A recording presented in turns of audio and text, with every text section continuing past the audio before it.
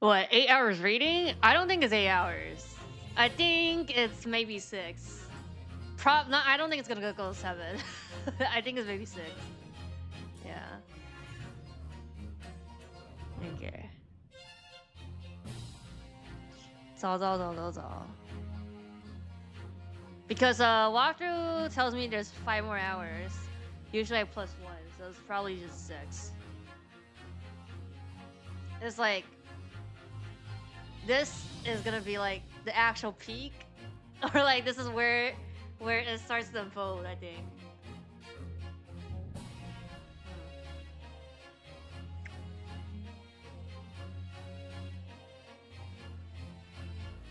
Okay. Du, du, du.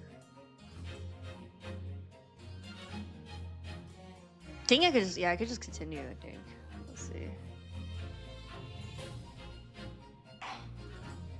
Yeah. So basically Sasato's back. Then we're gonna do there should be more investigation. Oops. Okay. I don't know my leg. Naruhodo's legal console. Okay. Consult TLD. Oh, this room has been too long. It hasn't changed in the slightest, though. And it's been some 6 months, hasn't it? That's a long time for things to stay so familiar.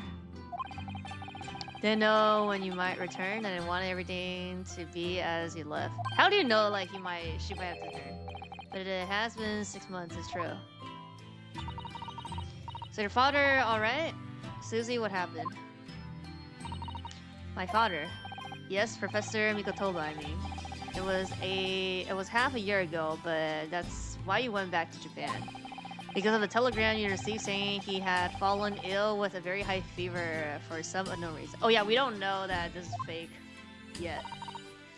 That's right, so I was surprised to learn you'll be coming back so soon. Surprised but happy. What you gonna say?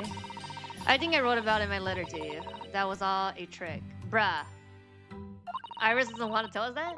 My father is in fine health, and I'm obviously very relieved about that. Well, we're all in delight to have you back. We're just gonna brush it off. It was quite by accident that I've been able to return to Europe, actually. Because of a very grand conference called International Forensic Science Symphysis. The International Forensic, that's the same symposium Lon Honshar mentioned.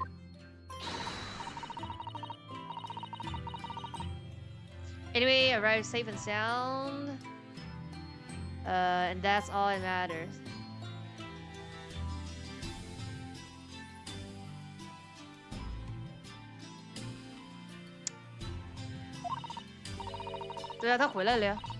After all, I haven't yet fulfilled my promise to you, Iris. Oh. You must tell us everything what happened while you were back in Japan. Okay. Yes, of course I shall. And there's one other thing. Something you wrote in your letter that particularly grabbed my attention. So we read it again? about you know who. Yeah, about Kazuma. I know. I'll tell you all that I can. That's okay. When I first arrived back in Japan, I really thought I'll never be allowed to return to Britain. But curiously, after that awful trial at the Supreme Court, father's mood changed entirely. The awful trial, oh yes. For the murder of Jezel Brett. Oh, you dressed as a man then, didn't you, Susie? Oh, well, yes. Since women are forbidden in the courtroom, I had no choice. Wow, amazing. I wish I'd seen it. Don't you, Bruno? Yes, I suppose so. Want to play at being a lawyer now? Well, wear a fake mustache prop, baby. I don't think any mustache could hide the fact that you're just a 10-year-old, Iris. There's something else I've been wanting to ask you, Mrs. Sato. It's about the real reason why Professor Mikotoba summoned you back to Japan. You said in a letter it was something to do with that comics loot we found in the loggy. 没有被发现安装. That's right, the very large dog collar we found with the B and bill on it. It seems Mr. Natsumi included a drawing of the collar on the report he submitted about his time in Reddit. I understand when father saw the report, he turned as white as a sheet. Why would that be done? Father came to Britain himself, of course, to study. It was some time ago now, but he stayed for 6 years. I can only imagine that something must have happened during that time, but he refused to tell me what it was. Then I tended to find an answer for myself, and I've decided for that I, for one, won't keep any more secrets. Oh, Susie. That's a very meaningful, like, Sasato's giving Iris there. Okay, Lord Frankhart mentioned something about that synthesis too. I think he said that investigation authorities from 40 different countries would attend. Investigating? This should be peak. Yes, and from Japan, my father and Judge Jigoku have been invited. It's something of an honor, I believe. Well, Professor Rikotoba is the lead expert in forensic medicine in our country, after all. But who's the other person you mentioned? A judge, did you say? Yes, His Excellency, Judge Shishiro Jigoku. You have met him, Mr. Naruto. Gotta be locked in? I think the reveal is gonna be like at the end, though, maybe. Last year in the Supreme Court, you can't possibly have forgotten. Well, we investigate for it, so like it's chill. Morning, that terrible trial of yours when you were accused of murder. Ah, yes, I try to think of that as a positive turning point in my life these days. Well, it was Judge Jigoku who presided over that trial. That's like he's like Mikotoba's friend. If I'm perfectly honest, I'll be happy never to see that man's face again in my life, bruh. PTSD! Oh, well, anyway, as father was invited to the symposium, he agreed to me returning to Britain too. He won't actually arrive until next month, but, well, I couldn't wait. So I pleaded with him, and in the end, he agreed to me going on ahead. Yes, about the symposium. It seems as though Lord Frankhart has put in an awful lot of work to make it happen. PTSD, yeah.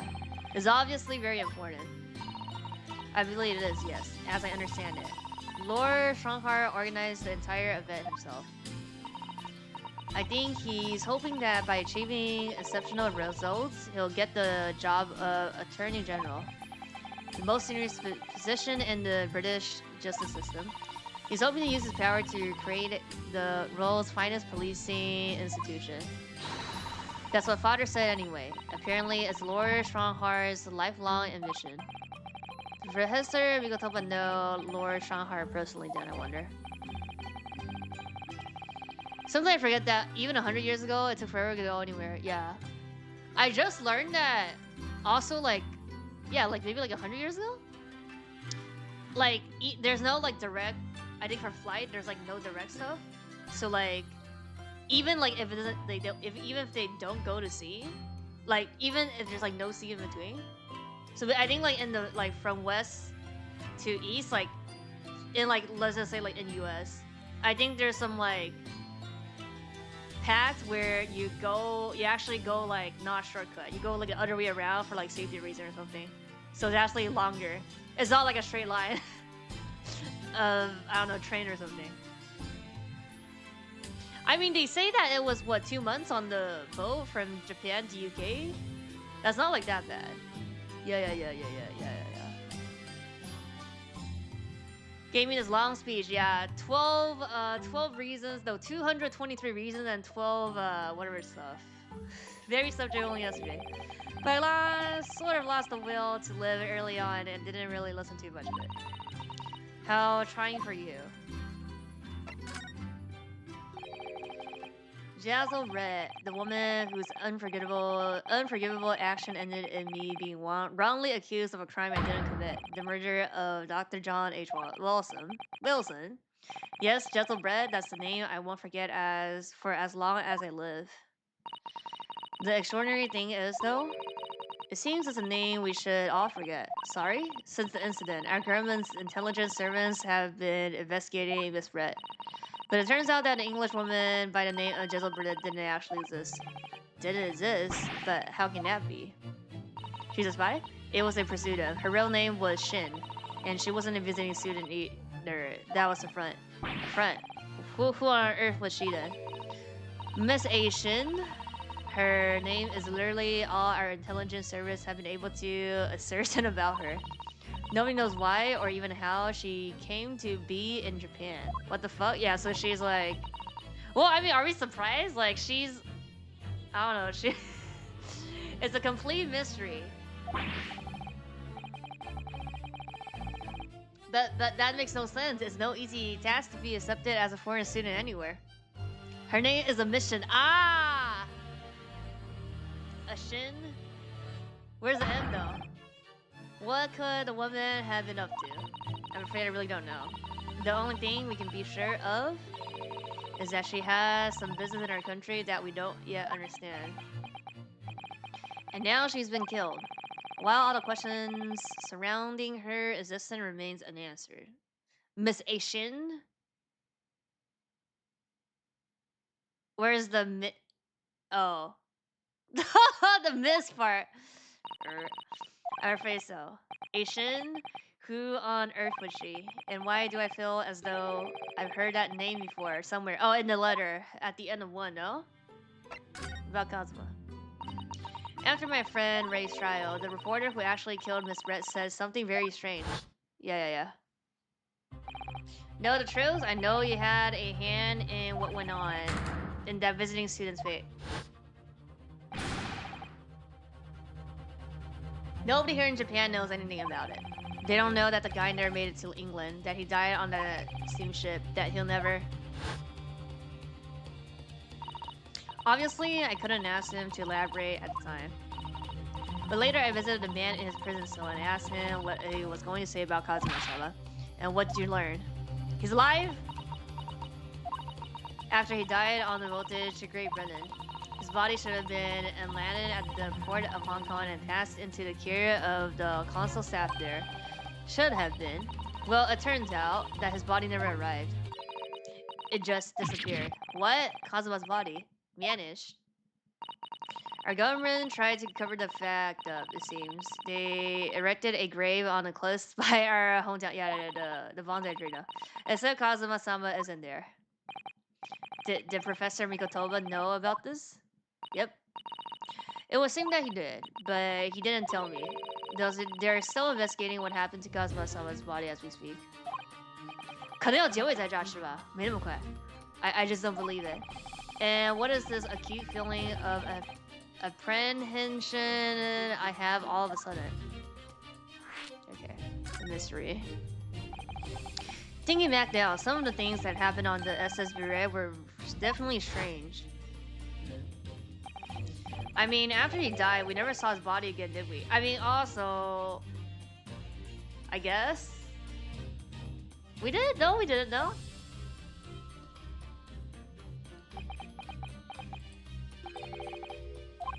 Could it be? Could it be? That he's actually still alive? Stop it, Mr. Naruto. It's too much to bear. I'm sorry, I didn't mean to. Just thinking about the possibility pains me so very much. Cast your mind back for a moment, Mr. Naruto. When Kazuma-sama was discovered, Mr. Sholmes was there, wasn't he? And he definitely examined the body. Well, I mean, he was also BSing, so you don't know. I remember it clearly. Okay, he was also in on this shit then. You're right. So if Kazuma hadn't actually been dead at all, it would mean that Mr. Sholmes has lied to us. I mean, are we shocked? Hello? But there's no reason why he would possibly have done such a thing. Yes, they do. I suppose that's true, yes.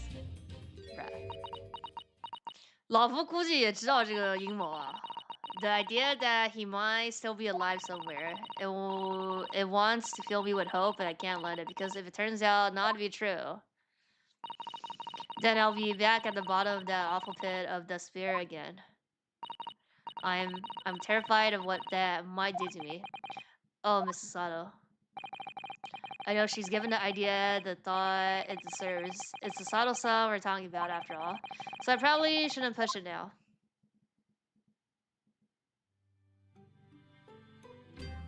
That's it. We're presenting something. About this paper, Mrs. Sato. Yes, it's all about the great exhibition. I've been dreaming about it, you know. I was sorry that you were going to miss it when you were called back to Japan. So was I. I felt desperately unlucky. But here I am, back in London while it's underway. It's a dream to come true. Perhaps you're not as unlucky as you thought then. Once we help Professor Harry Rain out of this terrible situation, we should all explore it together. And of course, we must invite the Professor, good friend, Lord Van Zing as well. Your luck might not stretch that far. Is there new lines for this? You're still taking good care of that armband, I see. I'm so pleased. Well, yes, it feels like I wouldn't be me without it now, to be honest. Oh dear, there seems to be a thread coming loose just there, look. I would be only too happy to mail it for you, Mr. Naruto. Oh, thank you. I must have strapped it against something again. I'm always doing that. Then take better care of it, please. It was all going so well until I ruined it.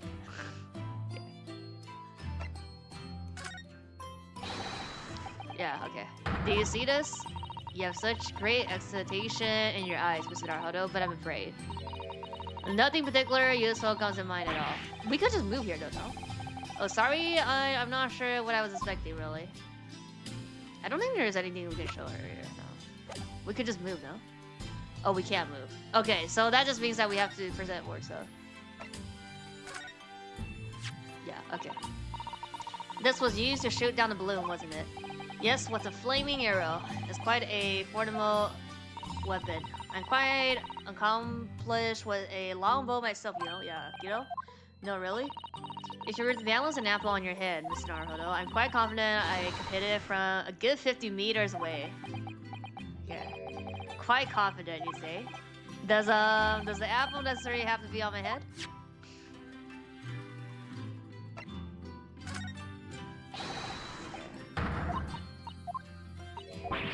Maybe it's the photo?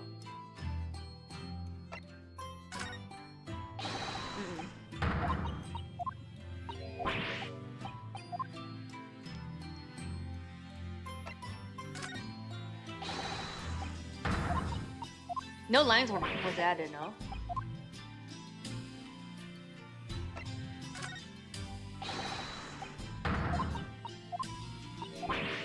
Ready for more? Let's go. This is the last photo. It's just this then, no? No? Bruh. Let me see. Do I have to examine?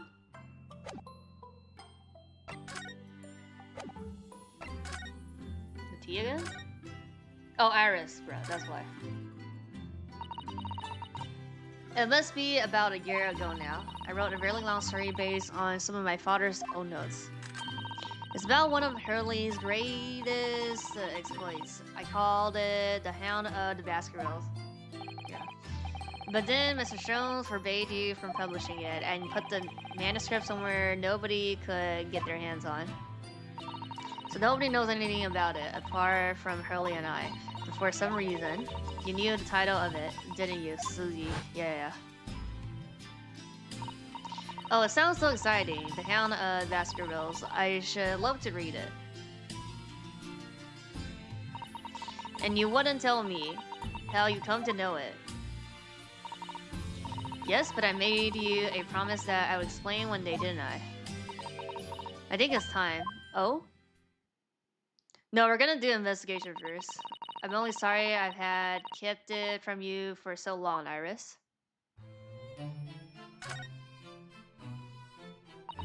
It was completely by accident that I came to know the title of your manuscript, Iris. It was a short while before we left Japan. I was cleaning father's study and I saw something on his writing desk.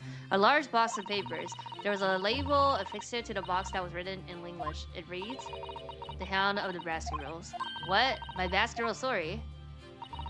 Of course, I had no idea what it was at the time, but father came in and... Susato, what are you doing? Oh, father. Did you look at those papers? No, I simply read the label, that's all. Well, put it out of your mind. Sorry? Forget I ever saw it, and certainly don't tell anyone else about this. Do you understand, bruh? But what was Iris's manuscript doing in Japan? I have no idea. But when I heard Iris mention the Basket Roll that day, the title just slipped out. I would never have guessed it. That it was an unpublished account of one of Mr. Sholmes' exploits.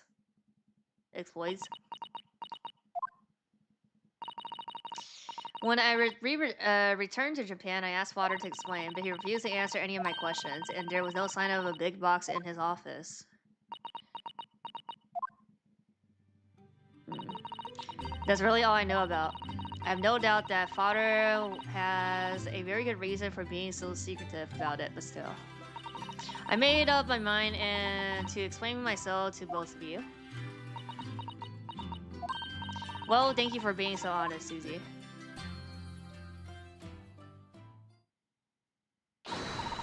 So, Miss Naruhodo, I'm ready to start investigating if you are. I have committed every detail about the case to memory. And Iris has told me about the disturbing happenings at the Waxwork Museum as well.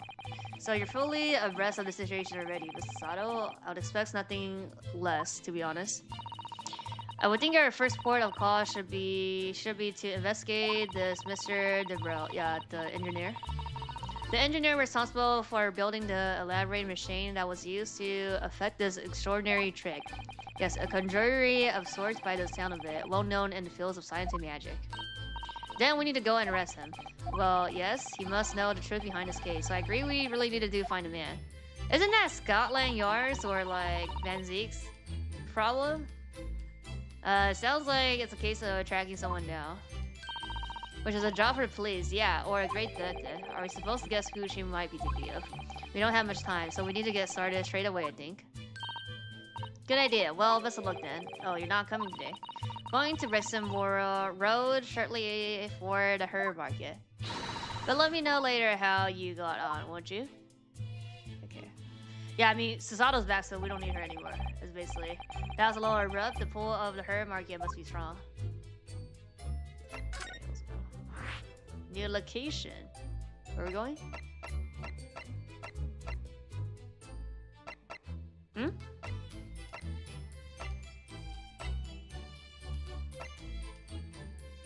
Where's the new location? I mean, are we supposed to go to the expansion stage? Okay.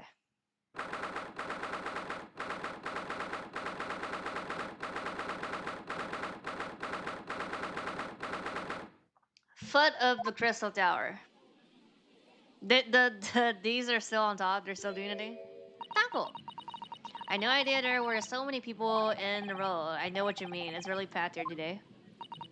Feels as though that it's taken us 2 hours just to make our way through the crowds to this point. How is this not like... How is this like so open to the public? As for the air balloons? Hot balloons? Has it? It shut my brain down so I didn't really notice, to be honest. Gosh, I do wish I had your absence of mind sometimes, Miss Naruhodo. There you are! I had a feeling you would show your mugs before long. Oh, Inspector Gregson. I see you're hard at work as usual. Warm greetings to you. I do hope you've been keeping well since last we met. That's with all the ceremony. We just saw each other in the court this morning. He's talking to Susato. Yeah, not you, Sunshine. The gentlewoman so loyally at your side.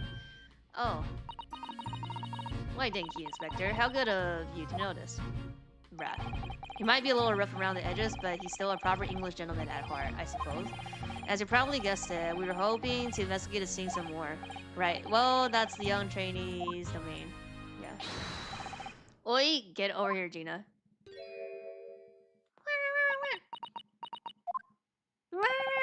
She seems to be busy playing with the puppy. With a puppy, probably giving it a traditional East End training. Gina? She's a police officer now. Amazing, isn't it?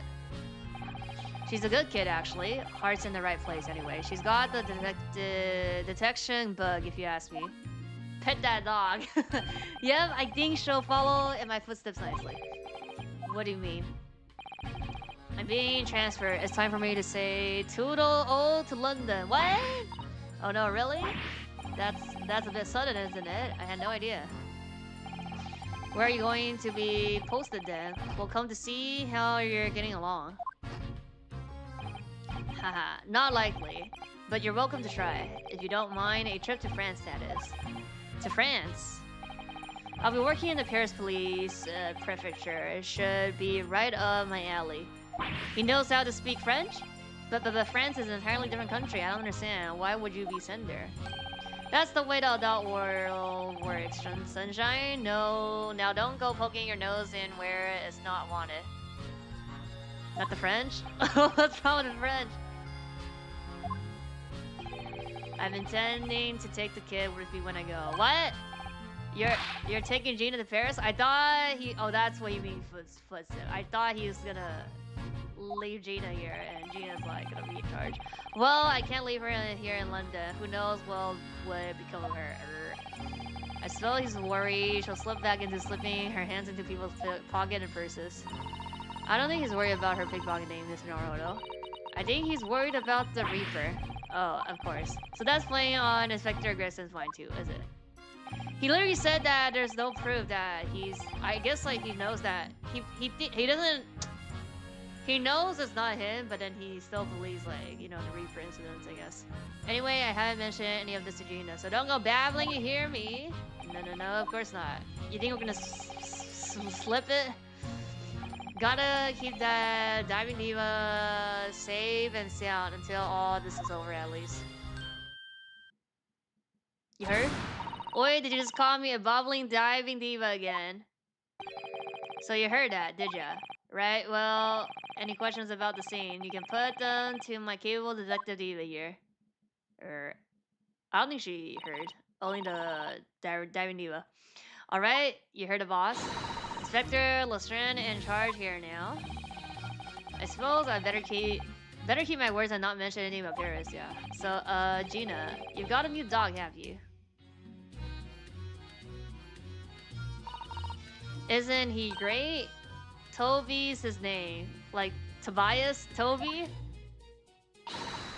Oh, how delightful. He's absolutely adorable. Yeah, dog. Yes, dog does seem lovely, but it's not so lovely. Inspector Gregson, that's playing on my mind, but to be honest.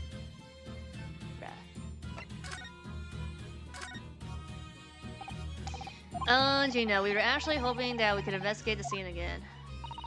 Yeah, alright. If it's around here, you can do what you want. Like. Oh, that's alright, is it? Can we use the dog to stiff things? I'm gonna be playing with my new friend here. Yes, Toby. The machine that exploded must be at the top of those stairs, I presume.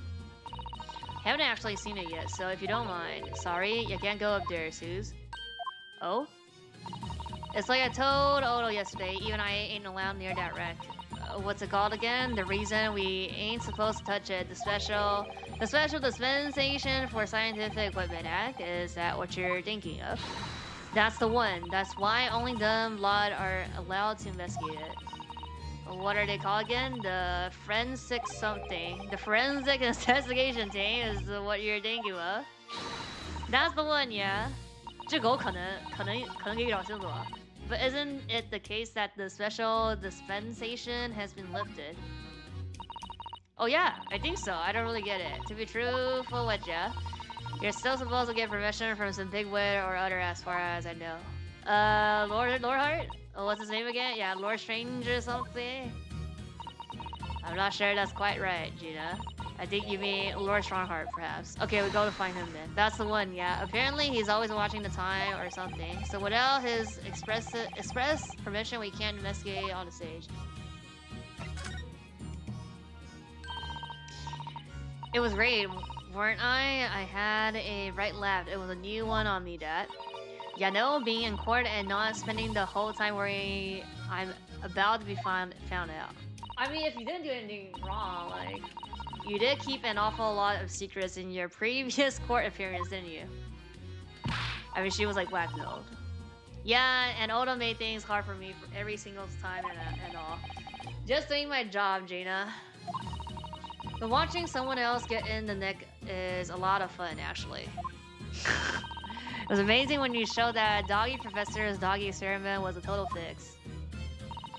The Doggy Professor, as you put it, Gina, is Mr. Naruhodo's client. Yes, I'm starting to wish he wasn't, though. It's the boss I feel sorry for, sent off to do the impossible. What do you mean? He's supposed to arrest that other cove, and in time for tomorrow and all. You know, the dodgy engineer, what's his name again? The River, you mean? In North the River? The Raver? That's the one, yeah? So the police are looking for this mysterious man with the black monocle. I guess they would be. It's putting too much on the boss, if you ask me. He says giving him good ache. Oh there, but I do wonder if that isn't actually from all the fried food. The fish and chip? Where is the engineer whereabouts? Scotland Yard are trying to track down him. I wonder if they have any luck. Oh yeah, we can click on everything now again, like, since G's here, so there's gonna be new lines. He's really looking funny. Got two eyes, well, don't match. Was still a glimpse of a picture of him earlier. I mean, I didn't actually pinch it or nothing. The old devil's got it. Sorry, who? You know, that scrolling reaper who was always gulping down glasses of that blood red blanc. How did he not know his name? Oh, Lord Van Zeeks. He's always had it in for me, that code. Don't know what he's always squabbling about mine. Probably would have been a pretty good boss as a goat. Really? Should rather be with a Reaper's apprentice than a detective's trainee. Yeah, the way I see it. If the choice is between a chip guzzling detective and a chalice guzzling demigod, you're equally bad off with both. I suppose you're right. I hadn't thought of it like that. Glad we have put that one to bed. Anyway, the point is, everyone at the yard's dead set on finding the fishy engineer. But there don't seem to be no clues to go on, so they're struck. There's nothing that can lead us to the river at all? Where did you find that little mutt then, Gina? Oi, don't be so flaming rude, Odo. Slight overreaction, don't you think? He ain't no mutt, alright? Toby's, how did they put it? You friend? Hello, hello? Oh yeah, a Bond-fit detective Inspector Toby to you. More senior than Inspector Gresson, is he? Oh, so he's a police dog, is he? The police recruit dogs now? I've heard that they've already been being used officially in Germany as part of their city policing. They're used for chasing criminals and such like. They have a wonderful sense of smell after all. I have a fairly good sense of smell myself as it happens. I can tell undergarments that have been freshly laundered from undergarments that have been... Anybody wish to be the dog? That's nothing compared to this little fellow, Odo. Oh, really? What a cute dog? Yeah, according to what the boss said. Oh, look at that! What's Toby here got a good whiff of your daughters? Because he's sent to the other side of the world. Okay, so that's how we're gonna find an engineer. What? To the other side of the world? You mean? He can swim? Mr. Naruto. I think you may have missed the point, but rather a wide margin. I just can't believe this little dog has such an incredible skill. I'm telling ya, although there's gotta be more and more dogs doing their bit for the police in future. Yes, I agree. Right, one of these days they'll be barking orders at us lot, not the other way around. Oh there. Sorry, Gina. I don't think I agree with your vision quite that much. Well, anyway, whatever you think about that, Toby here is Britain's first police dog. Found him down at East End the other day. He even has the same, like, red checker cloth thing here. Someone had just chuckled him out on the street. There you go. I knew she looked.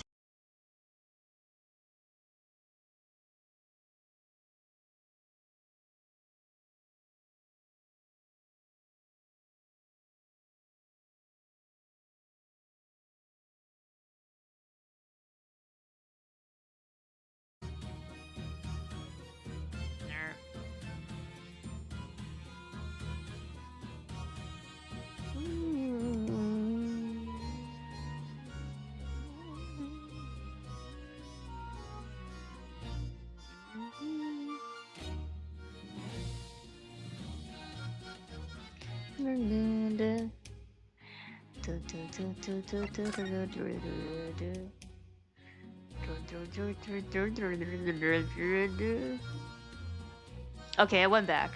Didn't disconnect. Okay, we back. Yes, we back. It's like laggy. The Crystal Tower. Can't believe I'm seeing it at such close proximity with my own eyes. You've really been looking forward to the great exhibition, haven't you, Miss Sato? Oh yes, when I found out that I had to return to Japan, I'm afraid I cursed my luck. But here you are, back in London, gazing up at the magnificent tower. I know. Perhaps I was wrong to curse my luck so harshly. 对啊，我们没有他捡了，他还是放在那儿的。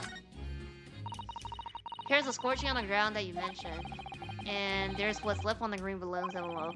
All clear evidence of the balloon that exploded on the day of the incident. Poor Professor Harry Rain. I do feel sorry for him that his dream has been shattered like this. Someone's will and someone's will and truly bust his bubble, as it were. Ha ha. Ouch, I'm a bad person. Okay, and then we can't go up, right? Okay, can we... And then there's like one here. Yeah. What a shame that the symbolic landmark of the Great Exhibition has been damaged like that. Yes, unfortunately, the birdcage crashed in the most prominent position possible. It's the gods giving us a warning, if you ask me. Man must travel under his own steam and not cut corners. What incidents can assist?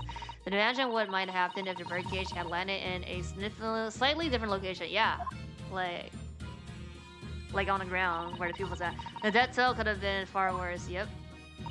So I think perhaps it was a blessing in disguise. Well, the gods were benevolent, obviously. I did say it was just a warning. Man must travel under his own steam, or next time birdcages will rain down on all of you. Your fate is much stronger than I realized. Well, how do you think I passed the entrance exam for the UMA University? It wasn't by studying alone. Okay. So we can't go up here, right? Yep.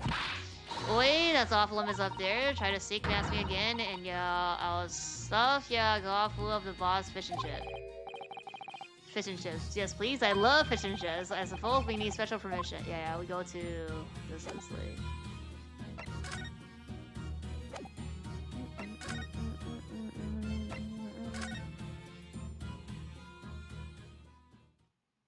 Oh.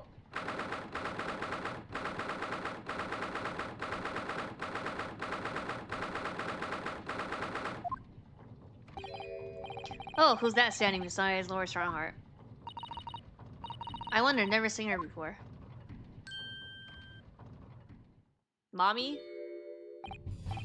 The young champion of the court. You had some success this morning, I understand. And you've thrown the entire government into this fray as a result. Oh, you mean because of Professor Harry Brain's experiment? Shame science being demonstrated at London's Great Exhibition. The country's been made to look foolish, and now politicians are scrabbling to respond. Lawrence Higgs is in the Whitehall as we speak, giving an emergency briefing. Oh there, I didn't mean to cause any trouble.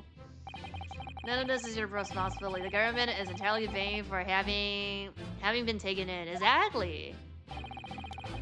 The special suspension that prevents investigation at the scene will be annulled later today. Okay. Once that happens, my forensic investigation team will move in and deal with that scrap metal in no time. It's scrap metal now, is it? Until later then, Lord Strongheart. Yes, thank you.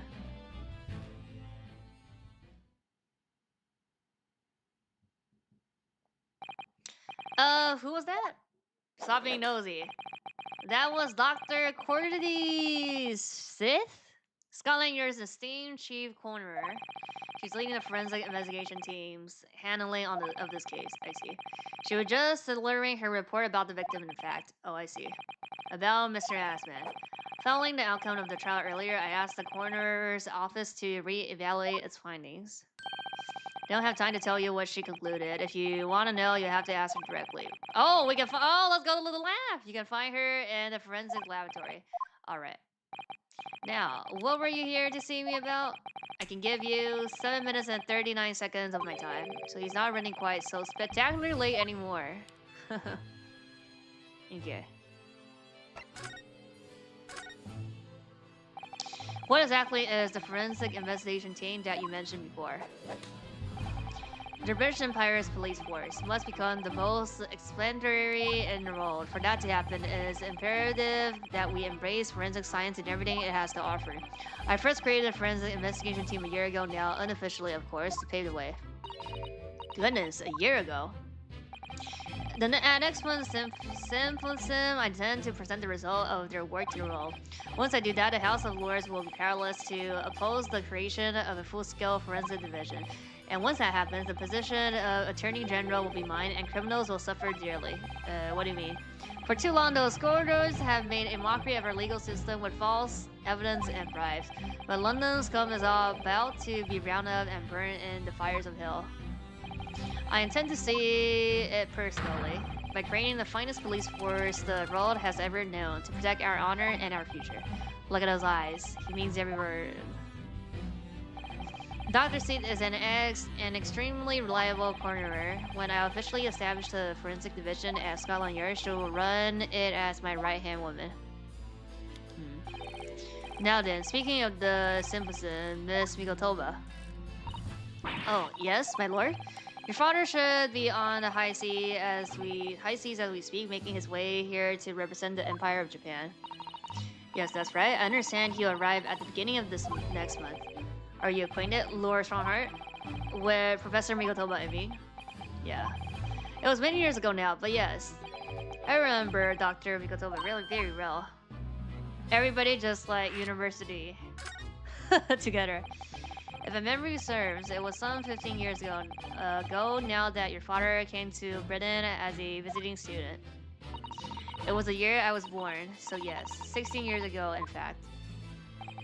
Mikotoba was a young practitioner of forensic science, and Jigoku accompanied him as a young, promising judge. The punctiliousness and politeness of the Japanese at the time impressed us greatly. Not that I wish to imply impoliteness or carelessness on your part in any way. I didn't think that you were. Dr. Mikotoba studied forensics at one of London's large hospitals. Steiner? If I'm not mistaken. Dr. Sid was also there then, as it happens.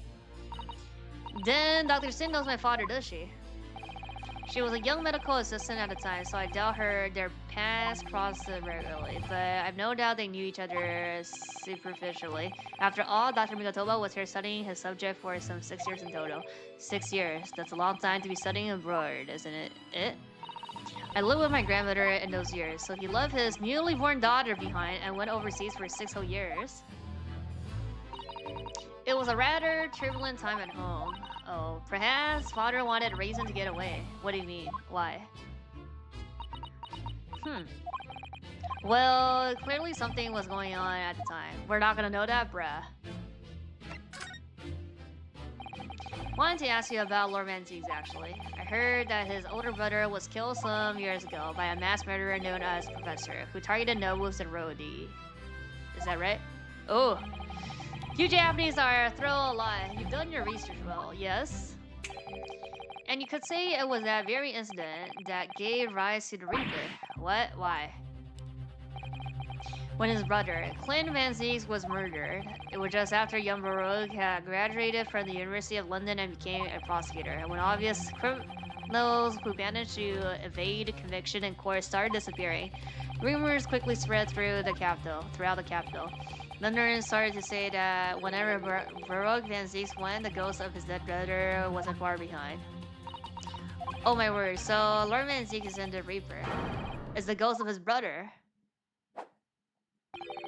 Ever since that time, he became a very low figure in London's legal circles. Okay, that's it. Oh yes, Lord Strongheart. Go ahead. It's about Professor Harry Bing's experimental machine. Would like your permission to examine the remains, if possible. He did say later today. Are you well versed in science then? Not in the slightest. In fact, you could say I was barely aware of the subject at all until recently. Well, the special dispensation legally permitting investigation of the machine is currently being annulled. Within a few hours, yep. Her team of forensic experts will begin their own investigation. But I suppose until then, there's no harm in you looking at the wreckage as long as you touch nothing. Oh, we get special permission. Thank you. Being able to look at it is better than nothing. And I'll be able to see it too. Your time is up. You'll have to excuse me now, I'm afraid. My next engagement calls. Okay. We're extremely sorry to have troubled you when you are so busy, my lord.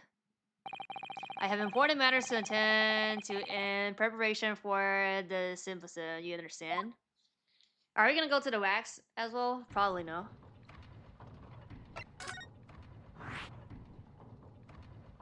New location. Oh, the lab. Let's just go to lab first then.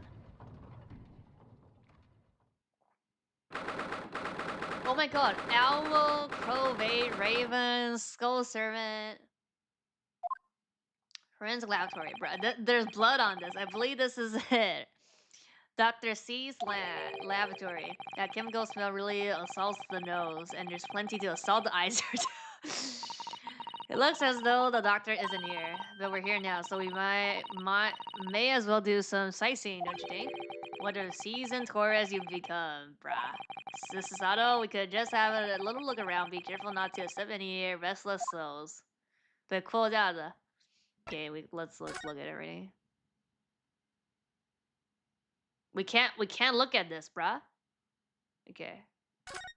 Torture devices, a table and a set of sharp tools. When you consider each in isolation, it all looks quite innocent. So why is that when you put them side by side, they seem so horribly disturbing? It might be best not to ponder it too deeply. You remember nothing close? You seem to remember close to nothing about this case.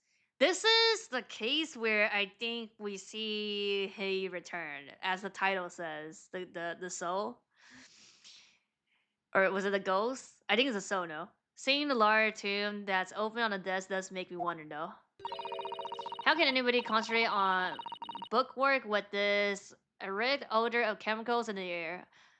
I think they're like just used to it because they're like in the environment.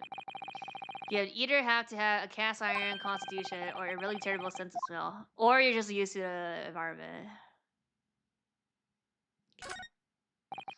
Those large jars seem to have pale things floating around inside them. I suppose they're fruit liquors or something, or like the pickled umeboshi plums we make back home. Father had jars like that in his laboratory as well.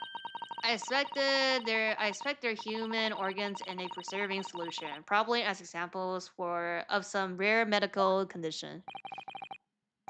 Mrs. Sato, there are some things in the world that it's perfectly fine never to know about.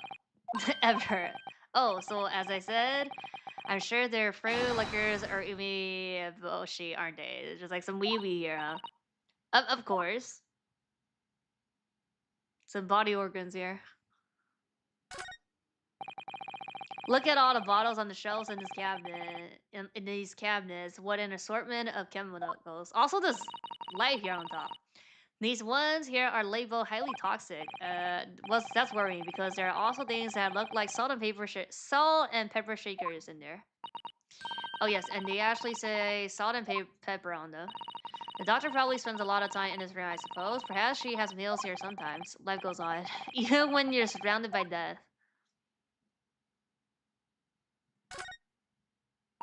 I suppose this is her desk. I would not like to work in a place like this. It's very tidy though, isn't it, Mr. Naruhodo? Imagine how efficiently she must work. The lighting is poor, which is bad for the eyes, and the chemical spill can't be good for you.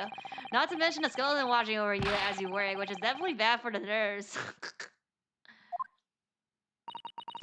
Well, yes, those are valid concerns, I suppose. I can just about cope with one eye Durma doll watching over me, but that's all. 我们之前一直每周在玩一张。对，猫头鹰、乌鸦、骷髅。Okay, can't do this. Do this. Woo! Caca! That looks like an owl and a crow up there. Okay, it's a crow, not a raven. I know, and they haven't even twitched since we came in here. I think they're dead. Well, no, they wouldn't have. Yeah. Taxidermy mounts, Mr. Naruhodo. I was afraid you were going to say that. I've been trying very hard to tell myself they're just sleeping with their eyes open. Yes, I think perhaps you would wise to put something like your Dharma doll on display in the office instead. Skeleton. Well, look at this. What a magnificent display case. The cherry wood has been polished to a high sheen, and the intricate carving is a joy to behold. Western cabinets maker really are very skilled, aren't they? Do you have nothing to say about the skeleton inside, Mr. Naruhodo? He's trying to avoid it. Miss Sasato, can't you tell that I'm trying very hard to avoid talking about the terrifying contents of the case? Yeah, that's how I cope. Cope? I'll be sure to remember that from now on. Bruh. Oh, more, yeah. The feather? Yeah, we're gonna look at the stuff on the table. Look at this big, thick bug here. Appears to be an accounting ledger. It's a record of the forensic investigation team spending, I think. There's something here? Oh, what is it? It's clear that the team purchased various equipment and supplies on a monthly basis, but... Well, one entry seems rather strange. Really? In what way? They're buying 500 scalp blows every month. 500? They must be working really hard on discreting corpus. Yeah, I don't know. Jurisdictional autopsy are only carried out in certain special circumstances, and scalpel blades can be sharpened too. It does seem a bit strange, you're right. 500 scalpels a month. What could they possibly be using all of them for? Oh, okay. They don't let us look at it more. What are you doing? Ah. Mommy? Oh, she has a snake here. Go snake. Sorry, we had something we wanted to ask you, but you weren't here, so... So you thought you snoop around? That's acceptable to you people from the east, isn't it? Well, what do you want? Lord Strongheart told us, you see, that it was you who examined the victim's body. Mr. Aspen's body, I mean. So we came to ask you about your findings on Lord Strongheart's advice. Very well. Also, oh, this thing. This is also the snake. For medicine, yeah, this is for medicine. Very well. If the Lord Chief Justice has given his consent, I'll tell you what our investigation revealed. But when we're done, you must leave immediately. 不想安全啊，他自己的实验室啊。Can we look at stuff here? No. Okay, how about we click here while she's there? Look at this. Okay, nothing. Yeah, the stake. Yeah. Like the medicine symbol. Caduceus.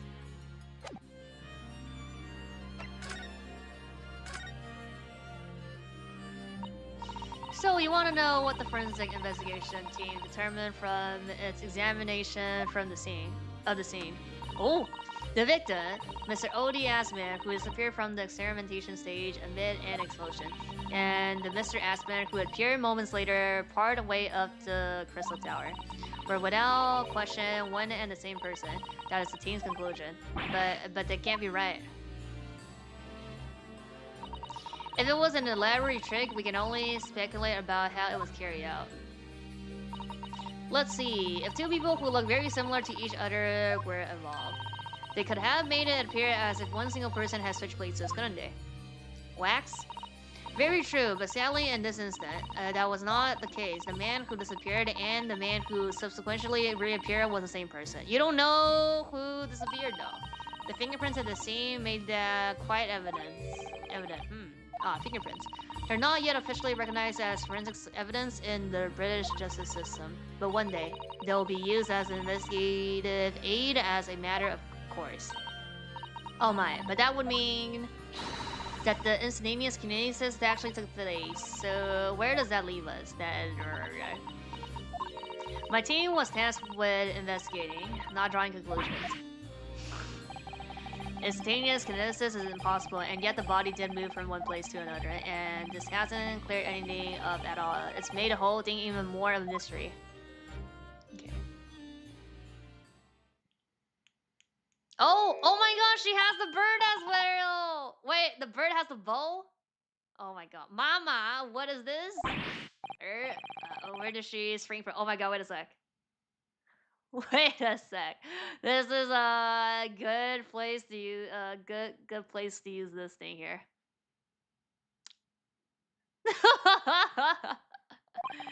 And she just called the doctor Mama. 对，就是乌鸦嘛. Oh, this is the mom. I see. Oh yeah. Oh my god, she has like the Oshi badge. The whatever thing here. In other words, she has no idea. I know. This is a lawyer, dear. Oh, hello. To meet you. Pleased to meet you. Yes, I'm a defense lawyer. Lunosuke Naruto, Mama. Oh, she's the mom. Yeah, she's the mom. Yeah. Yes. Can I cut this one up? What? Oh yeah, she wants to kill Dice. Oh my god, Dice isn't. I've never seen inside an Eastern person before. I want to know what it looks like. Of course you can. It's a live specimen, as you can very well see. Do I get to see your face? Huh. Boring. This, like, she sounds like... Okay, there's no voice acting, but she seems like, Jo-sama. 感觉像大小姐. I think I just had a near-death experience. Very striking designs. Oh dear, Mr. Naruto, you're as pale as a corpse. Then let's leave before I'm mistaken for one. Oh, can we talk to her? No, can't. Okay, never mind then. So, what are you doing at the moment, doctor? Leave? Keeping a close eye on the things, so no impertinent Easterner think they can look around my office. Are there such impertinent Easterner around? Where would they look? Too bad. How terrible, yes, you. He doesn't mince her words, Mrs. Sato. I think perhaps it's time we left. Okay. We take off my mask.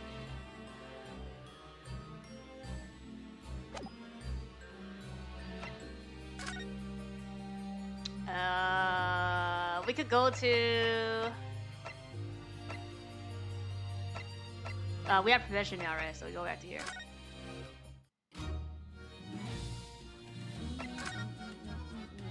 Yep, investigating the scene. Gina... Oh, this is the same. Oh, yeah, we can do whatever we want, yeah. It just gives her the option, same dialogue, though. Okay. Wait, did I click the right thing?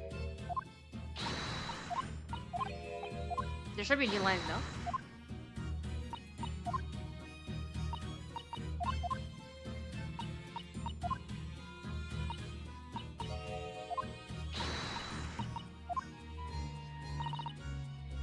Yeah, right here. Actually, we've just recently been to see him. Eh? You what? You met him? Last time the boss was called to go and see him, he waited for 3 hours at the co-op office and came back sniveling. Yeah, we have VIP access for him to, like, be late for 11 hours like last time. Tragic. Well, Lord Strongheart has given us permission to examine the scene as long as we touch nothing. Oh yeah? Honestly? Alright then, go ahead. But if it turns out you're lying, it'll be the boss who gets it. He'll never eat another chip again in his life.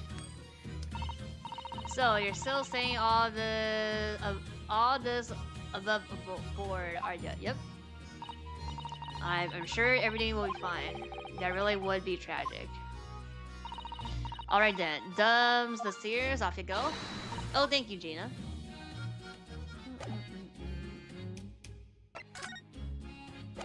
Yeah, we just click on this and then we go.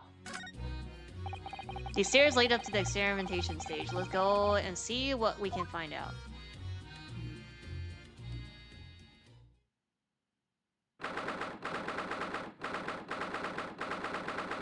Oh, this is new, no? This bow here?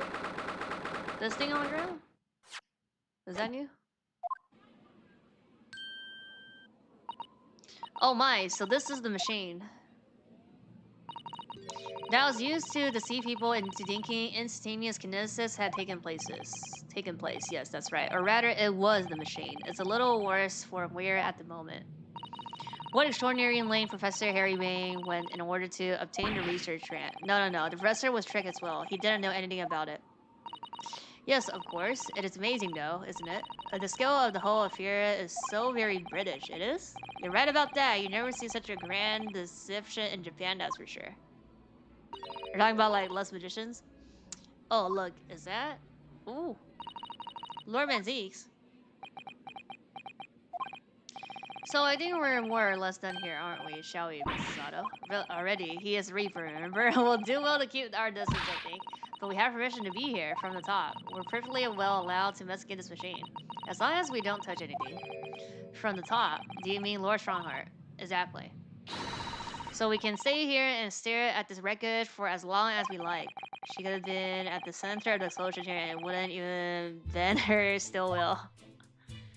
Okay, well, let's look and then let's talk to them. Let's talk to them later. Different buildings. Yep. Oh, isn't it exhilarating? All these different architecture from all corners of the world. It does make you feel a bit like an explorer, doesn't it? I know it's all subjective, but the onion-shaped roof have rather caught my attention personally. It is very subjective, isn't it? Japanese buildings with their wood and paper construction have excellent ventilation, and I've realized that British buildings being made from brick and stones are very strong and long-lasting. The more you know about how things are done in other countries, the more you understand your own, I feel. Oh yes, I do agree with you here. But I can't help wondering what an onion does for the roof of a building. I mean, I suppose it's playing on my mind because I don't like the taste of onions. You really ought to let your taste in vegetables dictate your taste in roofs, Mr. Naruto. I actually don't know the reason.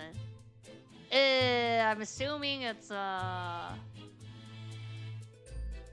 mean, I'm not gonna assume. I don't know. I mean, I was gonna say it's part of culture, but that's just like... I said nothing, basically. What a terrible explosion it must have been. Even the steel grinders have buckled and twisted in the blast. And what they call the birdcage was right in the middle of it all this year. But look, Mr. Naruto, that metal grill on the floor looks as though it's a sign to open. It does, doesn't it? If the floor had opened at the precise moment the explosion occurred, the birdcage could have dropped through and disappeared from the side. I don't think there's any doubt that this was a very elaborated hoax, is there? Okay, so we can't look at this. This wasn't here yesterday. Oh, this is not here yesterday. Really? But if I'm not mistaken, it's the cage in which the victim was standing before he was disappeared, beamed through the air. That's right, the birdcage. According to what Professor Harry Rain said in the court, it was made of wood. Or more precisely, Japanese crib press, I see. And despite having been in an explosion and then falling from a great height, it's relatively unharmed. Well, wonderfully durable construction, what did you say, Mr. Naruto? I would understand that the forensic investigation team had taken it away yesterday to examine it. I suppose they must have brought it back here when they finished their work. But sadly, not with the body inside it. No, that's right. I know we were given strict instruction not to touch anything, but still. This is too important a piece of evidence to overlook. We might need it for trial. We can't get the birdcage. What the fuck? We get the fucking birdcage? How? Oh my god.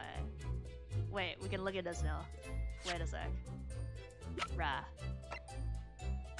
We can examine this. Oh, we're gonna touch this, basically. Oh, there's a... look here, Mrs. Otto. Oh yes, the wood's cracked and broken a little. I suppose because it fell from such a height? Yes, from the height at which the balloon was flying, down to the crystal tower below. A fall of about 30 feet or 9 meters. Leave the man inside tragically dead. 鸟笼，人在里面的这个鸟笼，用木头做的。Should be another one then. Nope, I guess not. Oops. Oh, look here. Oh yes, I'll do the same. Okay, I think it's just that. It's just cracked. This thing got cracked. Yeah, nothing on the back, nothing inside.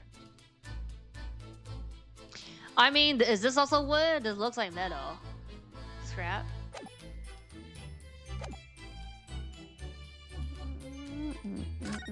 The Ferris wheel? I hear that a ride on a Ferris wheel is a favorite romantic outing among young London couples. I think the romance would be slightly swayed by the abject terror personally, but then I'm not a Londoner, yeah. Are you a little scared of height? Bruh, he's scared of height, he's scared of ghosts, he's scared of dark, like he's scared of a lot of things. It's not that I'm scared, not at all.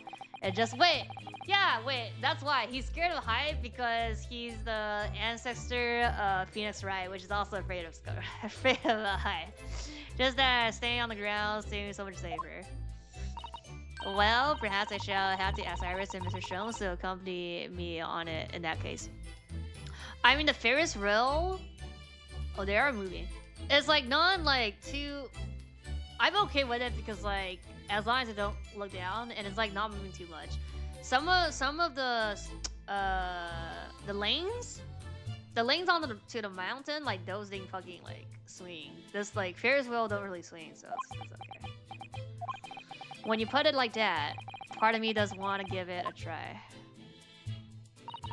Oh dear, it is complicated for you, isn't it? So what? He's like the type of person that's like afraid of horror movies, but would like to still watch it or something. Look at that horn-shaped transistor device. Isn't that amazing? Yeah, right here. Blue and red stripes. Zigzag. That's exactly what I thought when I first saw it. It makes you think, doesn't it? If only it had just been a normal horn, none of this would have happened.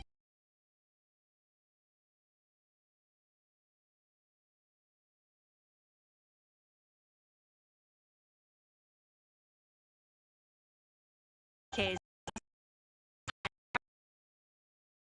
Never see something like that. Bruh. We try... Naruhodo trying... Like... Lunosuke trying to be Joseph here.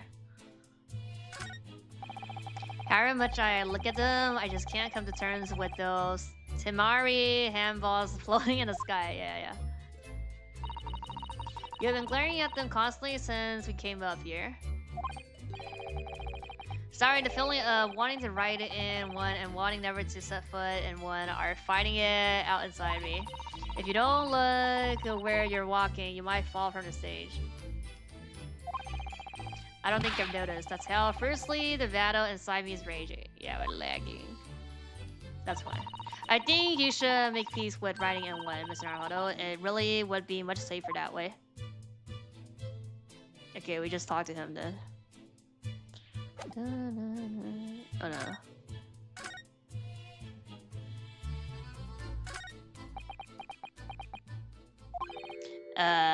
Lee's approachable man in the roles winner 10 years in a row. Why is my eye crossed? Because it fucking lagged, so it's not capturing. Oh, right here. I think the onion roof was a trendy architecture for England. I see. No, but I mean like I don't actually know the reason why. If it's like a ornament decoration choice or if there's some meaning behind it, because I don't know. Be strong, Miss Naruhodo. Your country and your assistants stand firm behind you. Lord Manzeeks.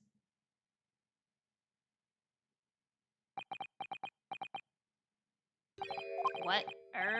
Well, beautiful weather we're having, isn't it?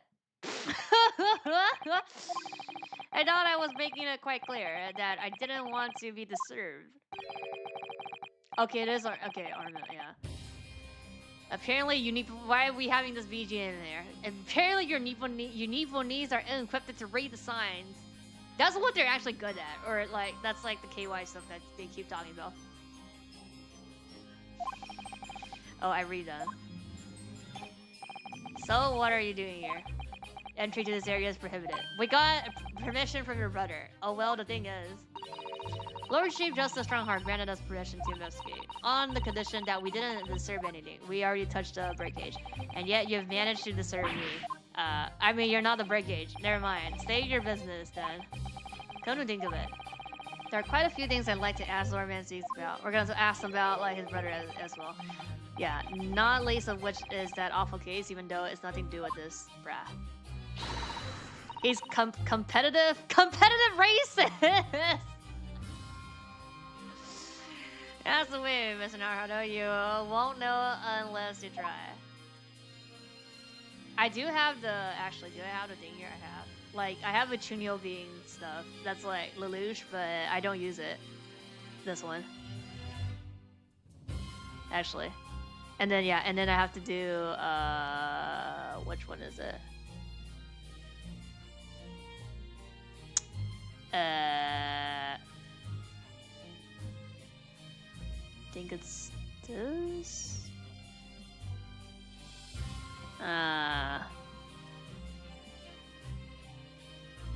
This one. He's wanting to go twice? What gold?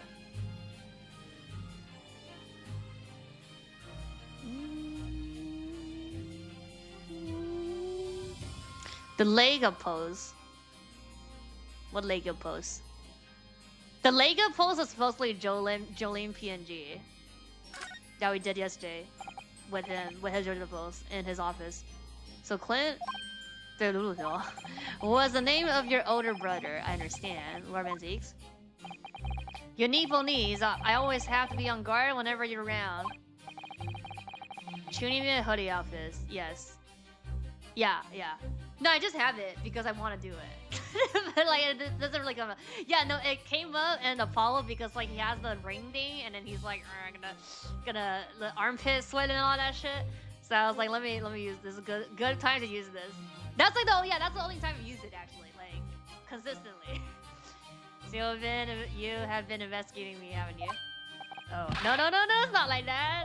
All right, it's a bit like that. Stalker. My older brother was also a prosecutor. He was the pride of the Van Keys family. Tragically, a vicious killer took him from us. The professor, you mean? Yeah. Oh, wait, yeah, isn't Lelouch from England? Or like that's like the hypothetical, like the country that they say? It's something funny. But that's the extent of what you've discovered, is it? I shouldn't be surprised. Sorry? There's more to it then. Lackluster work is very much your trademark, isn't it? You're too kind. Are you going to tar odd Japanese with the same brush next? Yeah, Apollo emo face? No, not his Chuni face, but just like, yeah, we're gonna do this like...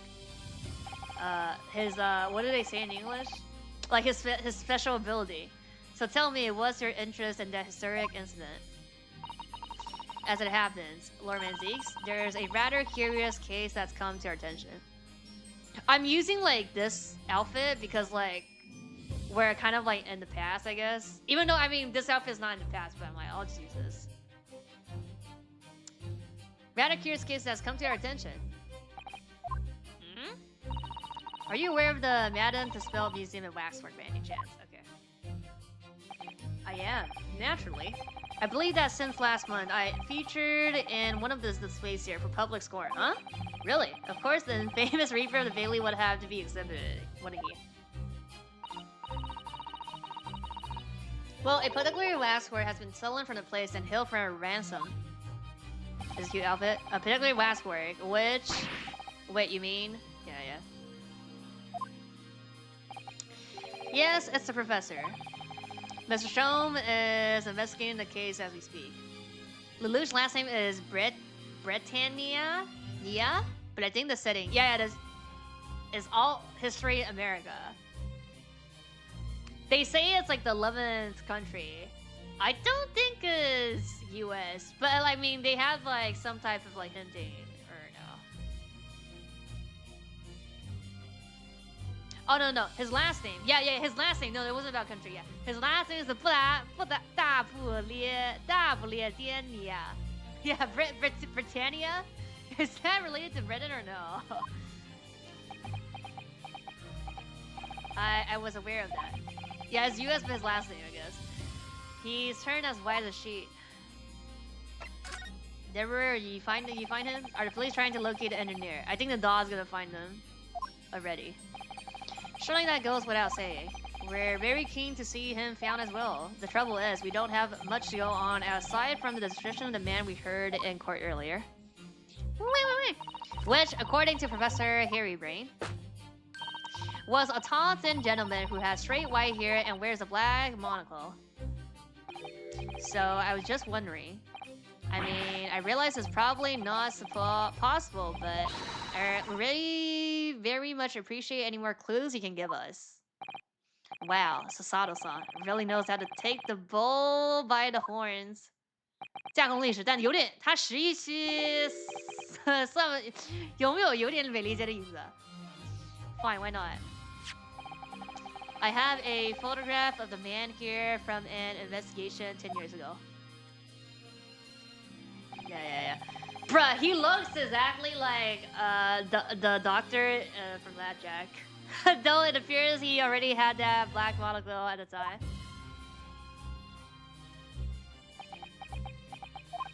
What? Oh. No, nothing. I was just surprised that you shared that with us. We all need the man's testimony in court tomorrow. Which means we have to do everything we possibly can to track him down in the short time available. So why wouldn't I show you the photograph? Well, what is it about romantics? Sometimes I just can't work it out at all. Woo! Let's go. Okay, is there something important on this? Photo, let me check. Oh! The file I requested for the trial tomorrow. Okay, we'll look at a photo first. Plus sign. This is like the gain plus sign. Gold Tori? Toby? Ghost Toby. I mean, his eye, like, I guess maybe it's about the eye then, right eye? He looks similar to the mom, the investigate, like, related. I don't know. Sin's also white here. 神秘人. 机械师. The part is so, I know, the part is so, I wonder who this is. Thank you. Oh. Are you alright? That town? I see. Who's this man? Miss Naruhodo. Lord Mensing's apprentice, apparently. So I'm not the only one. Okay, Sazo can see it too. Bruh. Take off that fucking mask right now. Lord Manzix, may we speak with your apprentice for a moment? Nope. With him? Why? You gonna just leave? Yeah. Kazuma-sama! Oh my god! Rah. Oh fuck! Kazuma.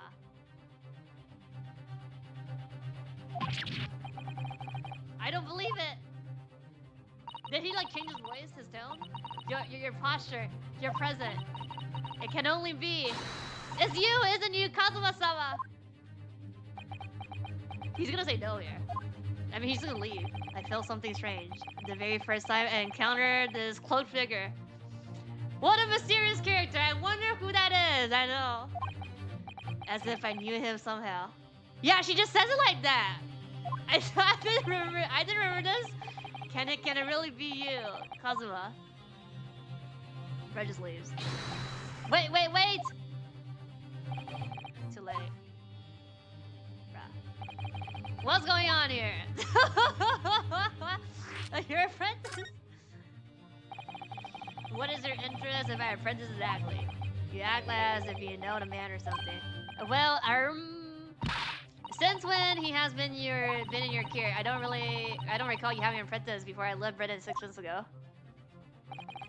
Lord Shankar introduced me to him about 3 months ago now, with instructions to mentor him as a prosecutor, but he didn't tell you why, did he? The man appears to be suffering from amnesia. He's forgotten every last detail about himself. He has amnesia. Tomorrow he will appear in court at my side. What? He's to be served as my judicial assistant on Lord Hanshaw's order. He'll be in court with us. Lid drama. Now then, unless I'm much mistaken, I believe this conversation has run its course. Oh, yes, sir. Thank you. I definitely saw a reaction there. When Susato-san called it out like that, it really seemed to hit her. Oh, 对，他不认识亚长。Oh yeah, yeah. Ben C doesn't know who the fuck we're talking about. He doesn't know the existence of Kazuma. That's why he's like, what the fuck? 对哦。When she called out Kazuma-sama. Bro just have the aura, even if he has amnesia. You're ready to meet that masked man. You already met that masked man, hadn't you? Yep. Miss Naruhodo. Yes, yesterday, in fact. At his office. I see. And if Kazuma-sama really is still alive, it means that Mr. Sholmes lied to us. I know. We're going to need to speak to him about that. Now or after the reveal? You're going to have to leave now. The forensic investigation team are due to arrive shortly. If they find you here, it will cause problems. I mean, we got permission. What sort of problems? Her foreign affairs problems. Well, we can do that. Do without that. All right, we'll be on our way. Let's go, Miss Sato. Of course. Now what? Talk to Sholmes.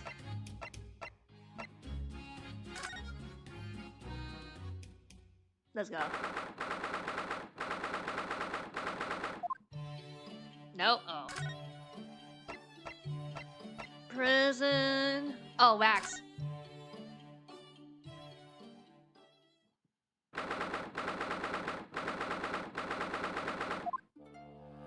Let's go. Oh my, no wonder it's called the House of Horrors. Oh, maybe Sholmes is right here. Still. I'd like to turn on my heels and go straight home via the confectionery. Being scared makes you crave sweets. I can understand that. I was looking forward to your reunion after 6 months away, but there's no sign of Mr. Sholmes anywhere. That's strange. Yeah, he should be here investigating the abduction of the waxwork. Oh well, I suppose we'll just have to come back again later. What? He's not fucking here. Bruh.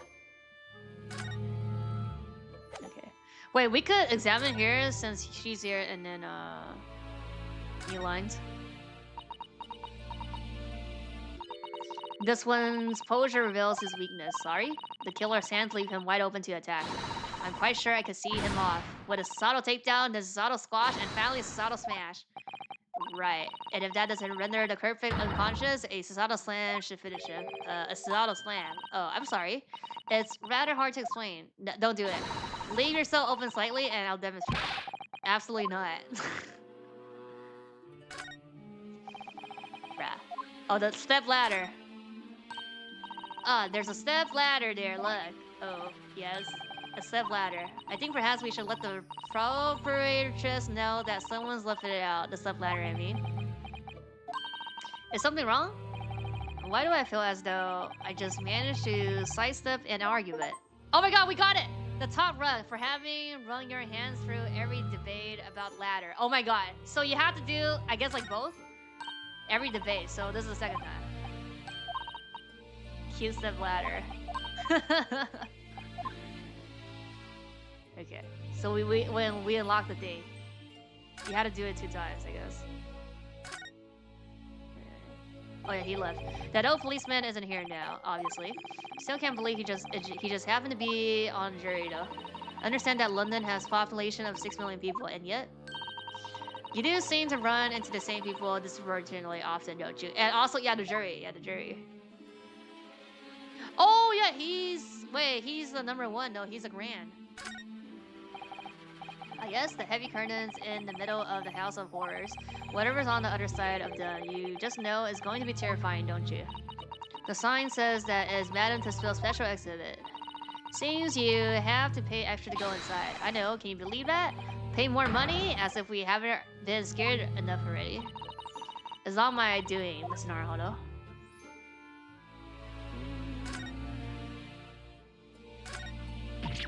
Oh, what a horrifying scene. A murderer caught in a grisly act. I know, and in case you were wondering, it's the one with the big knife that's supposed to be the killer.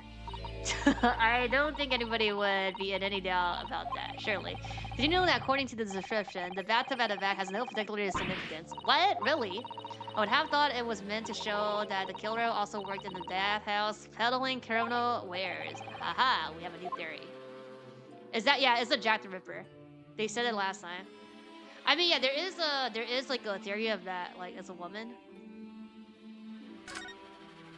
instead of a man. Oops.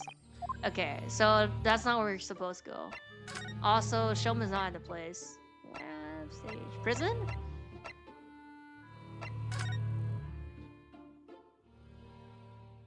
Oh my god. Bruh. EM. That's the only thing I know. What's he doing? Filling in the next one? He's, oh my, the whole wall of the cell is covered in mathematical equations. And he's still writing more now. What is he fucking writing? It's already full. Professor, sorry to interrupt. Oh, Miss Naruhodo.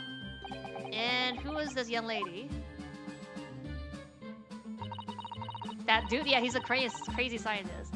My name is Sato Mikotoba. I'm Miss Naruhodo's jurisdictional assistant. It's a pleasure to meet you, Professor. Didn't he saw her yesterday? Or like today? When she got in? Oh, if only I met a refined young woman like you sooner. What? None of this would have happened. No, that's not logical. That makes no sense at all. Oh dear, I'm sorry if my present here upsets you. I owe you an apology too, Professor. Didn't manage to deliver what I promised you I would in court this morning.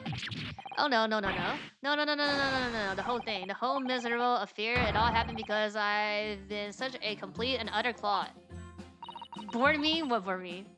Oh, the meme that like the person getting confused and all the things flying. Oh, the board meme that he's like, yeah, he's writing and be like explaining shit. Professor, here your brain. What have you been working on in yourself? P negative 1, x plus 1, px, ft. Okay. The triangle here, under 2 triangles.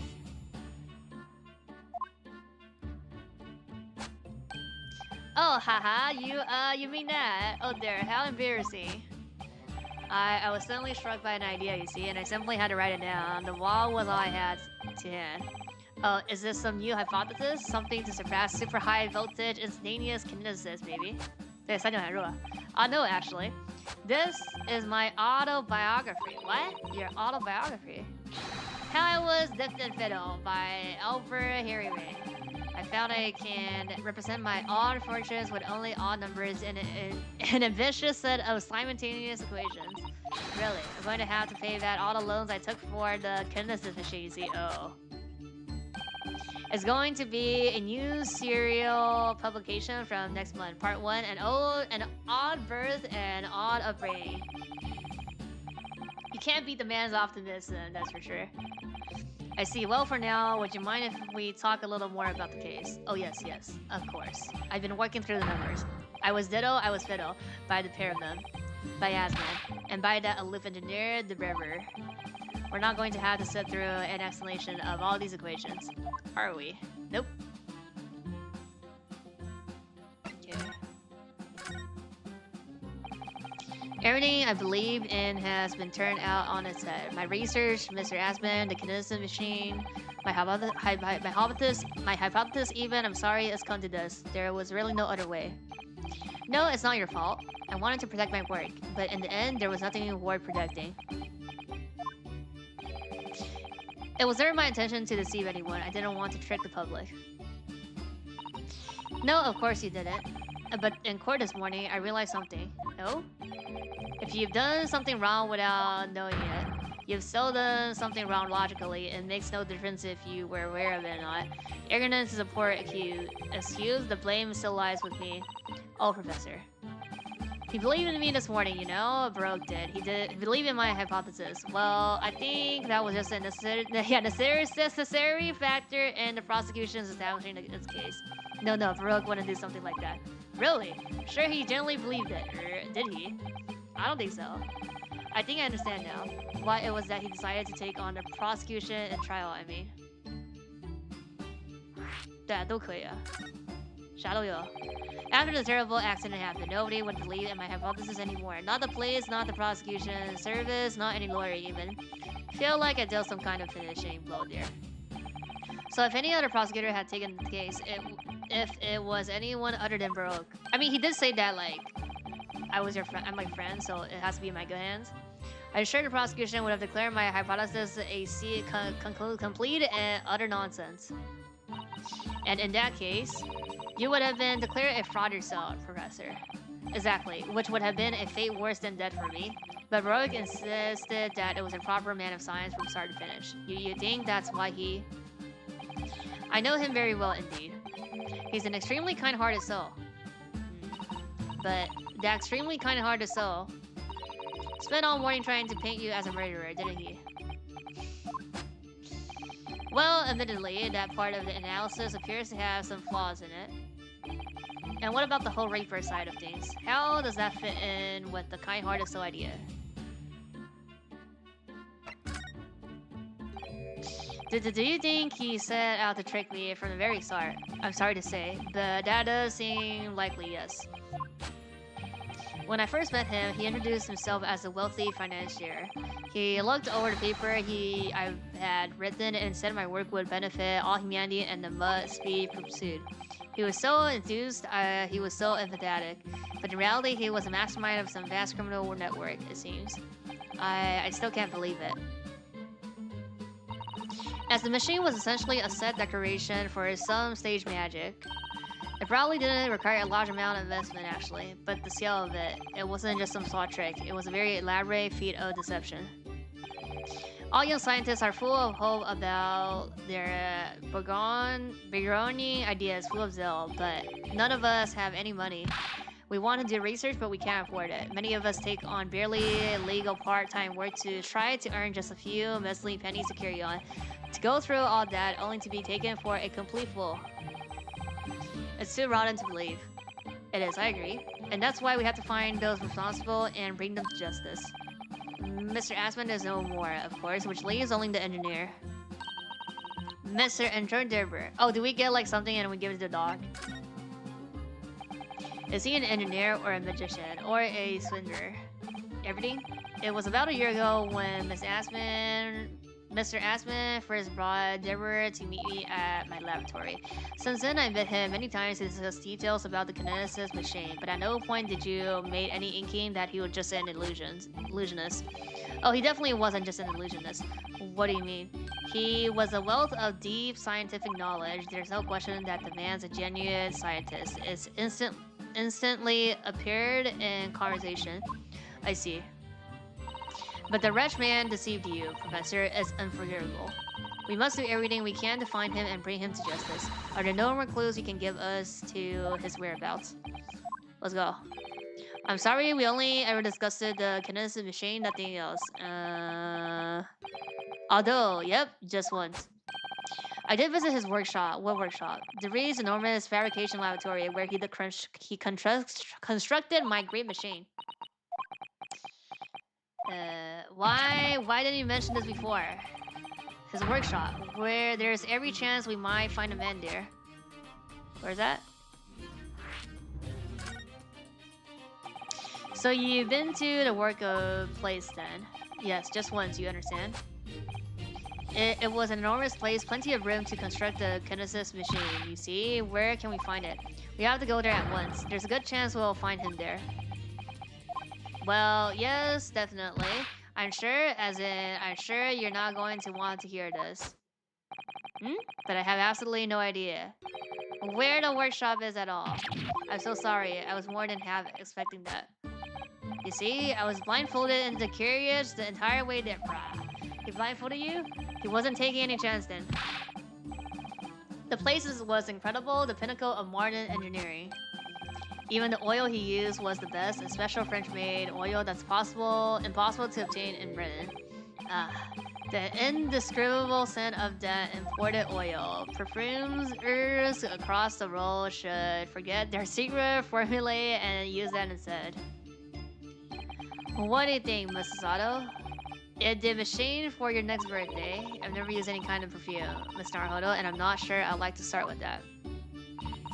I don't suppose you know even part of the workshop's address. Professor, you don't have a business card from him, for example. The man was clearly very cautious, Mrs. Otto. I'm sure he would never have. Yes, I do, brah.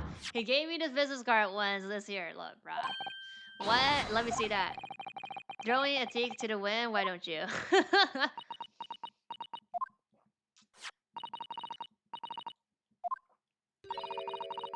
That's it, bruh. I'm afraid that's all it says. There's no address. Okay, the dog. Oh, no. Oh, well, I can't say I'm surprised.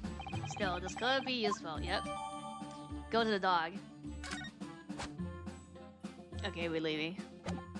Let me see. No.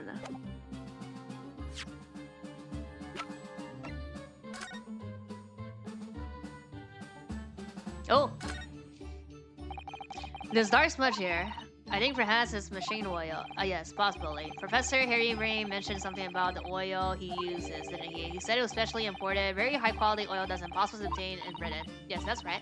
But more importantly, it's more fragrant than the finest perfume, so excuse me for a moment. She's gonna sniff? Maybe it's just the lab.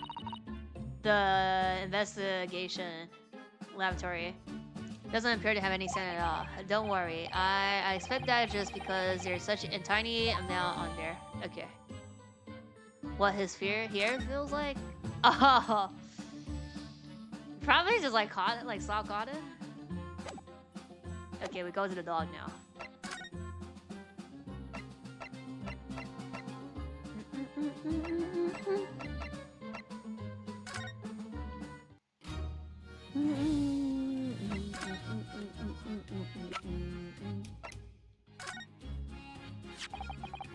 About this, Gina. Yeah, I'm still learning me letters at the moment. A no A to E, so if it ain't too much bleeding trouble. Oh, actually, Gina, it's the back of the card that's important. Eh? How come? There's just a dirty old smudge on the back, that's all. It turns out that this thing is very high quality French machine oil. It has a very particular scent, apparently. You don't say. Let's have a whiff then. You sure? I don't smell nothing. No, we didn't mean that you should smell it. Alright. You mean, yeah, I mean Toby, yeah. His scent of cell is so good he can track people over the oceans, can't he? Professor Harry Brain informed us that this oil is unique to Deborah's workshop.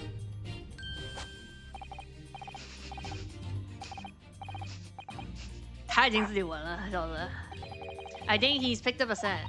So I mean, if he follows the scent of this oil, Toby could lead us to the Doggy Co's workshop. That's right. That's exactly what we were hoping. Alright then, we'll give it a go. I'll just borrow that. What? Wait, when did you... Once a pickpocket. If I can land everyone to that workshop. I'll be the boss's boss before next week. 谢谢灯牌. Oh yes, Gina, I'm sure you'll be promoted.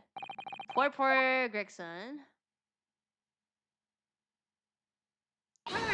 Alright, Odo, leave it to me. Sorry, we're going to get going after that Dog G engineer code right this moment. Oh, but hang on. Someone's supposed to be on guard duty here all the time. I'm afraid we can't help. We need to get on with our investigation as well, Gina. Oh, right. Oh, well, never mind. It ain't gonna be me what's get in the neck. It'll be the boss. Poor Gregson again. I mean, we could just follow the dog. Ready, Toby? Got that oil scent, have ya? Come on then, boy. See ya later. Oh, they're gonna just go. We don't follow, huh? I do hope the scent of that oil leads to that Swiddler's workshop. Yes, I hope so too. Ideally before the dog swims across the channel to France. We don't know if it's a France oil, huh? Well, I think we've done all the investigation we can do here for now. Okay, we could just determine the whereabouts, if we could just determine the whereabouts of him. I'm sure Gina and little Toby won't let us down. Now then, do you think we ought to try to speak with Jones at this point? Yeah, we have things to discuss and I'm dying to meet him again after all these months. Yes, it's quite possible he might know something useful, you're right. We ought to find him at the spill. He's supposed to be working there as a temporary waxwork exhibit. Yep. Yes, Iris told me all about his latest unusual venture. Okay, this is the last thing before trial then.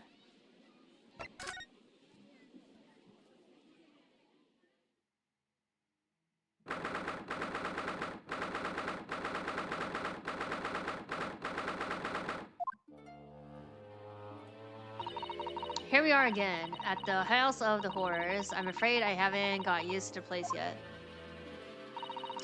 I'll still like to turn my heels and go straight home, via the confectionery, of course. Sato-san really is after something sweet today, isn't she? Eh?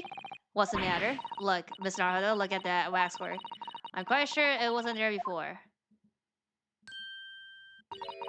Looks exactly like Mr. Jones, down to the very last detail. Aha, what is it? Oh, sorry. I think you'll find that's a temporary waxwork himself. Good evening, good evening. The friend of my dedicated employee. Oh yes, hello again. It's Runosuke. Runosuke Naruhodo. Everybody likes short hair more. I must say, I'm quite spellbound by the great detective. He is a marvel. I mean, what I have is, yeah, I guess it's a short hair. My precious waxwork is already back where it belongs. You don't mean? But yes, the mystery is solved already. Wow, Mr. Jones can really engage his brain when he's hungry enough. Yeah, hot witch. So as you can see, he has returned to his habitual duties. Yes. His habitual duties? Allures? Do not disturb, eh? I mean, we have to talk to him. Poor Sato-san, she looks very perplexed. Hmm? Oh, she's gone? I mean, we have to like try to talk to her. I mean, talk to him. Let's see. We really do need to speak with Mr. Jones, and I'm longing to say hello again. But where is he? I think you might find that he's quite nearby, actually. Oh. What do you... Indeed, my dear fellows, it is I. The world-famous great detective in waxwork, Hillar Jones.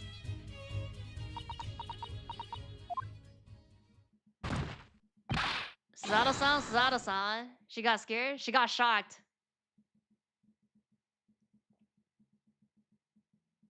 Bruh. My most humble apologies. I thought I'd died and gone to internal paradise for a moment, via London. My dear madam, allow me to make amends by offering you a tasty free deduction at some point, as long as it's not a questionable street food quality. I don't understand. Why are you working as a waxwork here? Pay 50 shillings for rent?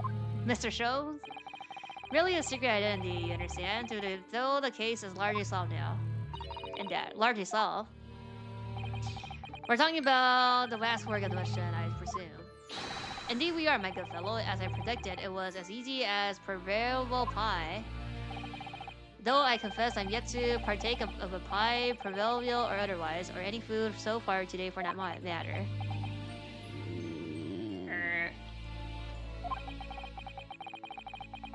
That stomach rumble echoed around the whole museum. How did you manage to solve it so quickly? Well, remember I said it was largely solved. Anyway, I simply negotiated with a curve bit. Are you familiar with the so-called telephone? Oh yes, it's a most modern invention allowing you to hold a conversation with people far away.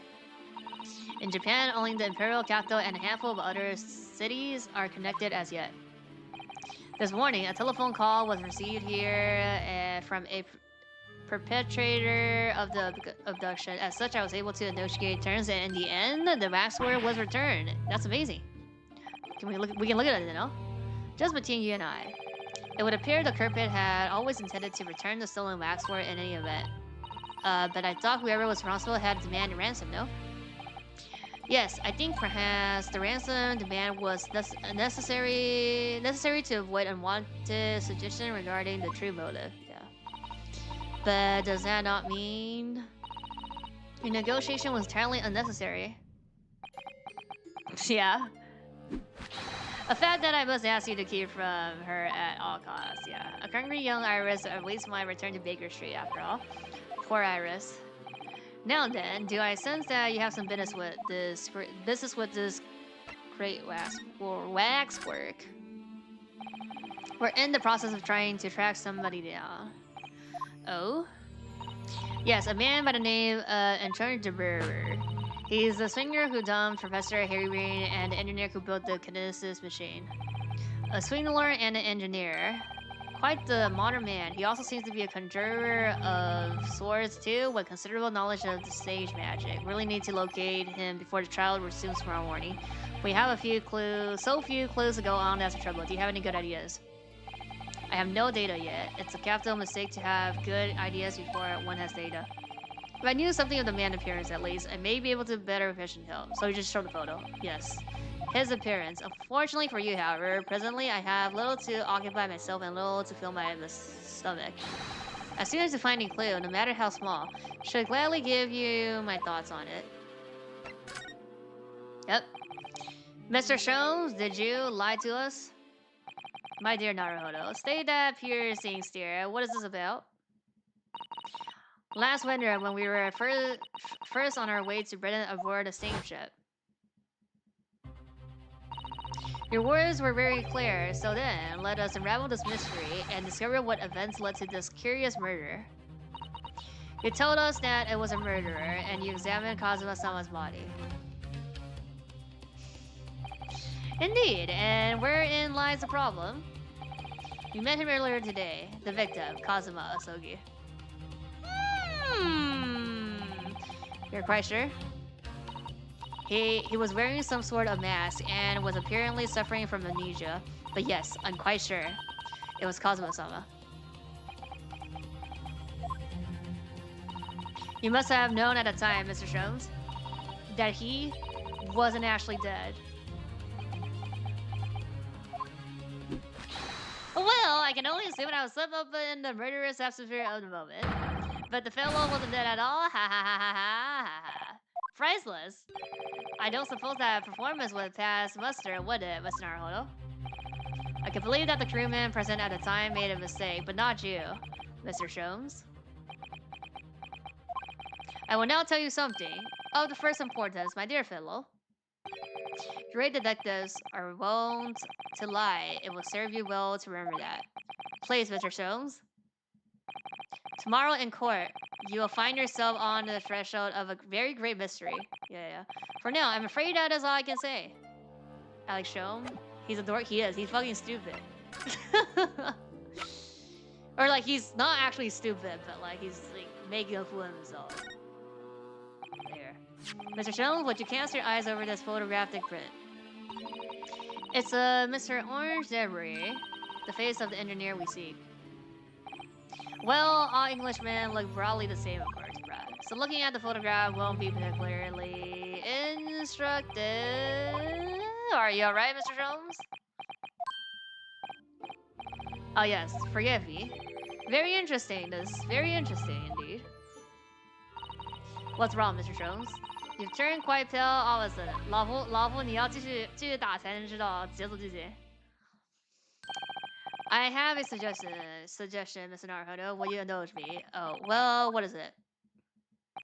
As I explained to you when you arrived, this missing waxwork has been returned, and I personally reinstalled it in the exhibit from which it was taken, behind those thick curtains. Let's go. Oh yes, the Professor exhibit, isn't it? Would you like to see it? For a mere 5 shillings, that's a special one-time only prize, you understand? What? Yeah, the offer new won't come again, I might add. Wouldn't you like to see the fruits of my labor? Oh, well, we do have a rather pressing investigation to carry out. Perhaps we could postpone? The price is a very reasonable 5 shillings. I think you'll find this well worth it. Are you being quite serious, Mr. Strong? Surely you only need only look at my expression to ascertain if this is seriousness or silliness. Can never tell with you, that's the point. Very well, it couldn't hurt. Here's her 5 shillings. Oh yeah, since she's back, we have more fundings though. Or we have more money. Right. Okay. Bruh. Scam be like. Gratefully received. So the special exhibit awaits behind the curtain. I invite you to peruse it at your leisure. He's gonna leave. He's gonna go be back, yeah. Okay. Well, the money's been spent, so let's go and see the special exhibit. Oh, okay. Through those heavy curtains at last. Okay. Yeah, he's just here. Can I talk to him? He's gone back to his waxwork. Oh yes? Mr. Sholmes is renowned as being a master of disguise, you know? Does pretending to be a waxwork count as a disguise? I guess? 5 shilling we've had to pay. Doesn't seem right somehow that Mr. Sholmes slipped the money into his own pocket, does it? No? We can ask Gina to retrieve it for us using her special skills. Pickpocketing police officer and diddling detectives. Is this what makes Britain great? Not to mention demigod prosecutor taking the law into their own hands. Our chip-loving inspectors. Inspector Gregson comes off rather well in that list, I think. Okay.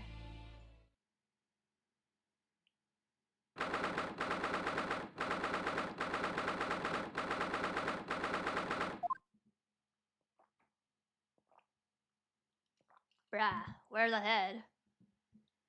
There's two? There's two wax? Oh dear, I feel the shiver run down my spine as soon as we walk in here.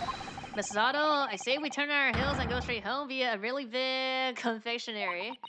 Wait, we certainly can't do that. We've paid 5 shillings already. Yep, true. Actually, now I'm looking at it a little more closely. We paid good money to see an exhibit that's clearly incomplete. The nerve of the great dealing detective is far more terrifying than anything else in this place. This must be what he meant when he said the case was largely solved. Be that as it may, Mr. Sholmes heavily implied there would be a clue about the engineer in there, didn't he? But where? Oh, the plus sign, right?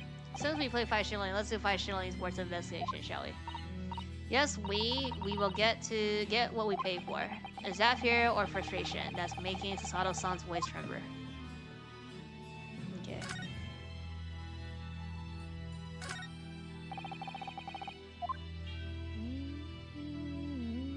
Oh, there's an owl here. Okay, just the 2 people then here. This part of the exhibit is just as disturbing as the rest. It looks so real. Seems to be a young man in a white overcoat, and he has a large shovel in his hand too. Look. Perhaps we should investigate a little more in detail. Oh. Oh, the eye. Yeah, the eye. Oh, it's this person. Yeah, the eye. What's this?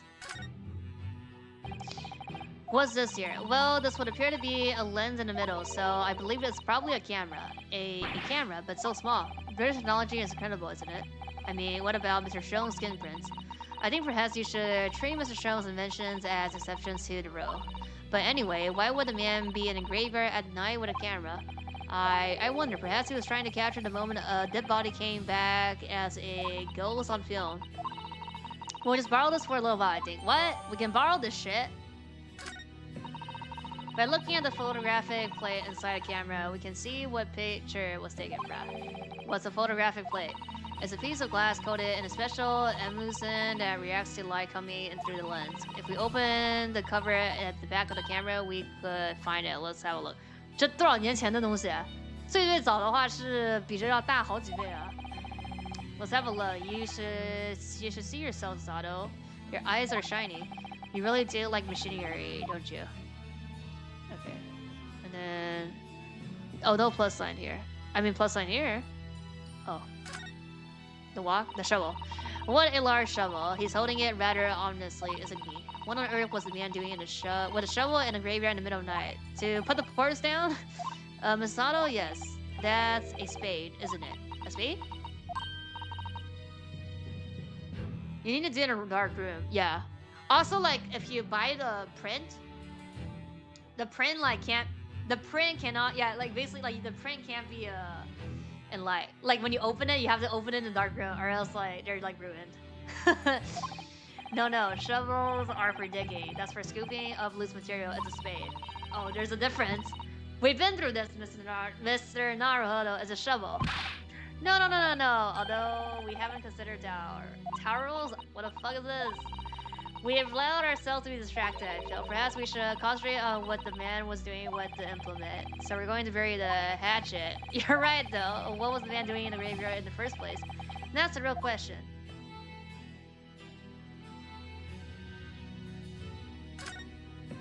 Lamp.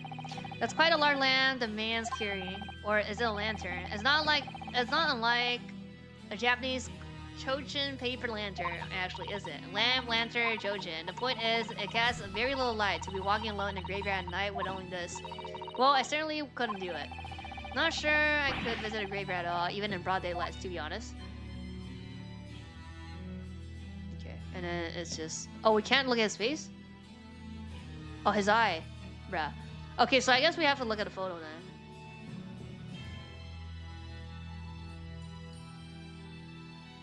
Yeah, I can't look at his eye. Oh, here. Can't see his face very well, can you? Perhaps if I just... Oh, do you think you should be manhandling the exhibits, Mr. Naruhodo? Put it back exactly as it was, don't worry. Oh, let's go.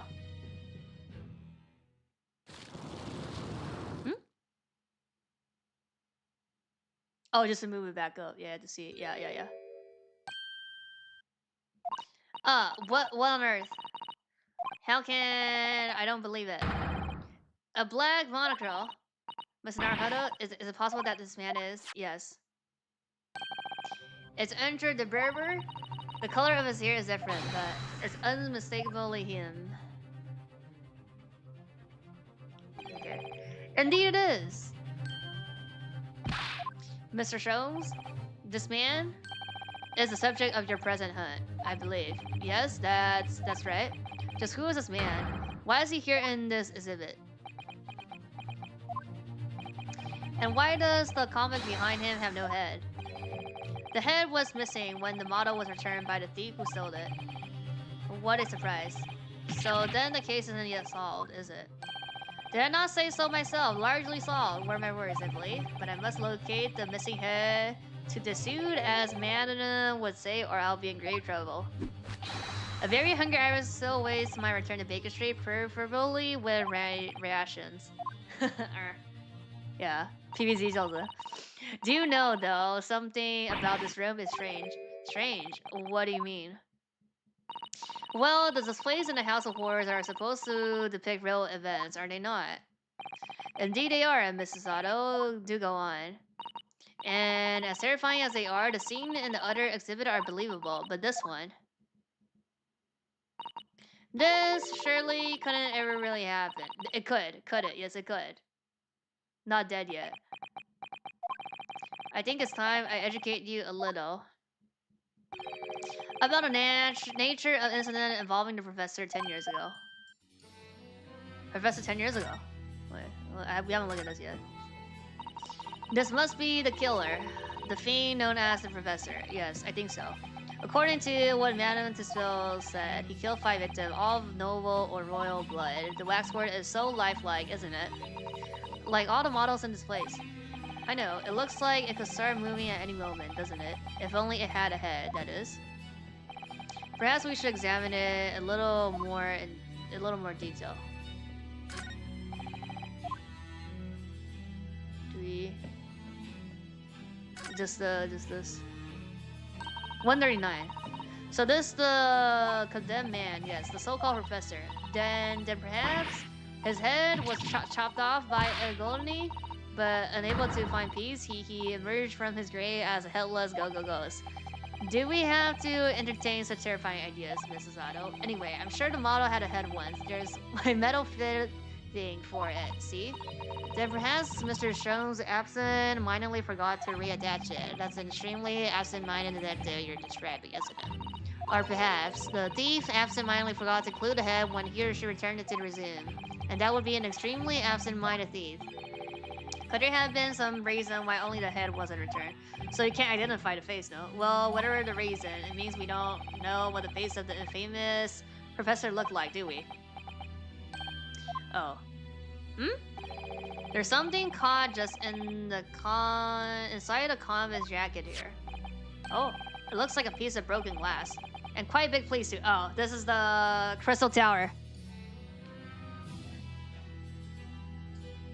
Pretty sure we say this is the Crystal Tower. But the glass shouldn't be at the Crystal Tower. It should be at the launching station, though. It's very thick, isn't it? About 5 times thicker than normal glass glazing, I would say. Where could such a thick piece of glass have come from, I wonder? I suppose it must have been made thick to increase its strength, but why? Well, perhaps because the glass had to span a particular wide area, such as in a big building, for example. Well, we've seen a large glass building recently, haven't we? And some of the glass was broken too. You don't mean? Yep, exactly. The Crystal Tower at the Great Exhibition. But why would glass from the Crystal Tower be lodged inside this waxworks jacket? Makes you think, doesn't it? Let's go. I think, yeah, earlier in court we established that the kinesis experiment was a trick. And now we discovered this fragment of glass here and this waxwork. Is it just a coincidence? I think that's everything here then. Yeah. Okay. Let me look at the 2-piece evidence. We look at the photo here. Oh, blood, brat. What a wonderful machine! You really love contraption like this, don't you? Oh, yes. Anything mechanical I find absolutely irresistible. Almost irresistible, surely. Well, whenever I see a pocket watch, for example, I can't help myself. I simply have to take it apart. That's worrying. Yes, Potter tells the time by the rumbling of his stomach now. He's given up having a watch. Poor Professor Mikodova. Look, Mr. Naruhodo, what is it? On the billows, just there. There seems to be some very dark red stains. Yes, you're right. It looks like the blood. It looks like blood, actually. Oh my. I'm sure it's not what you're thinking. Ha ha ha. Dark stain is visible. Can we see the photo? Oh, is it in the back? It's in the back then. Huh? Right here, yeah. Oh look, the cover came open. Yes, now there should be a glass plate inside. You have to change the plate with each new photograph you want to take, see? Something wrong? There's no plate. It's been removed. Ah, what a pity. But I suppose if you think about it, it wouldn't be the actual camera that was used at the time, just like the waxwork isn't the actual person. So you never have found a photographic print of the executed victim coming back to life anyway. Oh yes, you're quite right, of course. Poor Sato-san, she looks devastated. Okay, I think, yeah, just like, usually just like 2 things. Okay.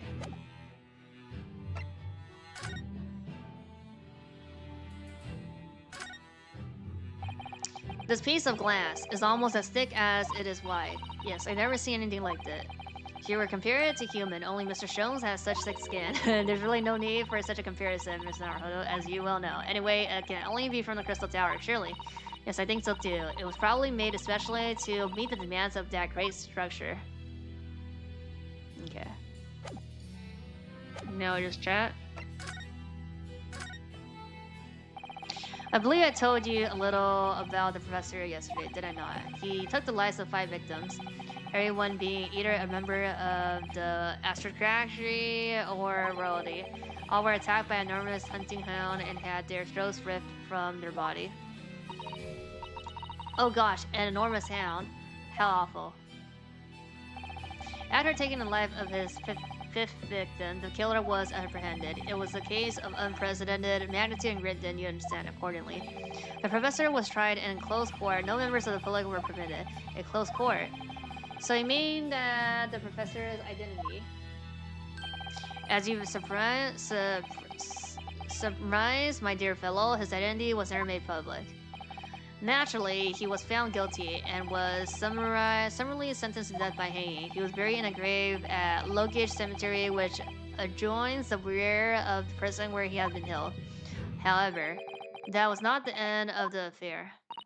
Oh, so this, like, he came back to life? The very night that he was buried, the convicted man came back to life.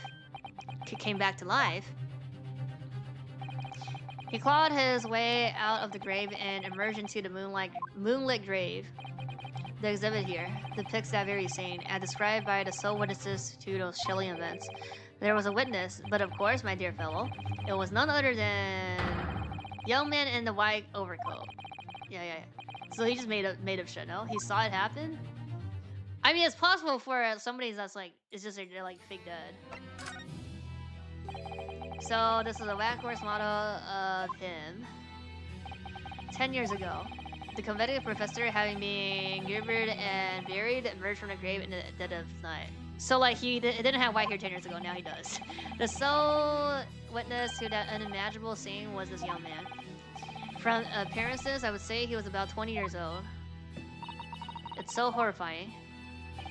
Scared out of his wits, the young man ran to the nearby police station to report the incident, and the sheer terror of what you've seen is said to have turned his hair white overnight. Oh. Yes, that's shown in the photograph we have of him. His hair is completely white. For the following few days, the story of what he's seen was on every front page in the capital. The public was frantic for every last detail about the killer who had come back to life. As you've seen, an exhibit was even created here and mounted still, also like paywall locked. The special exhibit. I can quite understand why the man's hair turned white, certainly, but what I don't understand is what he was doing in the first place in a lonely graveyard in the middle of the night. Yes, what was he up to? He was putting some corpse down.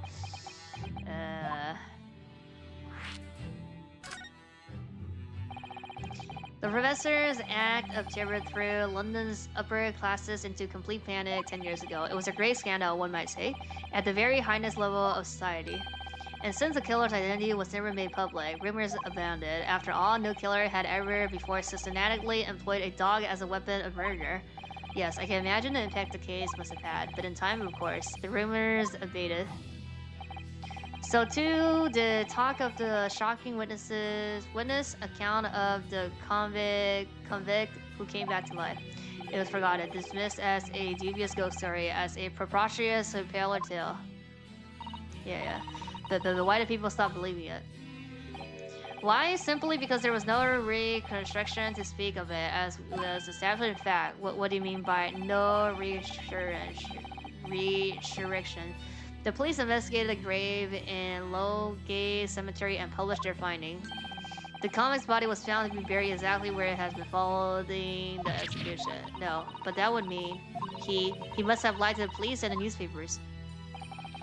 That would appear to be the only logical explanation, yes. The young man subsequently vanished from society and nothing has been heard of him since. It's rather striking, then, that he should resurface now, don't you think? Of course, the convicted murderer couldn't really have come back to life. That's not possible. But his hair is unusually white, and if that really did happen overnight as a result of a shot, it's hard to believe that the incident was an out and out. Yeah! What the Lady Nora, Odo, what have you gone and done? Oops. Out and out lie. Gina, what are you doing here? Bruh. I asked Iris and she said this is where you be, so... Gina. It's not so loud in the museum. Madam Still would have you take a position as a waxwork if you're not careful. I think there might be a more pressing concern. I still have some flash power left from 6 months ago, so bruh. Alright, Gina, we understand. But please, put down a gun. Why is she here? 他肯定是去那边埋尸，否则他半夜去那边干嘛 ？Sorry, I got scared. You should try being the one on the other end of the barrel. Hey. So, what brings you here, Gina? What brings me here? What I think? We found it. Oh, we found that doggy cove and smoke shot. Yeah, right here. What? You found the bird's workshop. How's it working? How's it going? We're like almost. I think we're almost done for investigation. Yep. Toby's nose took me straight there. The boss and the others are heading over now, here now, and the drag. So come on. Here's the address. I got the boss to write it out. Oh, thank you, Gina. We'll make our way there at once. Oh, he's here to find us. This is not the fucking lab. I thought she was saying like this is the place. All right, then. See you there. No, this should be the last location. Let's go. You go. Don't mind me. I'll just stay here. Being still. What? I know my place. In the exhibit over there. Oh, there is. Someone is feeling sorry for himself. Let's go, Mr. Shrooms. You're coming. Your words harden me, I must say, but if I were to shrink my duties here, Madam would have me pay monetary recompension. Forget that, I'll pay for everything. What? Bro's an unk? He's an unk? Iris's dinner plate would be empty once more. He just gaslighting. We already gave you 5 shillings for this. Then there's not a moment to lose, my dear fellow. I shall hail a carriage at once.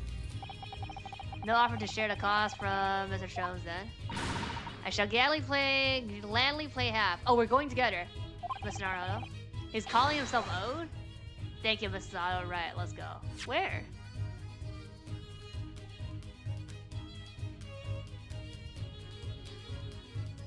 No?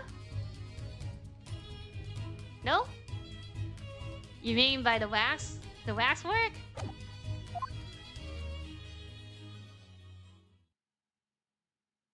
Oh. Oh, they're the same shit. This looks like the same shit. Oh, yeah, he was like building more then, I guess. Oh, the champion. Mark. Oh, the arrow, bruh. I know I placed in that exhibit over there. How's that owed? He was pretending to be a waxwork to get some money, that's why. That looks like, oh, it's another super high voltage instantaneous kinetic machine. You thought that because like that means like he's dead. Indeed, it would appear so, though only a prototype naturally. So you got there, huh?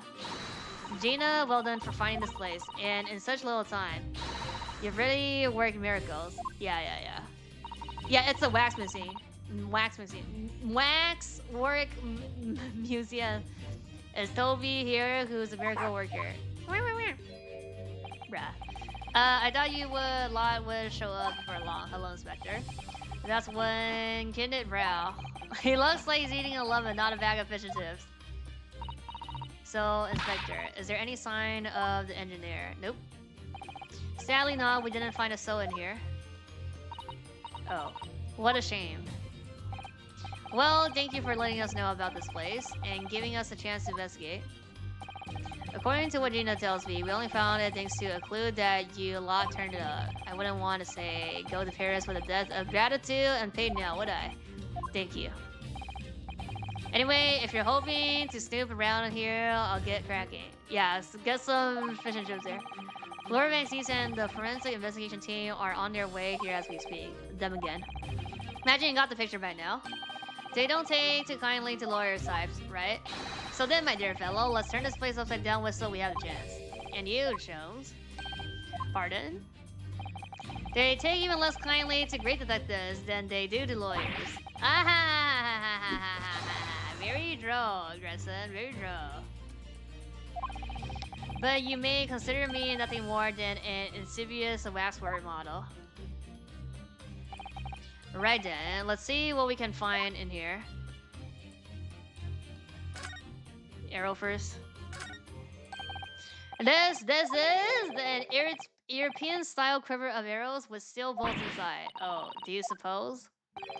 Crossbow bolts, these, and just the right size for the bow you lot turned up at the exhibition ground. In other words. Yep, that's more evidence to support your theory. It all goes to show that Derer was the one pulling the string behind the scenes of the whole scam. Let's go.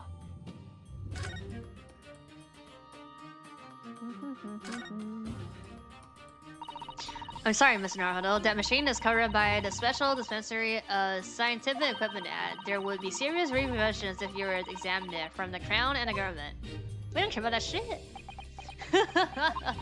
Yeah. Well, those two don't seem to be holding back. It's quite hollow inside. No working parts or devices of the section to be seen, my dear fellow. No loose chain dropped on the floor or nothing. Not even a bone for Toby here, my dear fella. 我没考过雅思啊. British people are very much ruled by their own ideals, aren't they? I think that's just these two, Mrs. Otto. So that's just for that door. Oh, we can go, yeah. The door doesn't want to open. Yeah, looks like it's got a pretty hefty lock on it. There's a specialist locksmith on his way over here from the yard. Oh, so hands off till he gets here. With permission, Inspector. I could have that lock open in less than a minute, bruh. Well, you don't have permission. And no one's giving it to you. Grayson looked as though he really enjoyed that. Well, there's no sound of anybody on the other side. No, Derer must have fled at the first sign of danger. This is an abandoned place. This appears to be the most interesting. Yes, most interesting indeed when you say it's an impressive looking back massager, that's for sure. No doubt that if you hit the shoulders a few times with that, your aches and pain would soon go away. 什么钟楼？不是钟楼，这是他的实验室，他的工作室。It's a Royal Society trophy for excellence in science. A young scientist could wish for no higher honor. Yeah. Would you like a massage? 什么传送啊？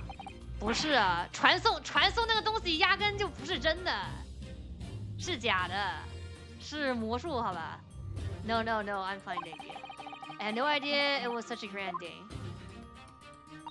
I think it's becoming increasingly clear that there's much more to this person than conjuring trick. Yeah, he's a scientist, he's an engineer, he's a magician. Couldn't agree more, my dear madam. And how about you, Mr. Naruhodo? Wouldn't you like to take it with you? That's our evidence for your tired shoulders, of course. He's not going to let that go, is he? It's curious though, isn't it? You would expect such an important trophy to be proudly on display somewhere, not hazardly cast aside. English gentlemen can be quite a mystery at times. Oh, we get it? Okay. So this is like proof that he knows? Oh, thug. Oh! Somebody's actually in there? Oh. Something wrong, Mrs. Otto? Well, I thought I heard a noise from the far side of that door. Well, Gina, did you hear it too? Yeah. I heard it and all. One do ya reckon, Dobby? Oh, yeah, oh? Right, mine agrees. Oh. Whoever's in there, open up. That's a Scotland Yard. Get the gun. Chomp. What? Squeak. Cluck. What's happening? Oh my, someone is in there. This rotten. Oh, we get permission. Breeding lock. My dear Greg said, as I said only minutes ago. If only if they're gone. Containers, I could unlock that door in less than a minute. Big footsteps? Bruh. Fine, I'll take the rap for it. Just get us through that blasted door. Click. There, you may enter at will. What? You've confused minutes with seconds, I guess. I think. Time is of the essence, I feel. Oh, what are we waiting for? Nothing for it, I suppose. This is an emergency. There's a strong possibility that beyond that door is the engineer you all seek. Oh, he's gonna be dead. Be prepared for action, my dear fellow. Yes.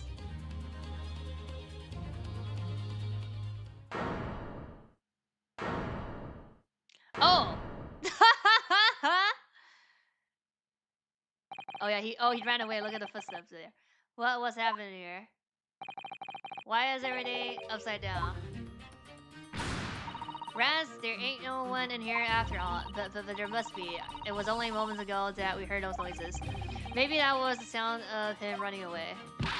But there's only one door into this room. And no one knows that could offer an escape route. Those skylights are too high. Bruh, literally footprints here. A clock? Yeah, a clock, huh? What's that up there? Are they footprints? On the ceiling. Blow me what we have here then. Bruh. Looks like someone was trying to burn something in a hurry. Oh. Oh, that looks like a set of blueprints. Yeah, for the machine? To what? To the hairy brains burning machine, is it? Blimey, if we had these, there would have been no need to muck about trying to investigate all that scrap metal. There's something of great interest here too. Yeah, the bomb. This rope was lying on the floor at the foot of that pillar. I wrote what's significant about that. Never mind. You see, but you do not observe, Mr. Naruhodo. We must investigate the entire room thoroughly, and before a forensic investigation team arrive too.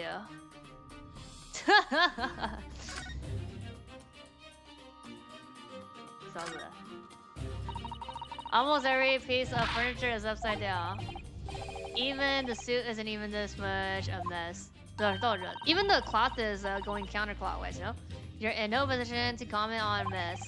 But I suppose it's not quite the same thing, is it? That's a bomb? That's not a bomb. Tickling paperweight, I know. I mean, it's literally upside down. It's not messy in here per se. It's that everything literally upside down, but why?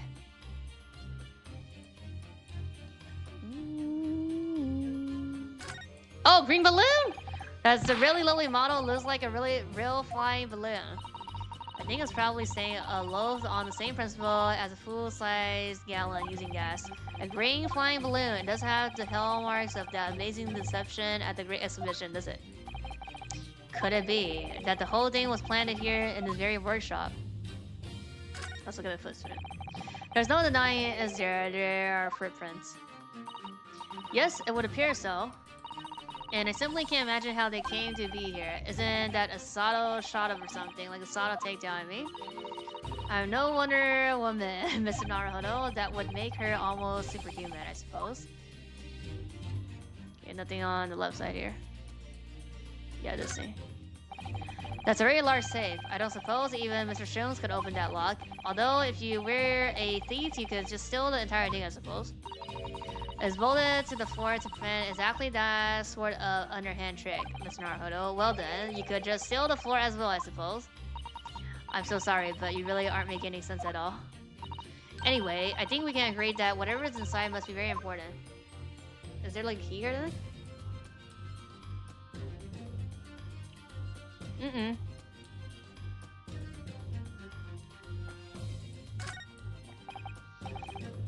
Mr. Shows, have you found something?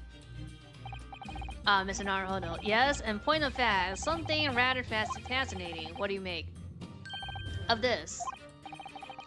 Let's see. I've never seen anything like it before. It looks like a bundle of a thick cigar wrapped into a large wet... Mrs. Otto, what's the matter? That's surely that's a time bomb, isn't it? What did you say? Nobody knows this? A time bomb? Sorry, but what is a time bomb exactly? You truly are one of a kind, Mr. Naruhodo. I won't take that as a compliment. Ha. You don't know nothing, do ya, Otto? You haven't got a clue what it is either, have you, Gina? I invite you to consult a dictionary later, Mr. Naruhodo. But this particular specimen is no time bomb, though I confess it has very similar appearance. Oh yeah, this is the fake bomb to use, just in the, yeah. Oh, well, thank goodness. But then, what is it? Data. I see. So that's it. Goodness. Mr. Sholmes, have you seen to the heart of the matter?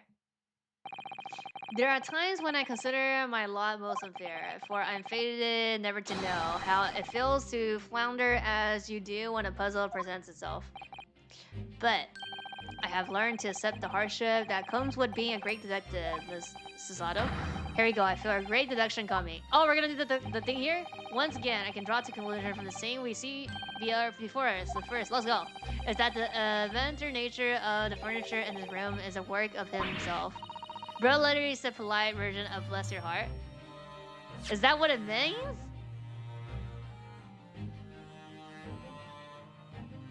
Is that what it means?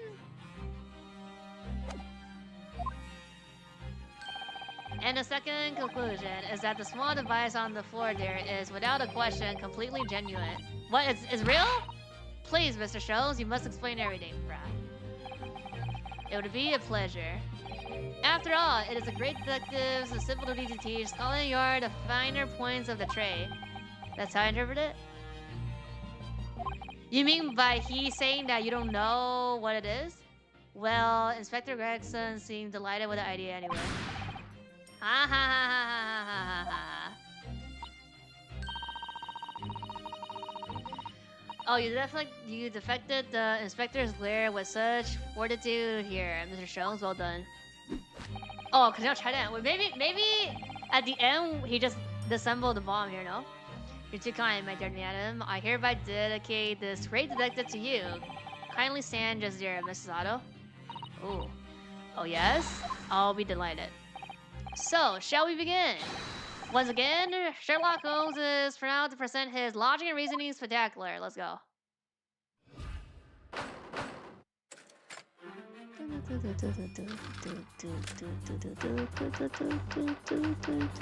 Flip furniture. It's plain to see that this room is in complete disarray. The bed, the table, and chairs, the lamp. Everything is upside down. Almost as if every item in the room had, until recently, been happily positioned on the ceiling before falling straight down onto the floor. Nothing that he can't do, I know, right? He's trying to set up a bomb of revelation. Every item in the room was on the ceiling. Are you suggesting that? Oh, look, safe! Bruh. 438582. Yeah, right here. The key is here. The key is right here, the safe. Oh! It's gravity! Oh my god, look at this. It would appear that technology has at last succeeded in freeing us from the great pull of the Earth. Wait, we're in what? 19,000? Oh my god. Well, the gravity in this room was reversed and then suddenly restored to normality. Goodness! The inverted furniture clearly reveals the truth about the part gravity played in this whole business.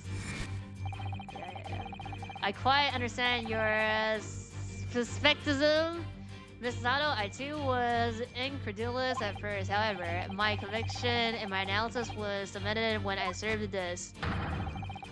An anti-gravity device almost identical to the one that featured in the dream of mine only the other day, in fact. Bruh. But why does it have a clock on it? A most revelating question indeed, and that is the tiny device that controls when the gravity direction will switch. There was clearly a requirement for the engineer to be able to restore normal gravity automatically, and the commotion we heard earlier from the other side of the door was the moment that restoration occurred. I think Sean is just wrong this time. He's wrong all the time. Yes, the reason why everything in here has been turned upside down is because of the anti-gravity device. Yeah, he's saying it's a genuine anti-gravity device. So you see, we need to look no further to explain the state in which we now find this room. We need to get bro out of the kitchen. It's cooking! The direction in which gravity acts in here was reversed by him before being restored to normality in an automatic fashion sometime later by the timer device. I witnessed precisely the scene in the dream I once had when I fell out of bed. Bro just BSing from the dream, basically. Because gravity was reversed it.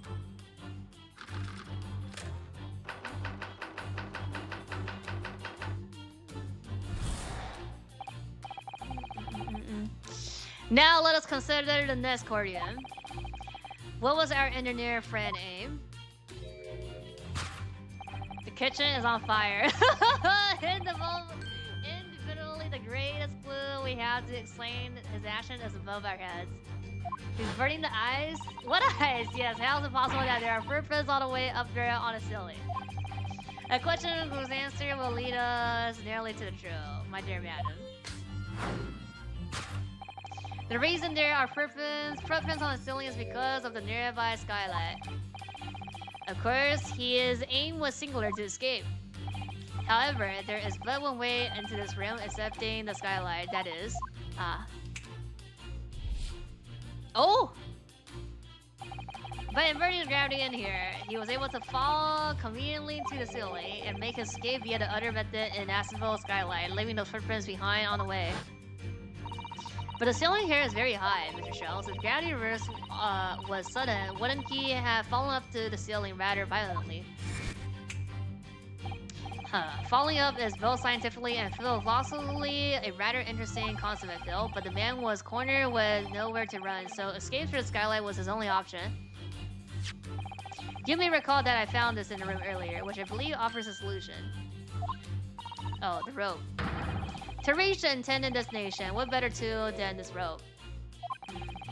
By anchoring one end to the wall, the man was able to lower himself safely to the ceiling. We can explain how he was able to escape this room before our arrival. Okay. Maybe we should never let him cook again. There's gonna be a last cooking, I think, when we like fucking dance on the last case.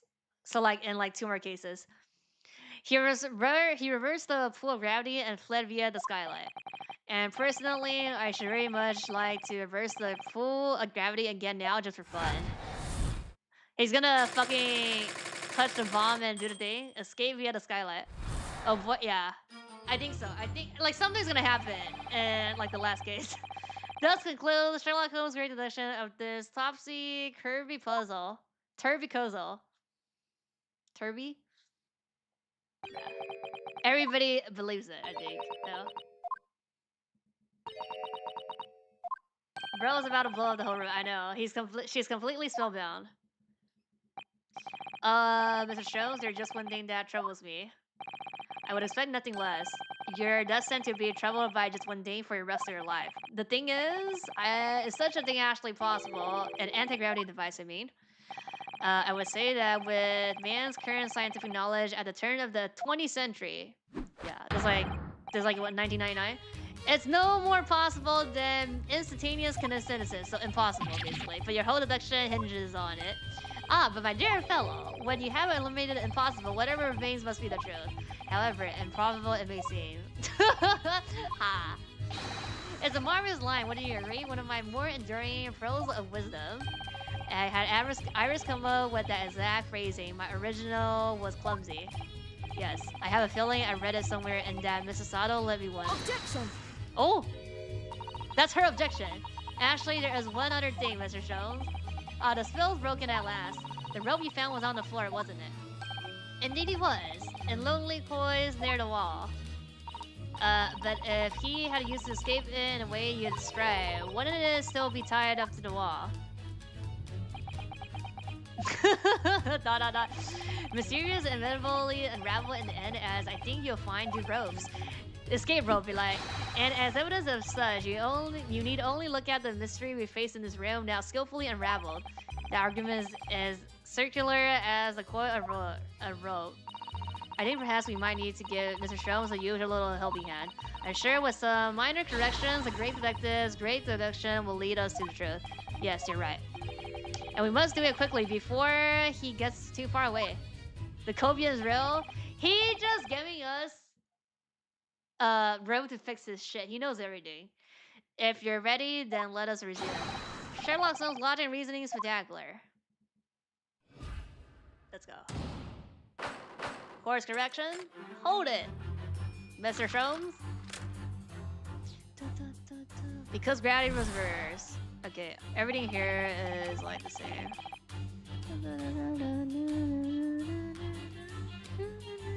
Explain the state of this room is complete this area.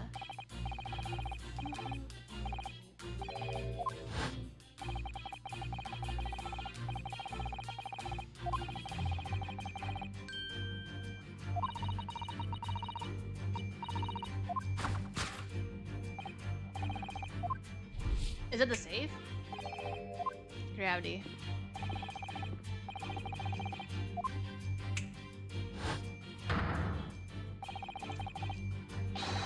Suddenly resurgent reality. Carry reveals the truth. Yeah. No, it's the safe. I think maybe like he just went into the safe now. He just went into the safe. Like he made this thing up to pretend that he escaped, but he's still in a room. Only Sholmes would conceive of such an explanation, but the man himself admitted it was a scientific impossibility. So yes, you're quite right. We must completely discount the idea at once. Oh, that's unusually miraculously of you, Miss Sato. When you have eliminated impossible, whatever remains must be the truth. The great detective himself said so, didn't he? While refusing to part with his dreams of anti-gravity devices. Yes, I suppose so. Well, let's see if examining this topsy-turvy scene a little more closely reveals some proof that shows exactly what the gravity in this room was or wasn't doing. I mean, it's usually in the same location, like close to this. Oh, maybe it's a large safe, huh? Ah, look, Mrs. Sato. When everything seems to be upside down in here, the safe is usually the right way up. Yeah, have you noticed? Yes, that's true. But look more closely at the safe's feet. Ah, that's a lot of very large bolts fixing it to the floor. Think before you speak, that's what you want to say, isn't it? I really put my foot in my mouth there, brah. Do your best? Thanks. I'll try. I'm too fucking lazy though, so I don't know. I really put my foot in my mouth there. I certainly didn't say that. Okay, I don't think it's a safe. Let's see. There's a lot of things here. All the furniture in here is very confusedly upside down. No, maybe it's just a safe. Yes, it does immediately put your mind of some strange quirk of gravity in it. Could it be that a mini whirlwind passed through here, do you think? MSC was here. I'm not sure that's much more plausible than his explanation. Oh dear. Saying the first thing that comes into your head, isn't it? The way forward here, it seems. These are just all inverted furnitures then. No? Oh, it's this, no? What's this? This is also furniture, no? Yeah. Huh. It's just two things then. It's the furniture and the safe. So it's the safe then, huh? I think it's the safe. Try this. Take that! Uh-oh. Alright, I think we need to look at all the furniture now. Unlike every other piece of furniture in the room, the safe is not upside down. So, a reverse of gravity cannot be the reason for the state of this room. Mr. Naruhodo, I implore you to observe more closely. As you can see, the safe's feet is firmly bolted to the floor, saving it from any effects of gravity, yeah. Oh, so it is. But there is one thing we can learn from your misguided conclusion. A good deduction is no mean feat, bruh. Can we at least make jokes at my expense, buddy? Was he trying to say feet like F-E-A-T? Like because we're feeding him? And the reverse of the gravity is scientifically impossible. Perhaps we can prove it didn't occur. Well, to prove the hypothesis is wrong, the easiest way is just to find an obvious exception. Let's have another look around. Okay. Please don't mention feet. I know, right? I think we just look at all the furniture now. Yeah, okay, this one. All the furniture here is very... Okay, this is the same. Okay, there's something that I missed then. The books? Large safe, wait. I already looked at this. Okay. That's the same. I can't go more that way.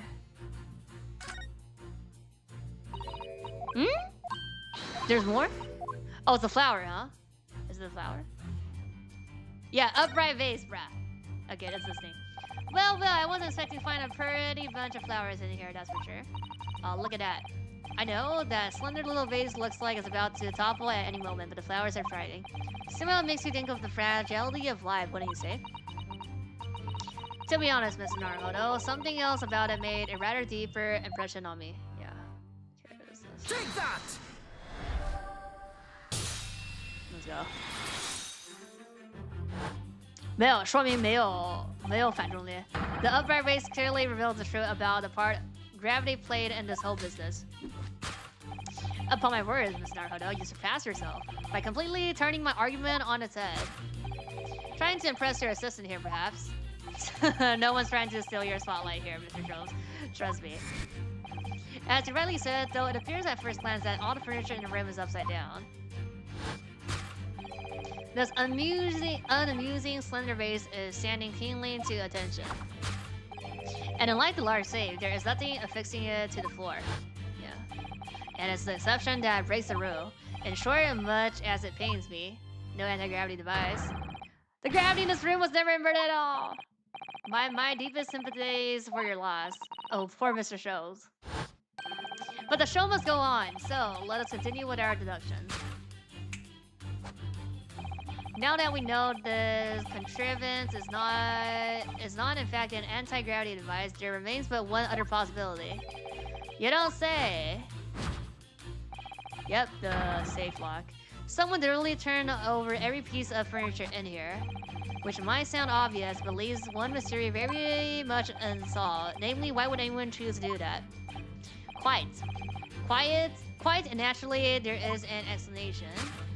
Yes, the reason why everything in here has been turned upside down is because the anti-gravity device. He's absolutely determined that this device must have something to do with it, isn't he? Afraid the lure of an exciting scientific explanation is too strong. Well, there's no doubt that somebody did this. Somebody turned all this furniture over. So whoever it was must have a reason. I'm afraid nothing comes to mind at all, though. Well, let's look around and see if the answer presents itself. I think it's just I think it's just this. Safe combination.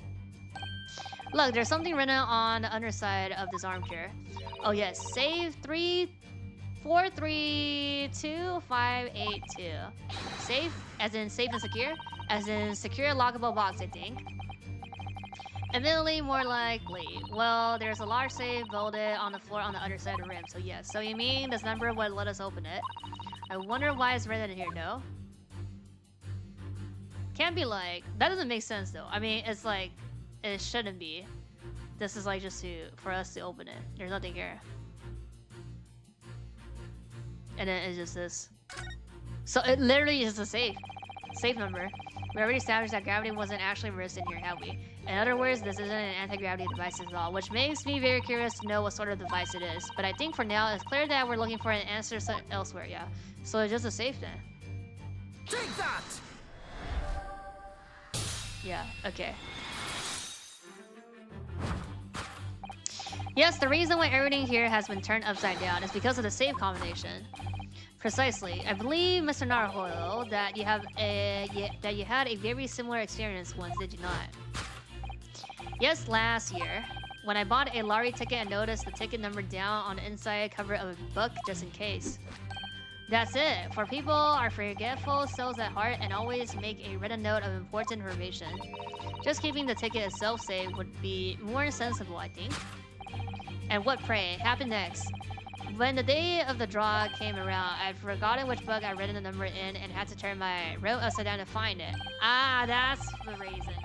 That's it, for people for forgetful souls at heart and always forget where they've noted things down. Not if you always note things in the same place.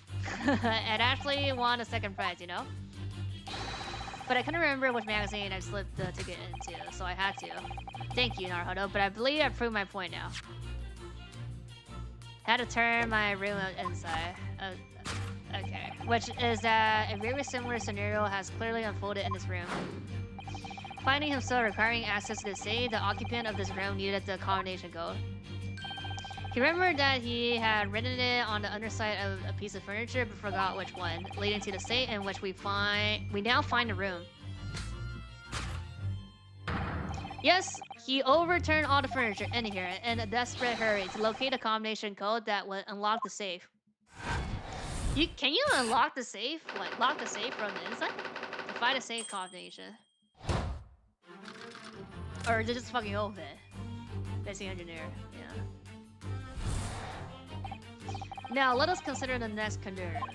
What was our engineer's friend's name? Individually, yeah, this is like all of them. Yeah,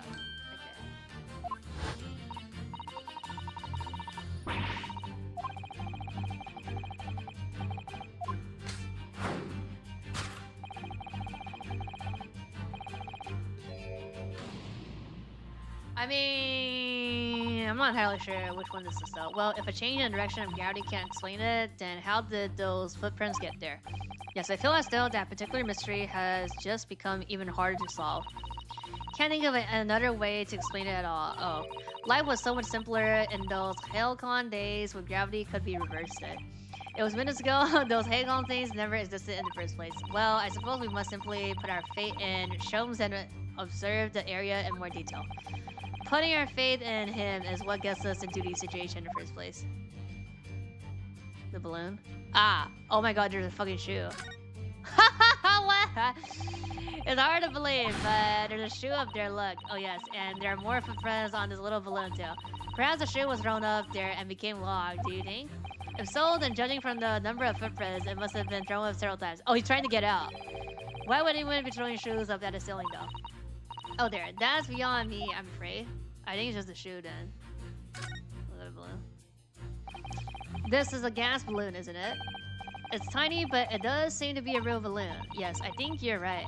I think it's helium that's keeping it up. A green gas balloon. Why does that seem to ring a bell with me? If you can see, there are footprints on this balloon too. Look. Oh yes. Surely that's a clue, isn't it? Though, what is it telling us? I'm not sure. Pretty sure just yeah, nothing here. Just a shoe. Take that! Okay.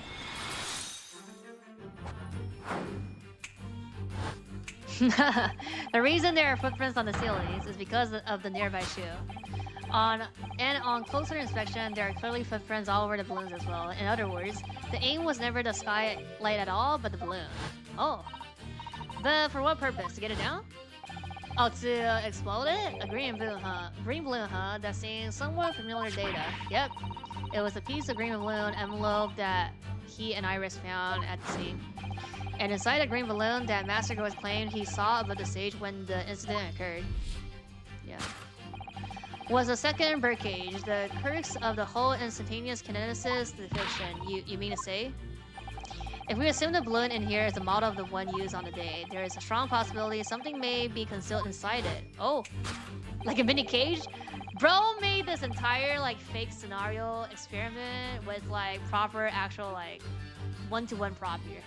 Something our Abkonder was desperate to retrieve before making a hasty getaway. Ah, the balloon's out of reach. Hence why he swore to a projector, namely the shoe. Ah.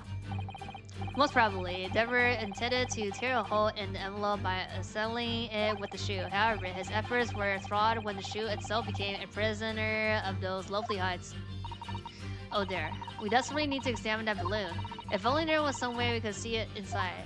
Can't we just use the rope now? Yeah. You may recall that I found this in the room earlier. Yeah. Offers a solution. Oh, the rope?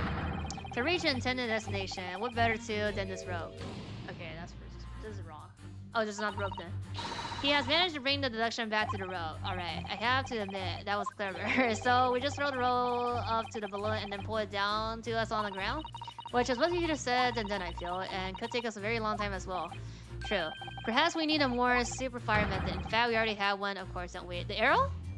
No, it has to be something here. Oh yeah, oh my god. The arrow. This thing. Take that!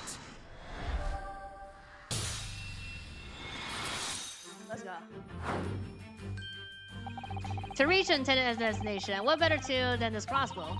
That was found at the scene, in fact. And in all likelihood belongs to him. Yeah. If the man had only brought it away with him that day, he could have avoided losing a shoe at such a critical time as this. So, shall we? Your curiosity is deeply stirred no doubt, my dear fellows. What is it that he has hidden inside that balloon?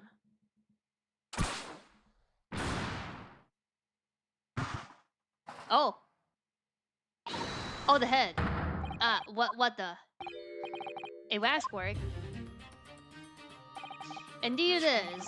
A waxwork head inside a metal mass. A mass that is shut tight and fastened with a strong and quiet and impenetrable lock. So you can't see the face inside, that means. Oh. Just a moment. This is the head of the waxwork model. Does that mean... Oh goodness. Yeah. I see you've joined the dots. Mrs. Sato. Excellent. Of course. A headless waxwork model. The case of the abducted Madame Tuspel model that you largely solved. It was only the head of the killer that was still missing. Indeed it was, but believe Madame Tuspel will now have to settle her sizable account with me. This, as you have now surprised, is the head of the infamous prosecutor. Yes, but why is it here? Professor, this conclusively confirms my suspicions. The man responsible for stealing the professor from Madame Tuspel and returning it since Tete earlier today was none other than the Berber. This is incredible. Professor Harry Bear's case and the Waxer abduction are intricately linked by his workshop. Okay. Can't look at that? No, we're back. Okay, we're back to... Well, it appears our logic pleasure cruise has come to an end, my dear fellow. Oh, I can still look at it. Wait a sec.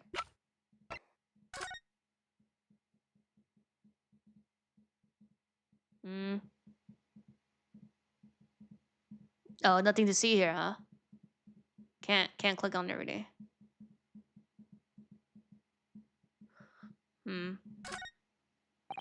Yeah, okay.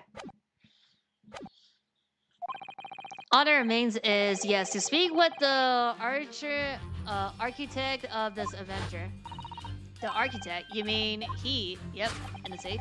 As it quite seems impossible that he escaped via one of the skylights. Obviously, the man must be still in here. Must still be here in the room. What? And his location should be abundantly clear. If you simply reflect on the journey we made together during this deduction, is right here, somewhere in this room. So, Mr. Naruhodo, will you do the honors? Yes, of course. Hiding place must be the... wardrobe. Large save. I mean, can I look at it? Yeah, I can look at everything. If you need to hide, there's no better place than a wardrobe. Yeah, I stand firmly by that. Yes. Speak on experience. You had some experience of that yourself a year ago, didn't you? We'll find him here. Mark my words. You'll be curled in a ball, trembling and hungry. In fact, my own hands are trembling just thinking about making discovery. Never mind, Mr. Naruto. He could be hiding somewhere else, you know? What else can we see? Can we pick here? Cupboard. This looks to be a cupboard for cups and saucer and the like. And this ingenious hiding place. Oh, is it? Well, when you say cupboard, you automatically think of cups and saucers, don't you? And a clever engineer knows that, so he knows you'll never look for him in there because he's not a cookery. Though sadly, it does seem to be full of only cookeries. This guy like he's hiding in another like. That name sounds familiar, I know. Personally, I still think he might have escaped via one of those skylights. But you heard what he had said. The man must still be here in the room. I'm afraid your opinion might put you at loggerheads with the great detective, Mrs. Sato. Sometimes a man must stand up for what he believes in and fight. Well, in that case, I'll leave it to you. Nothing here, yeah. This is the last. Let me click on it first, then we present. Look at that, all that mess in front of the safe. Yes. Plans and accounting ledgers. Almost as if someone was in a hurry to empty the content of the safe, in fact. Take that!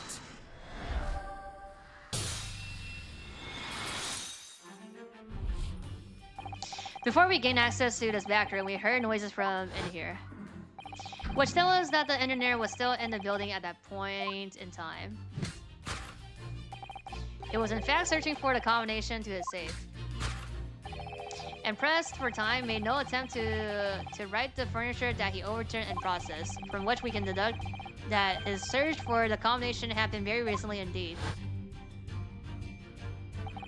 In summary,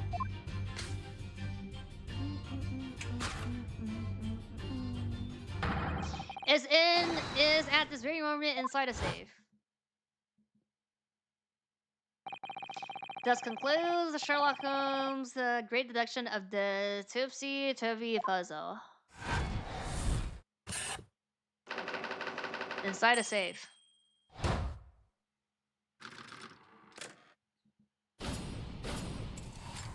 Elementary.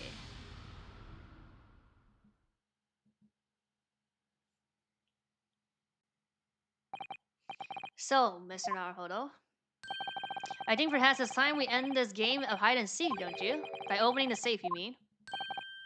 What else? Let's see. The combination was 432582. I knew that.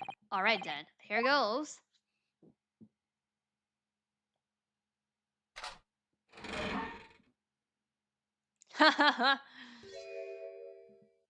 He could hear us when we were doing all this, no? You found me. And the ball, bruh. Curled up in a ball. Oh my god, look at the hand. Bruh. Oh.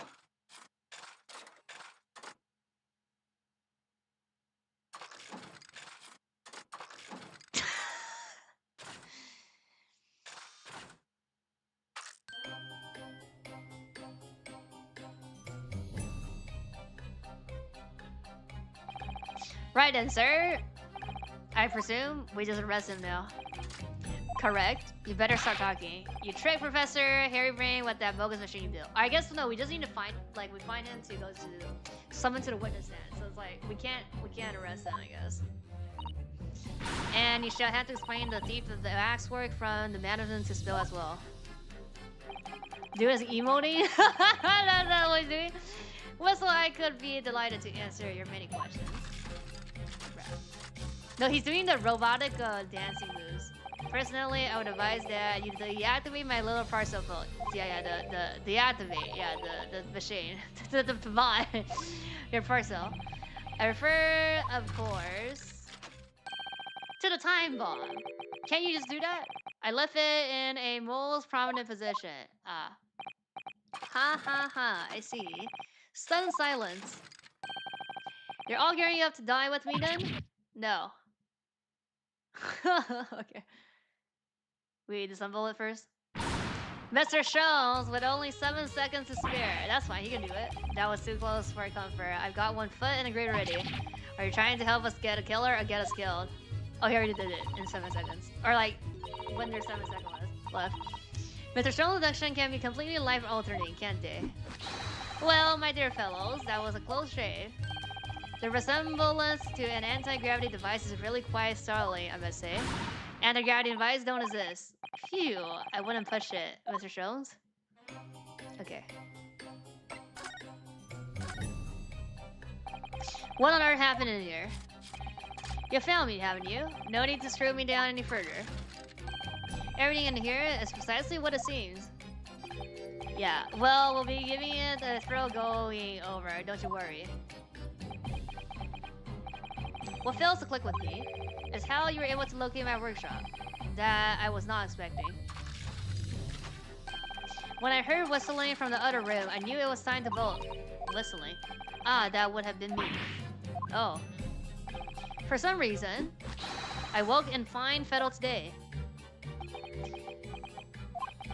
No words, just tightly squeezed chips. Clearly, I must have had a screw slew though, as I couldn't remember the combination for the cell. 前面这井水是因为它一要给2铺路嘛，对吧？这张应该就是开始加速了。And another one loose, as I couldn't remember on which piece of furniture I've written it down. 实验室有炸弹，直接关带了。哦，这是吧？ They could arrest him for having a time bomb here. We also found a rope over by the wall. Yes, I had hoped to exit through the skylight, but sadly the rope was too short. So, I then set about searching the combination code to open the safe. And burning the incriminating blueprints. Don't forget. Regretfully though, he failed to retrieve the head from the balloon among the rafters. And after that, you hid yourself inside the safe, having first set this parcel thingy. Well, I had no intention of being nailed by the police. 对啊，它是分开来的，强行分开来的。就是，写的太多了，得只能拆成2个。Got a dead wish, have ya? Hidden right beside a tickling time bomb. Please, why do you suppose I choose to hide inside a safe? It's no ordinary safe, especially designed a dynamic explosion wouldn't leave a scratch on it. Oh. So in fact, the safe was the only safe place, yep.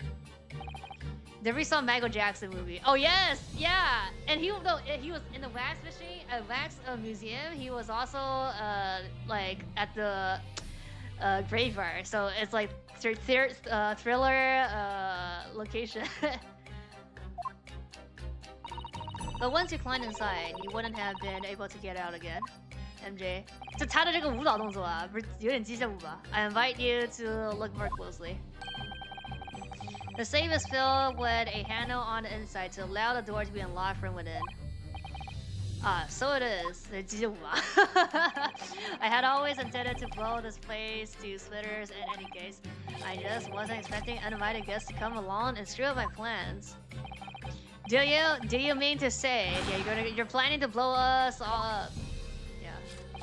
No, that wasn't unforeseen. What do you mean? Oh, he didn't. He's saying, is he lying or is he just saying that? Most people run, you see, when they see a ticking time bomb at their feet. I calculated the time required for retreat to a safe distance and set the device accordingly. But there seemingly is endless the scores in here through a spanner in the works.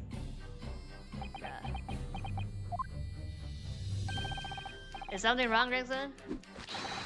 Do I have something on my face besides the usual eyes, ears, nose, and mouth? Okay, but nobody else was like, this is a time bomb, and they believed it was a fucking anti-gravity machine. I think we have a fairly good idea of what's been going on here now. But what about the two incidents you've evidently been involved in recently? Professor Harry Brain's an instantaneous kinesis experiment at the Great Exhibition, and the waxwork model you sold, which this head belongs to. That's no ordinary head, you know. That's the head of the professor. Clad in a mask with a lock so strong and able to open it safely to reveal the killer's identity. I've been considering carrying it around as a protection. That's enough. Ah. What's going on here, President? Yeah. I'm sure you're aware that I have no sole jurisdiction to investigate here. We're already done investigating. Yes, well, do you not see the bomb here? Dr. Seed again, so the forensic investigation team are here. And you know full well this engineer is a key witness. Why are you allowing this lawyer access to him? If lawyer Strongheart knew of this, you'll be finished. I mean, we're going to Paris anyways. You lot, leave it at once. Leave at once, my dear madam. There's no need for such a threatening tone, I assure you. After all, that's no way to create an old acquaintance, is it? Hello, Sholmes. Mr. Sholmes knows Dr. Stu. He knows everybody. If it's protecting the machine next door that's causing such a sore expression on your face, you're quite misguided. It's really nothing more than a shill. You get out. The thickened plot? Nothing is thickening. But of course, we'll show ourselves the door. I see you haven't softened at all. Mr. Naruhodo? Yes. It would appear that our delightful, entertaining investigation had run their course for today. 你说双人传吧？二人传吧？你说 But Mr. Sholmes， 老夫谁都认识，都有关系的。Let us leave this place in the doctor's capable hands. 区别没有，还是走吧，反正都已经看完了。I say get out now, all of you. We already fucking investigate everything. Your presence here is not required either, Gregson. Oh, understood. But I'll just say one thing before I head off. If it wasn't for this lawyers and his companies would never have found this place, and the whole workshop would have been blown to bits. There's a time bomb set in here that does lot disarm. Inspector. Oh, we get some credit here.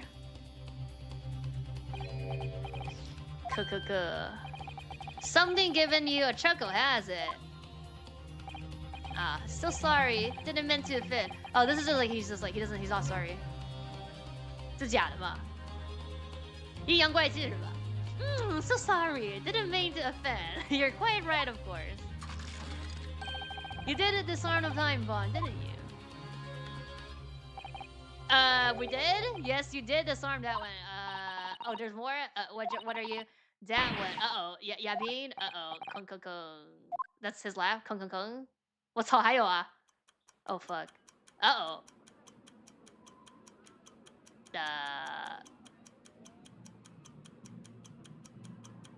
Oh, that's fine. We don't care about that, no. Look, this is like Scotland Yard and investigation team doing nothing.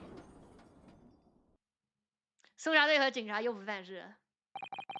It was an hour later that we heard the news of the enormous explosion that ripped through the experimentation stage at the Great Exhibition. Professor Harry Brain's invention and all its secret were blown away forever. 假的，烂铁。Let's go. Okay, we're like halfway. This is like investigation. Yeah, trial part 3. Okay. Okay, let me go pee first, actually.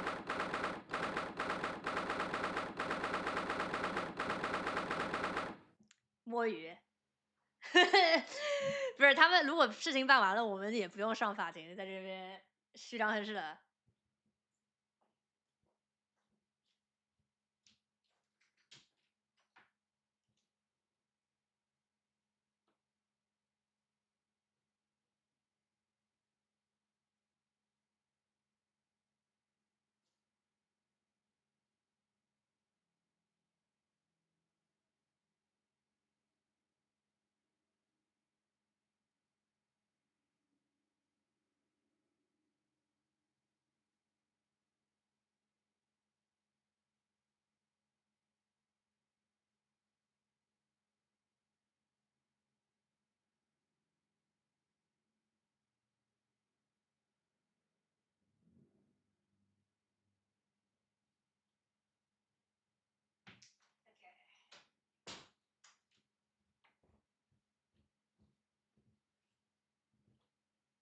He was indeed not sorry, yeah.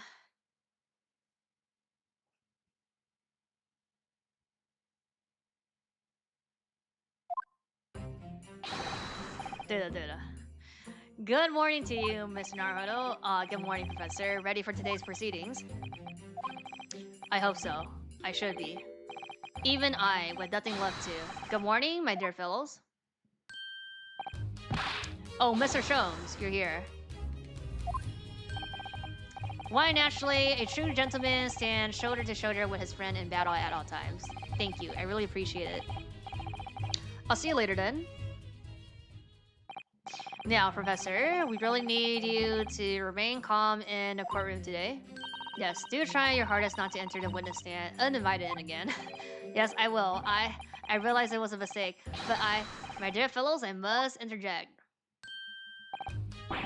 Oh, you're still here, Mr. Jones. What's the matter? Surely you roll like some praise, have you not? To be cast in my direction. Sorry, I don't follow. Must I spell it out? I, the great Herlock Jones, the great detective of worldwide alchemation, arose as ungodly hour to be here. Now, first thing in the morning, a miracle, you must agree? Yeah, he's not late today, huh? Well, if I must agree, then... As you know, my sleep is quite incredible. Iris had to employ her full gamut of tactics. She pulled the covers off, shook me, poked both cheeks, punched me, and kicked me from the bed. Then she poured a boiling cup of her latest experimental blend on my face, and at last I was bestirred. Oh my, Iris has been busy. Iris doesn't have it in her to go that far. I sense the spirit of a fellow scientist, one who relishes the infinite possibility of blending tea. I'm the one worth of the praise there, not Iris. This is my victory. Sorry to cut in. Oh, Inspector Gregson, good morning. Gregson, my dear fellow, why the grim expression at this delightfully early hour? Oh, I don't know. Maybe because I've been confronted with a grimmer expression, eh? Dear me, are you going to take that insult line down, Professor? What? I don't know. Poor Professor. Anyway, here's the paperwork you asked for. What paperwork? I took the liberty of requesting it yesterday. Oh, I have a feeling it may prove useful. You wouldn't believe the hopes I had to jump through to get this brought out of the archives. Oh, it's the, okay, so yeah. It's the professor's autopsy report, yeah. That mass murderers who killed 5 members of the Artistorics and the royalty. He was found guilty in a closed trial 10 years ago now. It was all done under wrap. And he was quickly executed soon after trial. It's all in there.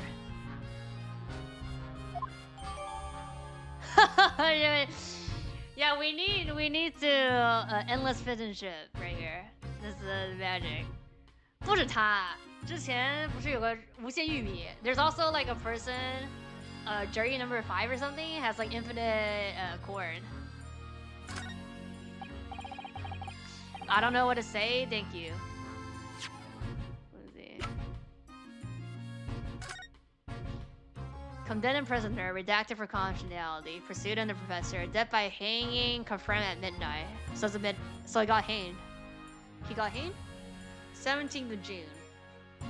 Courtney Stevens. Okay. Yes, much obligated. Obleed. Gregson. Us slowly, lot at the yard are just doing what we can. The shadow of the great detective shows, of course. 对，无限红酒呀，不对，没有，不是无限的，他办公室里一大堆。The wine in the chalice is not infinite. He just has the stock in his office. Well then, Professor Harry Rain, it is it. Today we're going to lay all this to rest at last. Grizz doesn't have a chin. What do you mean? I wish you the best of luck, Professor. I suppose he'll be in here today, will he? Never, yes. We expect the prosecution to summon him as a witness. I'm still amazed that you managed to find him in just one day. I really own you both so much. Consul and the defendant. The trial is about to resume. Kindly make your way into the courtroom at once. Okay.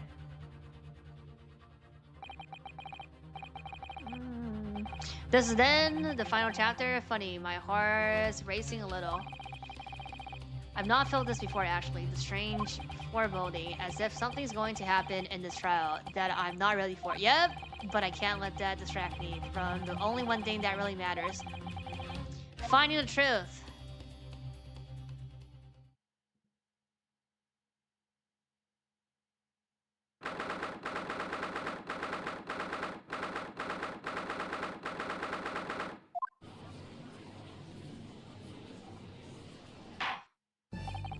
In the name of Her Majesty, the Queen, I hereby declare this court to be in session again. We resume the public hearing of Albert Harry Rain, here present, who stands accused of murder. Are the counsel for the prosecution and defense ready to proceed? The prosecution is ready, my lord. 太水了，没玩过之前的是吧？ The defendant is ready, my lord. As promised, Lord Van Zeeks has his apprentice with him. His apprentice with memory loss. Yeah, amnesia. Kazuma-sama? If I may, Lord Van Zeeks, 那不明显吗？没玩过4、5、6，那不就完了吗？ Yes, my lord. There appears to be some insanity at your side. 我是知道剧情的，我只不过自己没有玩过。 就我本来就是厨子，所以不存在什么玩不了，然后中间停下来啥的。平时的话，我应该不会翻开来，我应该直接。但是，一张图12个小时有点太累了，得把改板拆开来。我之前读过是6结尾吧？是不是6结尾？12个小时？不，6结尾把它拆开来的，不止12个小时，好像14个小时。3的结尾是12个小时，还是不对好像是3的结尾吧？ 我是12个小时一口气全部打完的。There appears to be someone standing at your side. 不管了，这法庭上的所有证人都啥样，没人管。Who? I wonder who that is, huh? My apprentice and assistant. The prosecution believes today's proceedings will see the complexity of this case rise considerably.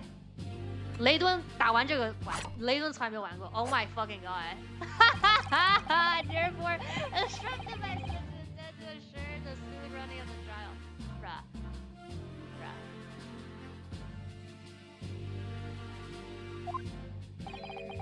对，那个梁家谁要16个小时吧，好像，反正肯定超过12个小时。That was baller as fuck. I know, right? Bro, he could be. There was somebody that used the knife and like pin us. I forgot. Wait, who was it? Not. I forgot who it was. Wait, but like they would like shoot something to us. Remember? The prosecution. Which prosecution was that? I forgot. It's not. It wasn't gravel. But somebody. They were like fucking like shoot shit to us. Like some knives or something.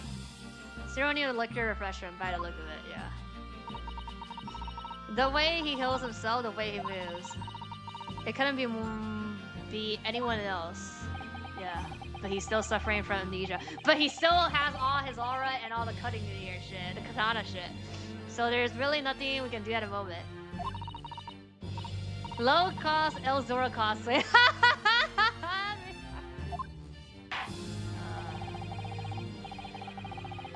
It appeared the prosecutor has done a fine job in responding the demands of the court made yesterday. 我知道，因为他雷敦是大逆挺做的。I understand you have successfully secured the engineer who disappeared from the scene on the day in question. 对啊，这塞还在啊。Wait, this thing is still here. He just chopped it up, but I guess this is the rubber part. I don't know. Wait, the chopping doesn't make sense. This should have just still have the cord, no? Tend to call him as a witness shortly. 到底是谁来着？那酒怎么出来了？ Very good. Now then, ladies and gentlemen of the jury, who has been chosen at random to present the will of the people in the courtroom today? Are you ready and willing to proceed? He didn't chop out the cord. He didn't. Yeah, he didn't. So how did he fucking pour that? Of course, my lord, I'm sure we will all understand the importance of doing our civil duty. I do so despite the depiction and deceit. I find it so very, very. He used the blade to file the bottle. Oh. Oh, like the... Ah. So what's the point of, like, cutting that? To take a man's life with a conjuring trick, it is against the magician's code, not to mention the law. Any fake scientist should feel the wrath of God, if you ask me.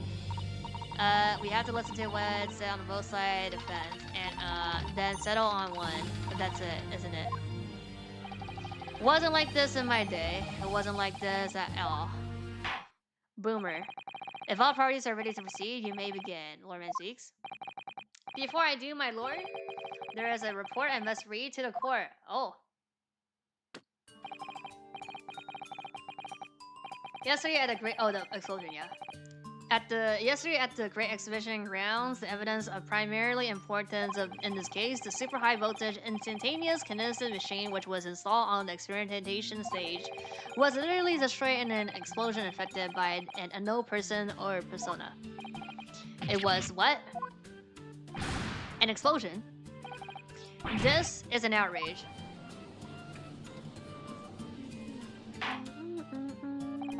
Yes, I heard this brave news yesterday. Scotland Yard submitted a report to my office in the evening. I read that the machine was blasted to splinters and the wreckage reduced to ashes in the flames. I have here a photographic print of the same taken in the wake of the explosion. Oh. Oh, it is open. It shows what little remains of the machine. Yes, a terrible business. He did it to destroy the evidence, did he? The court will take this print as evidence, console. Okay, let me just see again. I think it's just like there's a hold down. Late yesterday afternoon. Right, I have like 3 pages now. Yeah, it just looks like this opening for it. The protection afforded to the machine by the special dispensation for Scientific Equipment Act was revoked. However, before a thorough investigation could be, the invention was obliterated from sin. Good thing that we fucking got the cage and everything.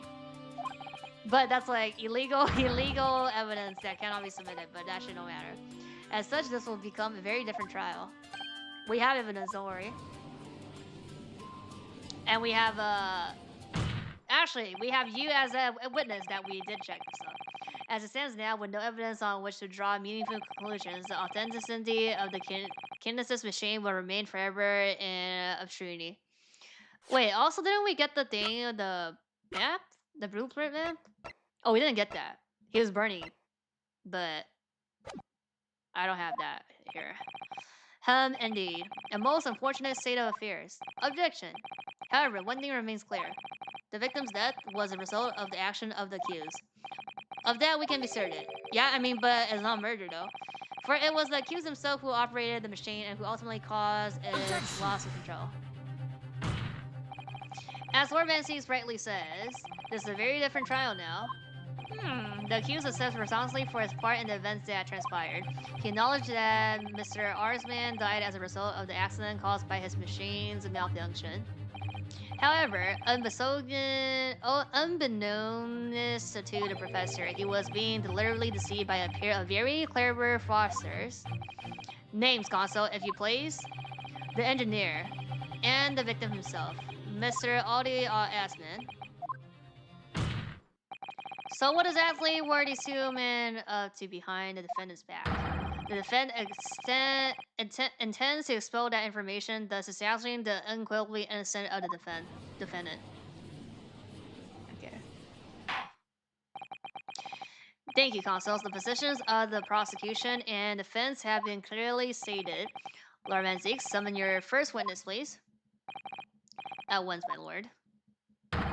The prosecution calls the engineer. Oh, we're doing the engineer first thing. Okay, to the stand. I guess, yeah, I mean, that was why we stopped yesterday. State your name and occupation for the court. Name, Enkel Deber, occupation. Hard to pin down, I would say. See that black monochrome? Yes, why do I feel as though I've seen this somewhere before? Oh, the wax? They've been in the wax machine. Oh, you too? I had exactly the same feeling myself. Your file indicates that you are currently being investigated in connection with another case, the thief of a waxwork model, is it? A most extraordinary sounding business.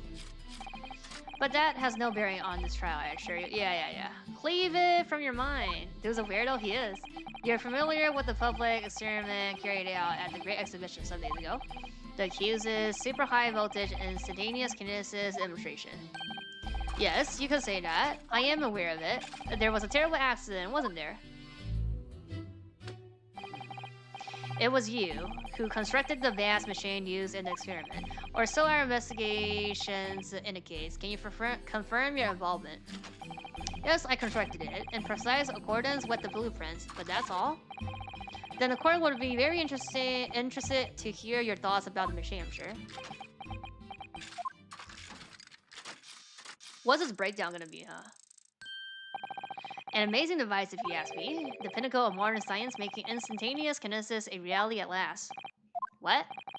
Good gracious. Do you mean to say that the experiment was bona fide? Is that your belief, sir? Yes, that is very much my belief. Such a ways that it blew up. This dude's cool?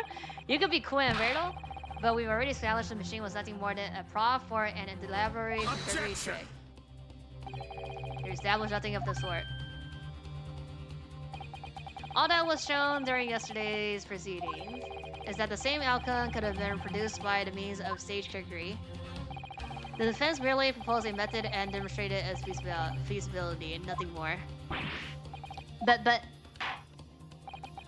we procrastinated long enough, I feel. Witness, you will now give your formal testimony about the machine that you constructed for the purpose of the demonstration at the Great Exhibition. Understood? Okay. The machine, I met the young professor approximately 1 year ago. He's young? Through Mr. Assman's introduction.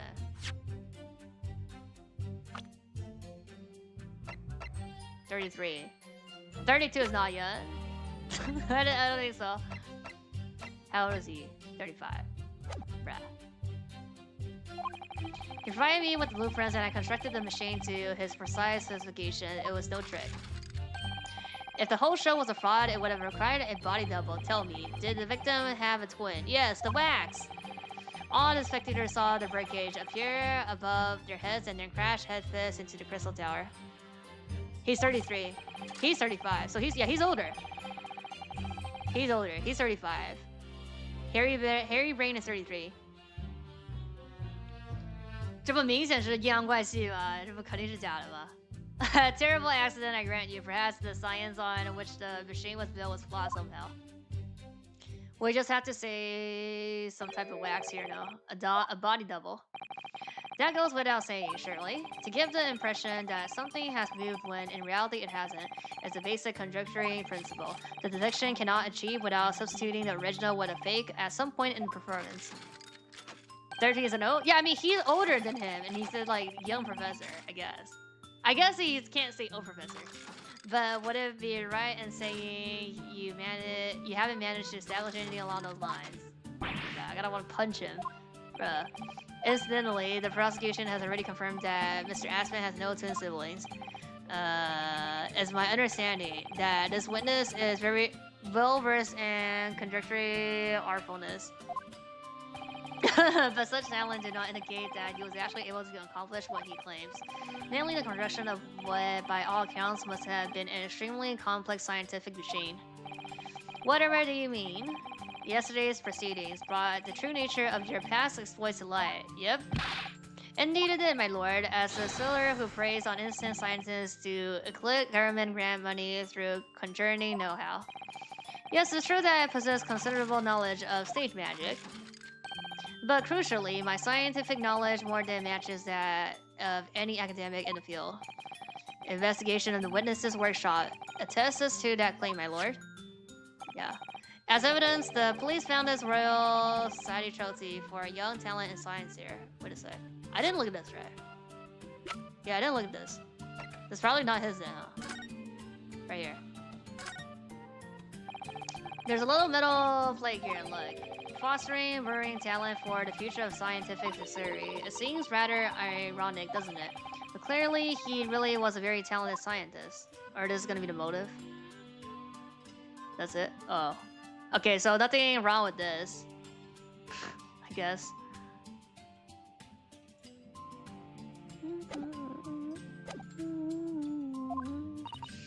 Yes, that's true. We spotted it there ourselves. If a hypothesis is sound, it can always be forged into a physical manifestation with sufficient skill.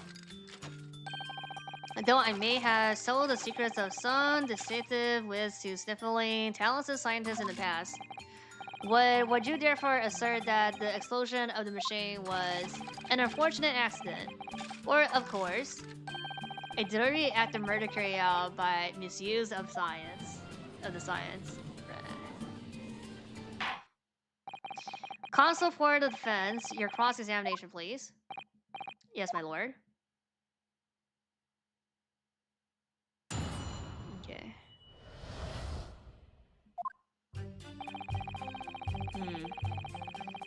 Hold it!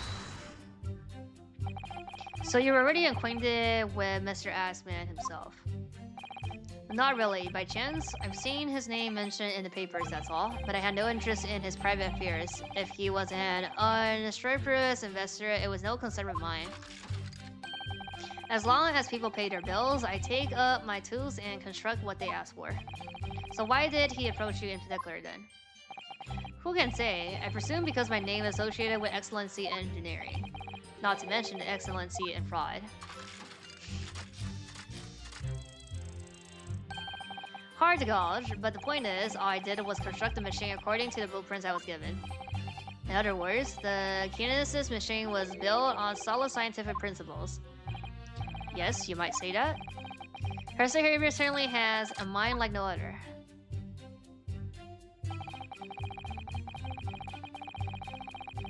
Hold it! It's clear that you have both scientific knowledge and knowledge of conjuring magic, however. The more knowledge you have, the better equipped you are to handle whatever comes along. But your implication is that I furnished the machine with some trickery, I think. It's a possibility that we have to explore. Unfortunately though, the machine has been blown to Kingdom Come. So there's really nothing left to explore, is there? Okay, is this line we show the cage?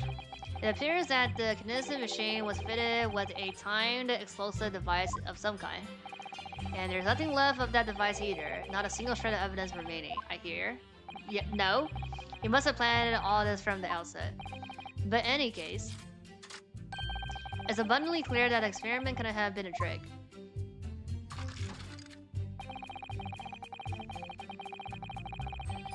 Or it's just a double then, huh? Of course, that's it. Mr. Arsman was a twin. Larry said there isn't. Perhaps my learned friend wasn't listening earlier. Mr. Arsman had no twin siblings, yep. No, I heard you before. But the thread of hope hadn't quite left me. The demonstration could have been a trick if there was somebody who looked significantly like the victim. But he absolutely ruled that out as a possibility. It is beyond question that the victim himself did move from the stage to the Crystal Tower. The fingerprint found at the scene attests to the fact. So it can't have been orchestrated using someone who looked identical to Mr. Arsman then. We just showed the head? What are you thinking, Mr. Naruto? Oh no, nothing. Just that the idea of someone who looked identical to the victim is playing on my mind. Yeah, maybe it's just this line then. And then we show the head. Hold it! It crashed head first, you say?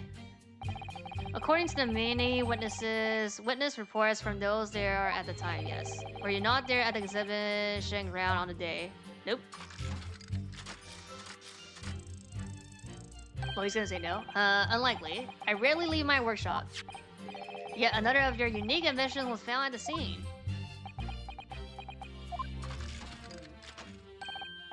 Well, it was the unveiling of the machine I've labored over for many months.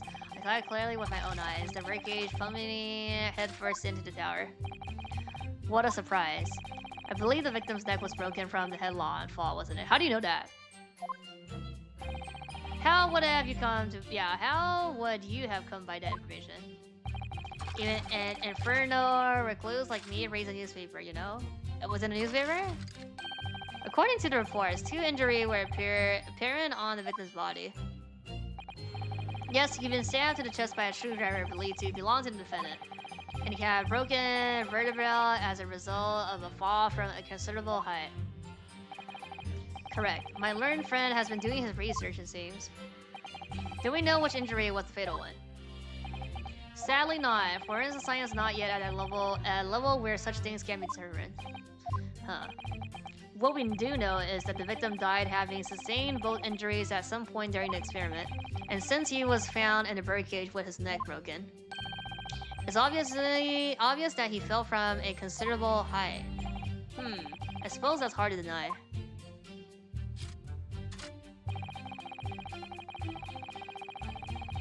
Hold it! So you understood the science, did you? Not in slightly, yes. Alright. As I've said a number of times, I'm an engineer. My job is to manufacture according to the blueprints I give in. I could be inviting manifold problems if I foolishly allow my brain to digest the ideas behind them. I could be accused of stealing those ideas, for example. But how is it possible to construct a machine without really understanding the principle it relies on?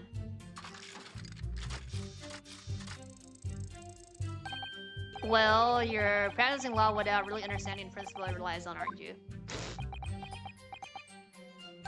A very good point! Stand up for yourself, Naruto. The point is, the experiment resulted in instantaneous kinesis taking place. As such, the science must be sound. Yes, and really, experimental results are all that matters when it comes to proving a hypothesis. Certainly very sure of himself. What do you think, Mr. Naruto? Well, now that the machine has been completely destroyed by yesterday's explosion, it's going to be impossible to argue its authenticity one way or another. But if we're able to establish what it was a piece of stage trickery rather than genuine science, we'll have no grounds on which to demonstrate Professor's hairy brain's innocent. Hi. Both Mr. Arsman and this man in the stand tricked the professor to use him. They took advantage of his naivety and his unbending belief in his work, and I won't let them get away with it.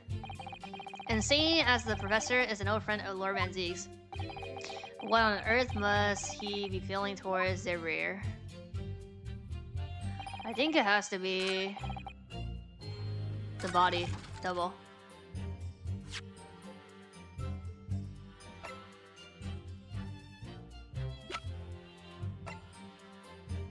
Or is it we show we do have the birdcage, huh? I don't think it's that fast. We have to head, no? Yeah, okay, never mind. Surely it's something about that seems odd, isn't it? What you cure the mo, or precisely when you find out about it on your return journey on Japan. Yeah, it's the same. Okay, so it has to be the cage. He's saying that there's no evidence left, no? There's no trick. Or this line. Trash. Was built with flaws somehow. Huh.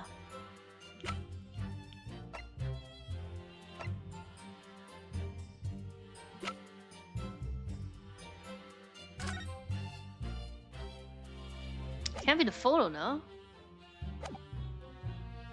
We don't have the blueprints. Per head. Crash into the tower.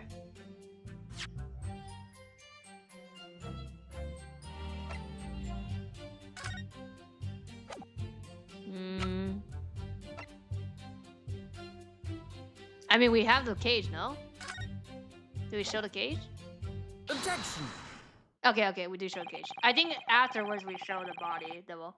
We examine the birdcage that crashed into the crystal tower itself. As you can see, the cage, which is a wooden construction, has sustained damage on one particular spot. Following the explosion, it fell some 30 feet into the glass of the crystal tower. That level of damage is to be expected, surely. I agree, the damage itself is entirely understandable. What doesn't make sense is the location of that damage. Yeah. All the breakage and the wood are at the base of the birdcage, not the top. What are you saying? That's the opposite of where they should be. That's right, my lord. The birdcage that was at the scene is damaged at its base. So we have reports of the birdcage falling headlong into the crystal tower, yet the damage is at the bottom. The only way to reconcile these two facts is to accept that there were two birdcages in play that day, which were at some point switched. Switching what wasn't a scientific experiment at all, but an elaborate piece of stage trickery. Yeah.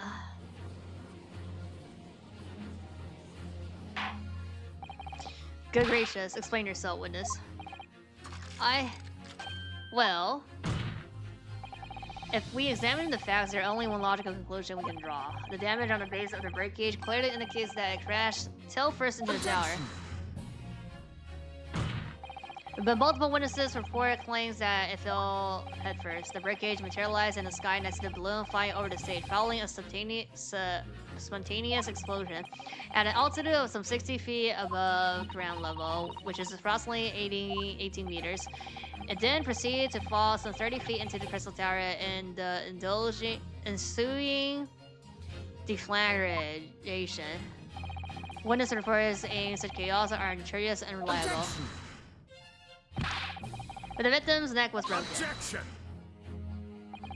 He plummeted 30 feet inside a heavy wooden cage. However he felt, it would be unsurprising to find one or two of his vertebrae crashed. Cool.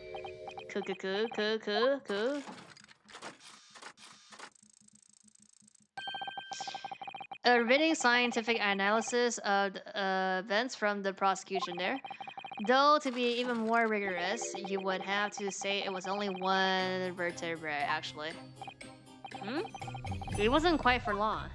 Find it hard to see what's motivating Lord Benzix. This witness is clearly a swinger and one who deceives a personal friends of his.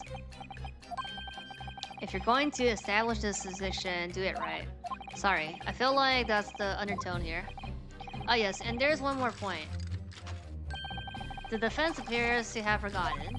It obviously wasn't a trick, as a certain truth very painfully demonstrates. What?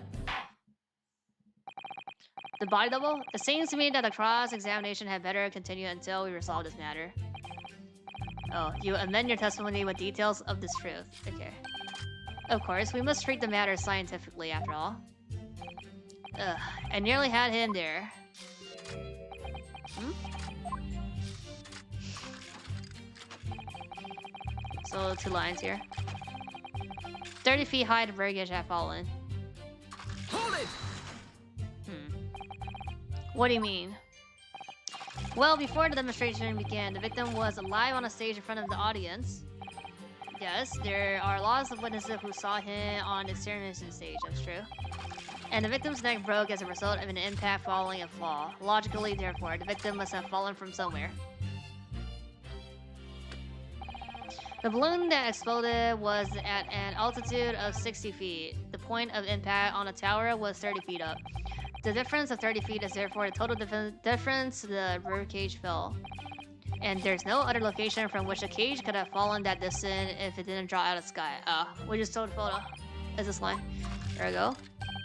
The victim himself must have been beamed from the stage into the sky from above the crystal tower. Trenchant. Scientific analysis, dear me. Every time I hear it explained, it sounds increasingly plausible. Oh yes, and it's very well thought out. Suddenly all the spectators on the day saw it. The birdcage plummeting 30 feet through the air. I see, I suppose. Irritatingly, yes. It's just that, and then we show the photo. Oh, it's the same. Yeah, it's just this line. And then we show the photo. Objection! No? Something about that last sentence seems odd, doesn't it? Oh. Would you hear it, brah? What, is not this? It shows that it's falling down, though.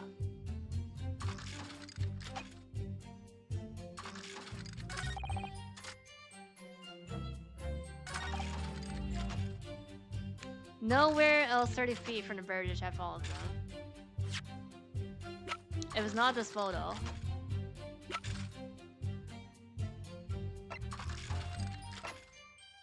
Oh, is it maybe the balloon?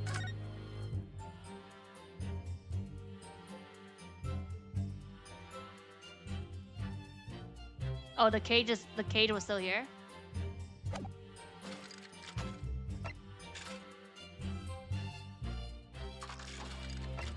I mean, it has to be this then, no?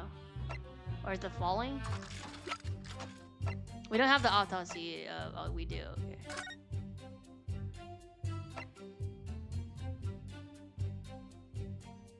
One. Considerable height. No, I think so. It's just a photo then, huh? Objection! No. Oh. It's not. Okay. That's not the line.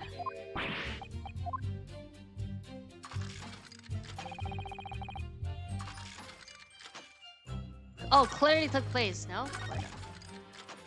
No, this clearly took place. Nowhere else would have fallen from. It has to be this line. Oh, we say this?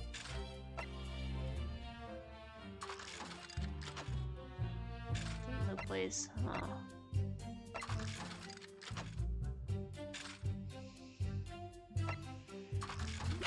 It can't be the glass, though. The glass is part of the wax. I have no idea. Is it just a birdcage again? Objection! No. We don't know. I don't know what line that is. Uh oh. Oh, so if we don't save here, like, we gotta, like, do the thing again.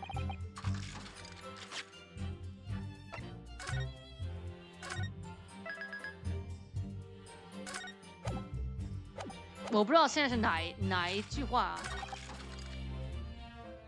Is it a double now? Is this not this line? No, we did that before.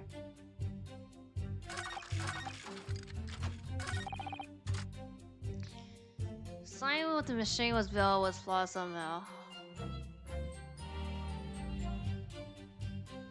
Is it just not that line? I mean, it has to be the 2 photos. I did 2 photos and cage, so...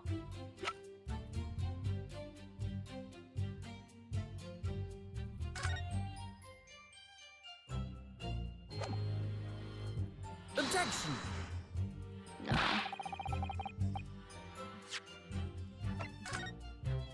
It has to be that line, but I don't know. I don't know which one it is. It has to be this line. Wait, let's see. What do you mean? The victim was alive. Oh, he wasn't alive, no. Autopsy says he already got screwed. The screwdriver was in his heart. It's the autopsy. It has to be the autopsy then.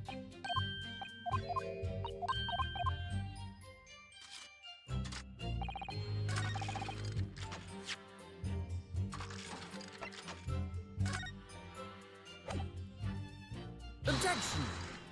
No? Would have to object that last statement, my lord. And I would have to overread your objection console.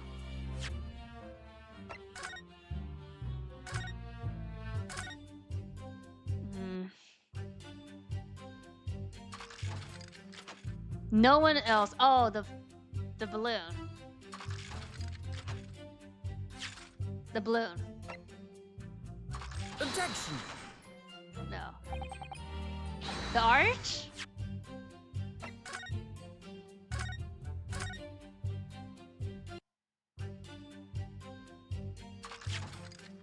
Took place. Objection! It can't be the screwdriver, no.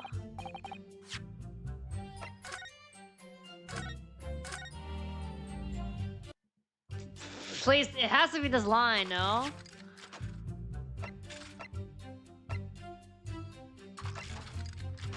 Diagram? Objection! It's a diagram? This is a diagram of the experimentation stage and its surroundings.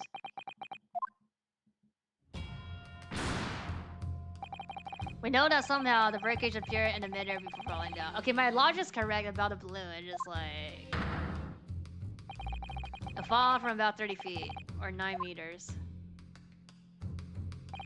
However, if you examine the diagram carefully, you'll see that there's one other possible location for the breakage could have fallen. Yeah, the balloon. The same distance of the 30 feet. No. Yeah, okay.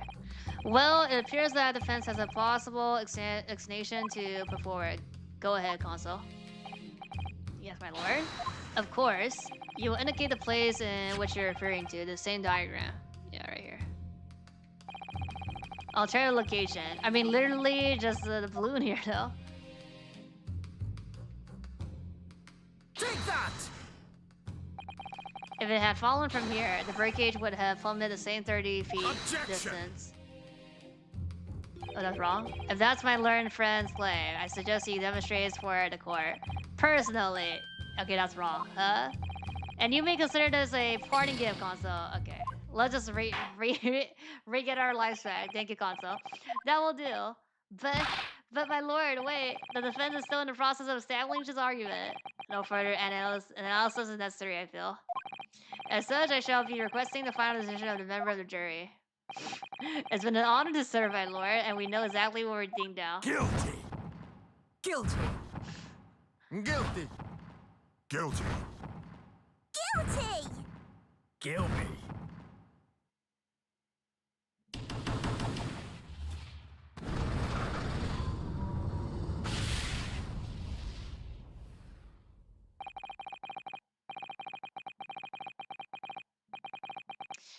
In court under finding the court, I pronounce you.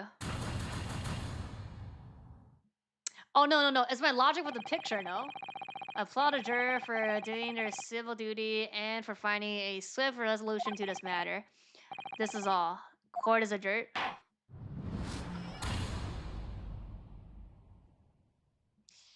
Retrieve from the scene.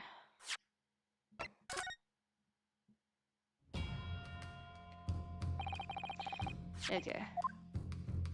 Here. No, here?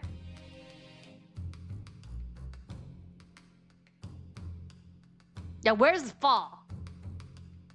Fallen. Not like where it falls, right? Could have possibly fallen. So like where it ended up, so here. Take that! it had fallen from here, breakage would have come in. Objection. Oh no, it's wrong. Okay, so the top. So like the flange stage here. Yeah. So it's not the last location, like where it fallen. Yeah, from. Okay, my logic was all correct. I showed the photo and was like, there's a fucking hole. Okay, that was like my first day. Take that. Okay, the place I'm referring to is here, but that's where the birdcage would have been to begin with. Which is exactly the point, my lord. Yes, the birdcage was in the middle, in the machine on the stage.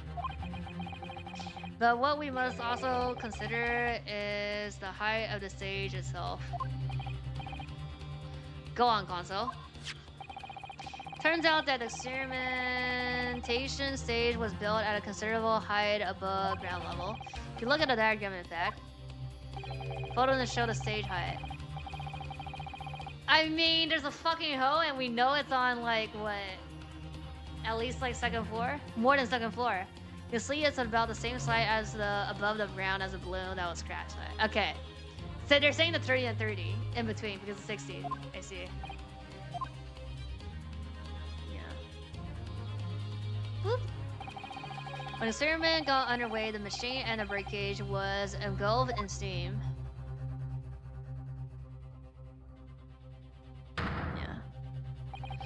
At that moment, the floor of the stage gave way, and if we assume there be a void underneath, this birdcage and the one seen by the audience would have fallen almost exactly the same distance. He's already sweating? Once again, my lord, this all points to the fact that there was not one birdcage, but two. Objection. Doesn't prove shit. My learned friend, there has no evidence that the stage has such a contrivance in his design. Well, it has to. Someone is responsible for the criminal destruction of the kinesis machine itself is true. However, the stage still stands, and take a moment to look. Look at the photo! Look! What I said! The photographic print of the scene following yesterday's explosion. Good lord, the metal grill that formed the floor of the machine is undone. Yes, most likely blown open by the force of the explosion that destroyed the rest of the machine. The defense called for the space below the stage to be investigated immediately.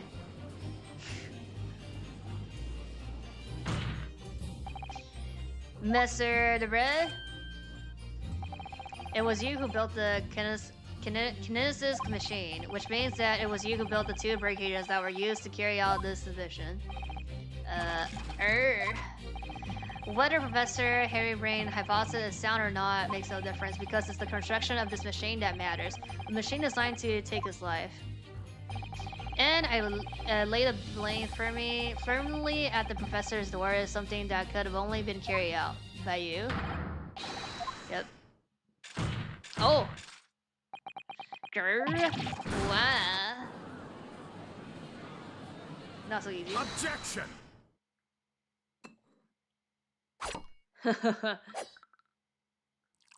Yeah, like he doing the slice is not slicing the fucking thing. Like, tit. And my learned friend has reached the end of his wild assertions. The prosecution would like to crush the defense argument slowly, but surely. There's no hole down there, is that what we're saying? What? Your argument fails to hold water on two accounts. They're gonna just keep saying about body double. Two? Firstly, before and after the experiments, witness went nowhere near the kinesis machine. Every relevant number of staff from the exhibit has attested that. And I believe members of the Scotland Yard have also been on watch duty at every public experiment. In other words, Dr. Derby had no opportunity to switch the alleged pair of bird cages. As God fucking exploded, but I already explained why he wouldn't have need to. The nonsense with the crossbow, that doesn't bluster your place at all. The man who disappeared from the stage and the man who crashed into the tower are one and the same. Nope! The forensic investigation team reports unequivocally on that point. And the second flaw in your assertion is a distinct lack of motive. Why would this man have wanted to take the victim's life? He had no reason to do so. The okays? A motive Do I have to think of everything myself? I have here, oh, a contract provided by the witness. What contract is this, Lord Van Zeeks? A contract into which he entered with the victim. It reads, receive 30% of all remunerations from government grants or other income. 30% certainly very favorable contractual conditions. But there was one very important provision bolted onto that clause. What provision? Dr. Ripley may only hold this right on condition that both contraction parties are alive. In other words, if either of us were to die, the contract will be null and void. So you see, I had nothing to gain from his death. The diametric opposite, in fact. Need I say more? The witness had neither an opportunity nor a reason to commit the alleged crime. In short, the possibility of him having done as you suggest is nil.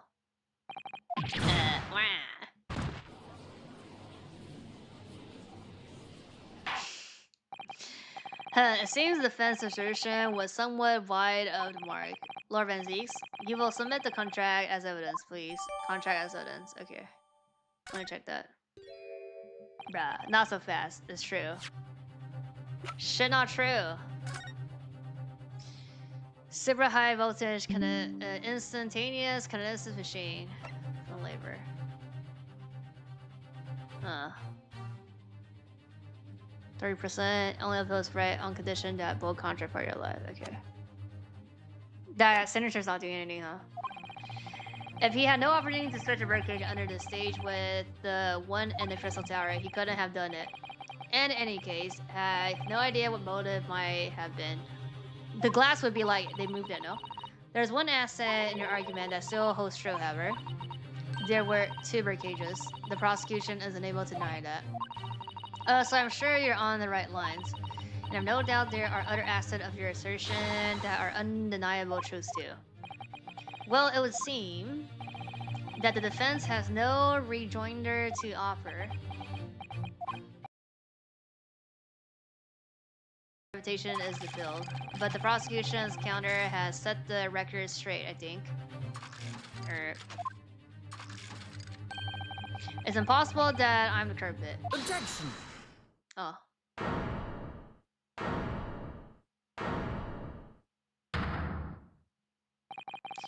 At the beginning of this trial, we believed that there was only 1 birdcage, yet now we know there must have been 2.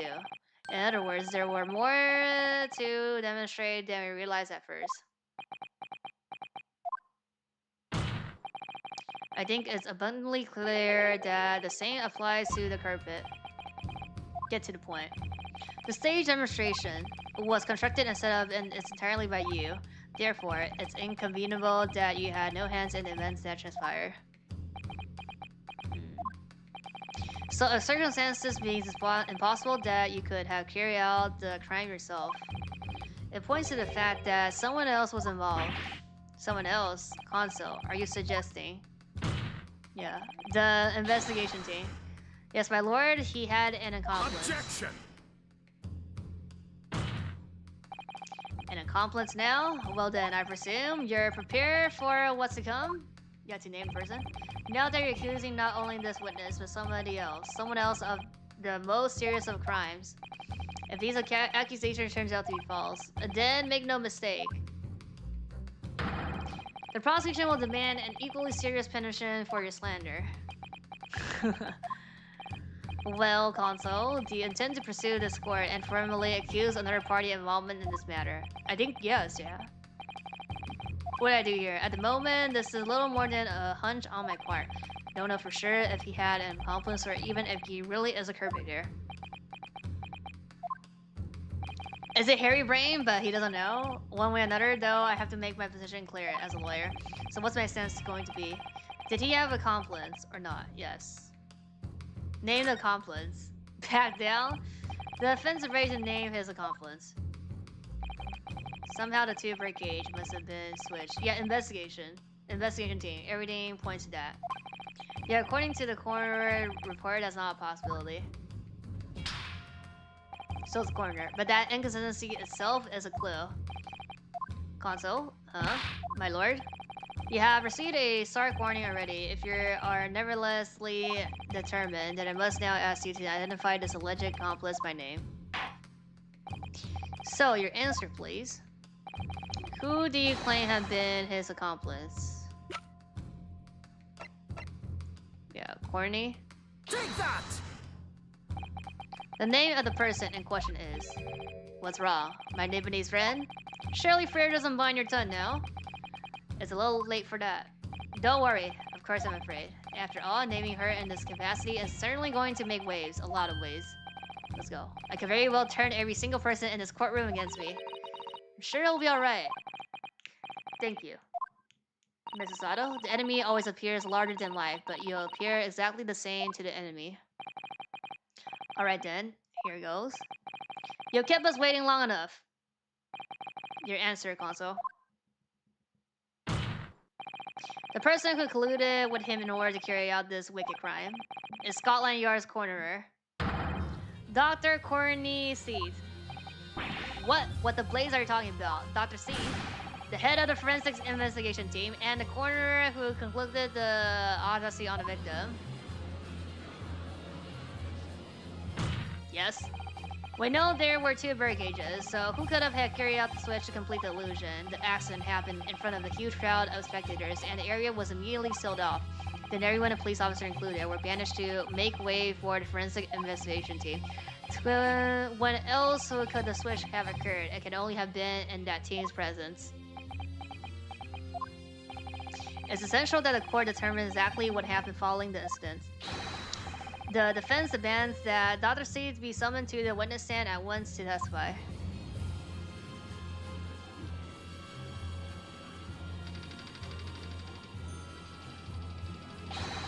You got a nerve, lad. Standing up here, dragging the yard's name through the mud.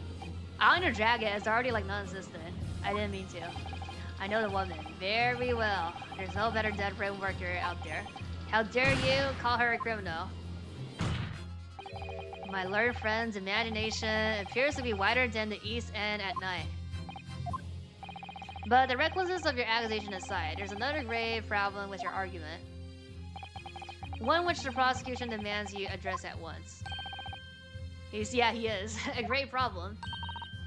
Oh my word. Who do you claim to act as the victim's duplicate? Yeah, we have the wax here. A what? Certainly. If the bird cage contains the body of the victim was exchanged for another, that cage must have also contained a body. And yet, no missing person or accidental deaths of anyone even remotely resembling the victim have been reported. Which means there was no one, dead or alive, who could have fulfilled the role of the body double for him. That's true. That's not true. If the argument is that there were 2 bird cages, then there must also be 1 person inside each. But I don't know if I got an answer to this yet, have I? Yes. What can I reveal how the body double son was achieved? Present evidence. Very well. The defense will address my learned friend's concern by presenting evidence that reveals the true nature of his body double. Good gracious, evidence. I do hope this isn't a fibblustering. Console, the court is accepting a name. If you think you have revealed evidence, relevant evidence, present it now. The body double and the bird cage were hidden inside a balloon that was floating above the stage, which means that any witnesses would only have seen them from 60 feet away. So who is that appeared out of that explosion some 18 meters above the spectator? Aha. The body double inside of the second bird cage was... Take that!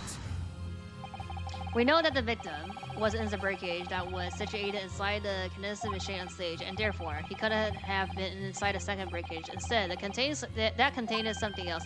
Was described as a body double, which is what fell from the sky and crashed into the crystal tower. Yes, Console. According to your somewhat elaborated version of events, and that body double inside the second bird cage was, in fact... It's alright. You're ready for this. Just still yourself and come out with it. Thank you, I needed that. As I was saying, the body double inside the second bird cage was, as unbelievable as it may seem, that thing there. Why is that thing there?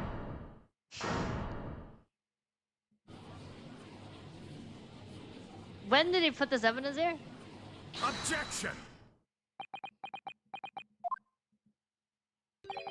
Open your eyes and look into mine, my Nibunese friend.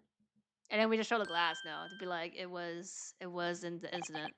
Now tell me, what are you playing at? Stand firm now, Ryusuke. This is the time to show the Japanese spirit. 当然是能听下去了，它不是有磁铁的吗？就是投掉了呀。As the court will observe, this is a waxworks model. A model and fad of an infamous London murderer from 10 years ago. Objection! 这衣服跟他在那个馆里是一样的。You started by indicating the leader of the forensic investigation team as an accomplice in this crime, and now you move on to indicting waxworks. Yes, that's about the size of it. But why? And why this waxwork? It looks nothing like the victim. In fact, it could hardly resemble him less. What possible justification can you give? If you want to know why, ask him. I mean, we have the thing from 10 years ago now. What? Just days before Professor Harry Brain performed his public demonstration, he abducted this model from Madame de Spell. Did you say abducted? So yeah, that case's already done here now. And 2 days after the incident at a great exhibition, he returned it to the museum. Then the timing. Is this true? At first, I couldn't see why he would have stolen the waxwork and then give it back again, but now the reason is clear. He took it so that he could put it inside a second birdcage, as a body double for him. Ugh. Objection! Are you hearing this? Ladies and gentlemen of the jury, are you hearing the defense's astonishing proposal? That the witness fabricated this vast machine with the intention of deceiving some red scientists. That he did so in collusion with the country's finest coroner on a public stage in front of the vast audience. That to the effect of the depiction, he used a waxwork model that in no way resembles the victim. Are we really to believe this far-fetched tale? What do you decide? Objection! We're not gonna do a summation examination, right? Wait, yes, if you put it like that, of course it sounds implausible. My lord. I need to speak, if you please. Go ahead, Mr. Foreman. Myself and my colleagues have reached an agreement, brah. Oh my god. Very good. In that case, ladies and gentlemen of the jury, you will state your learning from the court to hear now. Guilty! Guilty! Guilty! Guilty! Guilty! Kill me!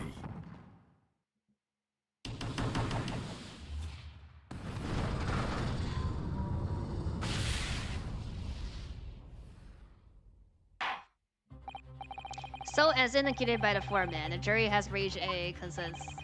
I knew that it was going to happen. That was going to happen. We shall get through this, as we always do, and uncover some truths, new truths along the side. I'm quite sure.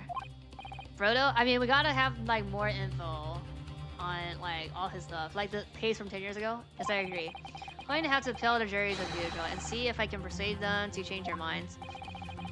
Offense will now embark on a summational examination. Like, we didn't have to say here, are you and your fellows ready to proceed? Mr. Foreman? We are, my lord.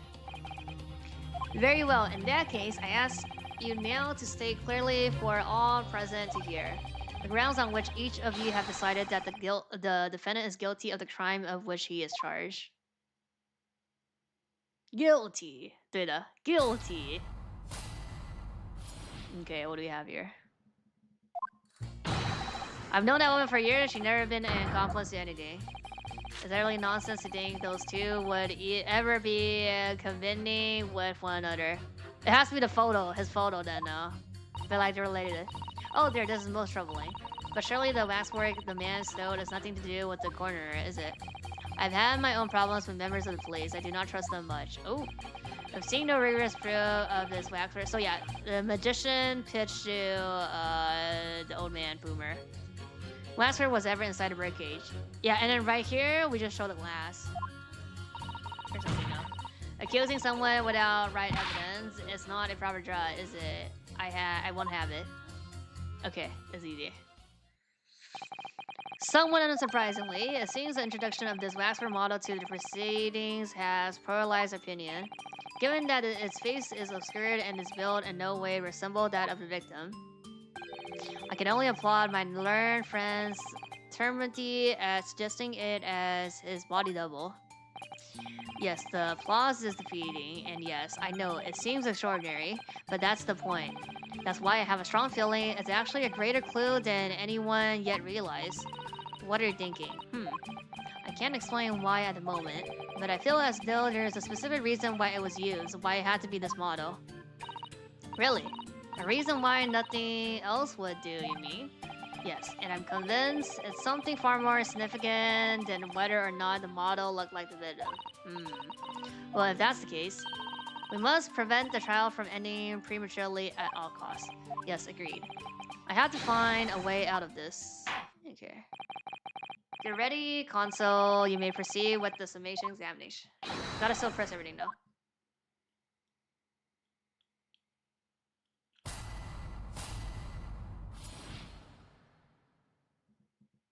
Rebuttal. We're starting from this side, Hold it! The order of things seems to have changed around here for some reason. Yeah. I'm a coffer, lad. It's a coffer discretion to bend the rules sometimes when must need. What needs must. What's wrong with that? Where do I start? I've been working at the yard for 40 old years. That's even more than I thought. I've only had a metropolitan police service in town for 70 years, you know? Of course, times have changed. The public didn't trust copers back when I started. It was rough. We had to fight crimes and we had to fight to win the public's trust as well. And when we did, forensic science was in its infancy too, even more than it is now, and she spearheaded the revolution. Dr. C, do you mean? That's right. About 10 years ago now it was, when I was still a youngish Bobby on the beat. That's when she started making a name for herself as a top-class cornerer. And now look at her, head of the forensic investigation team. And a woman, no less. Bruh. Well, you won't hear me complain. It's what we all dreamed of back then, I tell you. Could you tell me without holding your gun in the air? We were all out to uphold justice, lad. Full of vim. We were. Full of vim. That's coming across loud and clear. Oh, now we go back here. Okay, utter nonsense. Hold it! If we're only just starting to understand this case, what are you reading there, sir? The man behind those murders on Solar Pond Street was caught in 2 days flat. That's real policing for you. But that's really not relevant to this case, is it? You're wrong there. Because it was Dr. C in charge of examining the bodies. It was evidence arising from her work that led to the arrest of the sheriff responsible. So that means that she's more into it. Like she, change the autopsy. That's right. Oh, that woman is at the forefront of this country's fight against crime. The idea that she's somehow involved in this breaking business is a load of otosh. I thought it was up to me to press the jurors, not the other way around. Yes, either the magician with him or the magician with the boomer. Yeah, the waxwork. Why would you assume that? Well, quite simply because the Assembly Swingler has no relation with the woman, does he? True. As it stands, we don't know of any connection. Oh gosh, but it would be delightfully romantic if there were somehow to have a mutual interest in the waxwork. Romantic? A woman of society such as myself views everything in terms of relationship, you know? Well, you learn something new every day, even if you don't want to.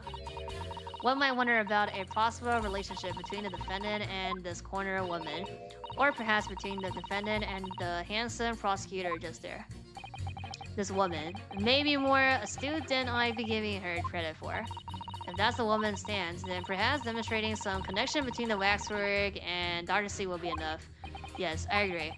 As soon as we have a whiff or of a connection, she'll be the first to know. Okay, yeah, and then we show the glass here. But we'll pit her with somebody else, basically.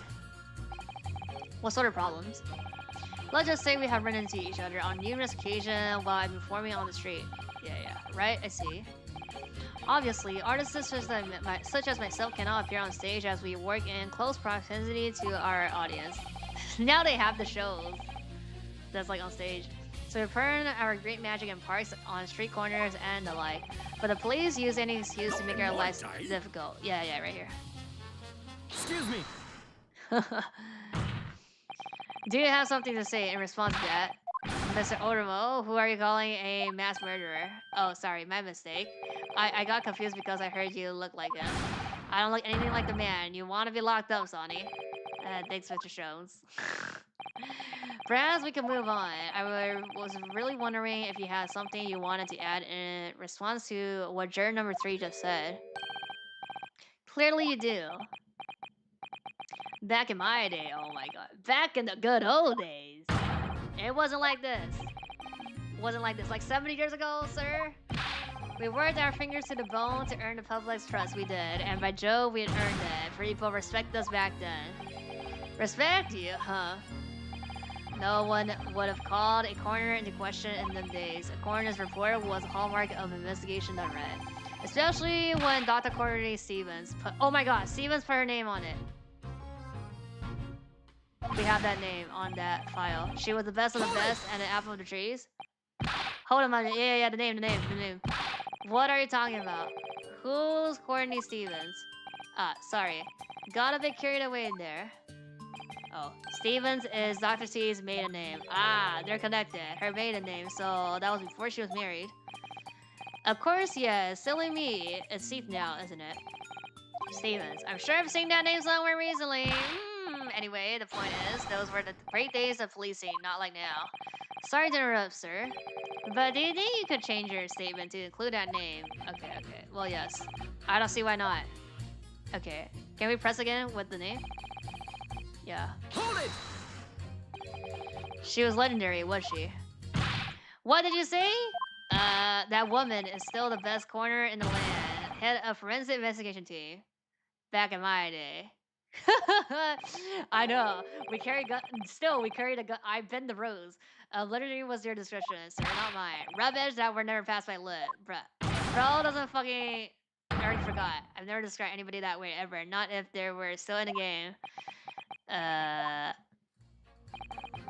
think the point you're trying to make is that she is an extremely talented coroner. Would that be fair? It would, if it weren't the fact that you're trying to drag that legendary woman, reputation through the mud. I'm going to pretend I didn't hear that. Legendary. Okay. So, going back to... No proof. Hold it! But you claim the whole instantaneous kinesis demonstration was a trick. That I did, but there's more than one way to pull a rabbit out of a hat, isn't there? Sorry? I grant you, given that this cage appeared from a mist and explosion, there would have been no need to use a real person. But if a whacker has been used, a culprit should at least have the decency to make it look like the victim. I'm not sure exactly how much criminals are governed by decency. The point is, if you're going to make a claim about that waxer being inside a birdcage, you need to give us some evidence. I do have it. Without that, it's just not science. I suppose we should accept nothing less than a logical argument from a fellow of the Royal Society, but that perhaps means his mind could be changed if we manage to present suitable evidence. Evidence that the Professor Waxworth was inside that birdcage. Huh. Can I produce that or not? Yes. It's just a glass. Ashley, I have something I'd like you to see, sir. Oh?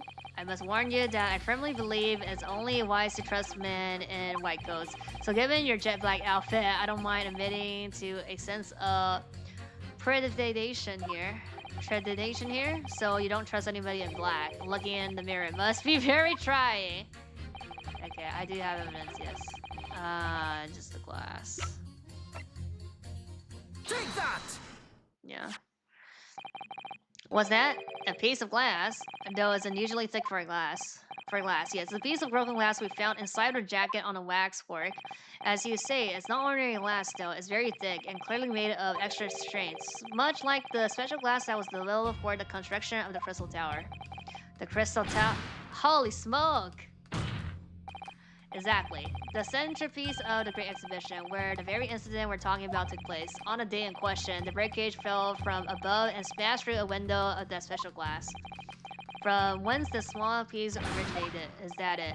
Precisely. So, what do you say? Now that clear evidence in support of the assertion has been placed before you.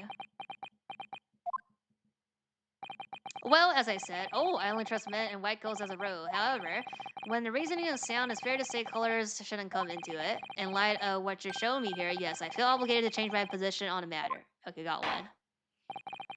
In that case, juror number 4, you will amend your statement now, please. Here's more. A little double, okay.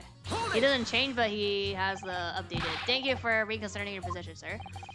Your words are misplaced, boy. My opinion is governed by logic and science, nothing else. Yes. Science is where you should direct your words of gratitude.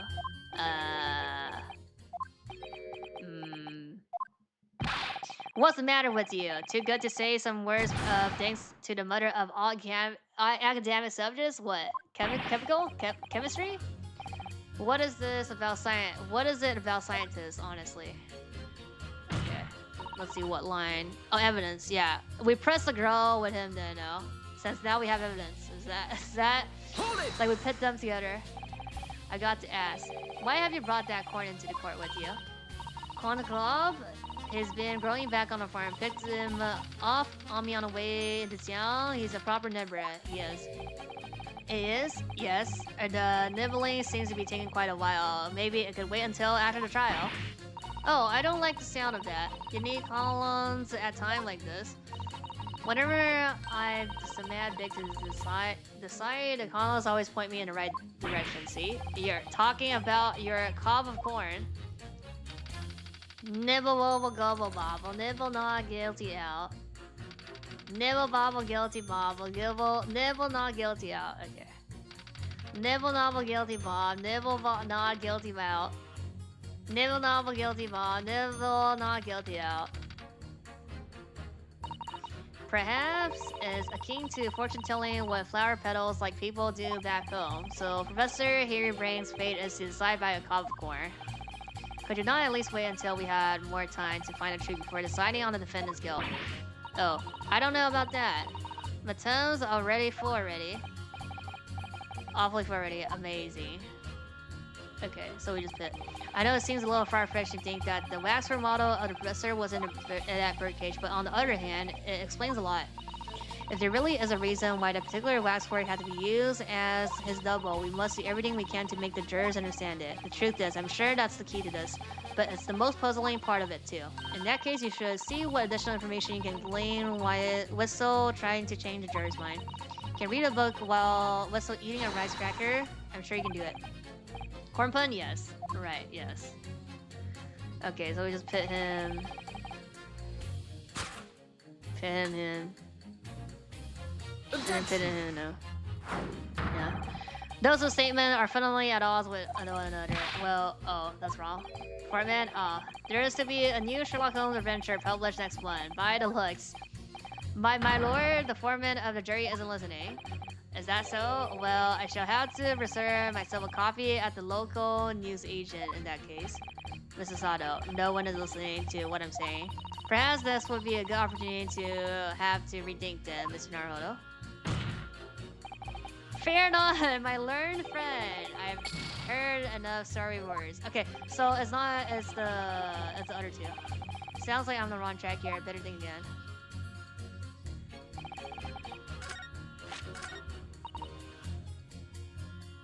Waxwork. Oh wait, she also has waxwork now. Yeah. Objection. Or is it just him and the girl? Well, that's wrong. Fuck! So it's just a girl then. And then the other two about the police, like the magician and the other one person not trusting about the police, huh?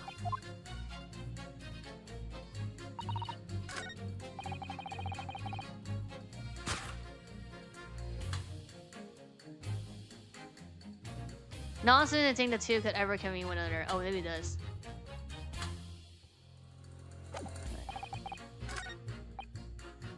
Maybe it's this. Objection. No. Okay, so it is a girl. Bruh. Oh, this is bad. I already did the thing, so I need to save here. If I don't want to go through everything else, everything again.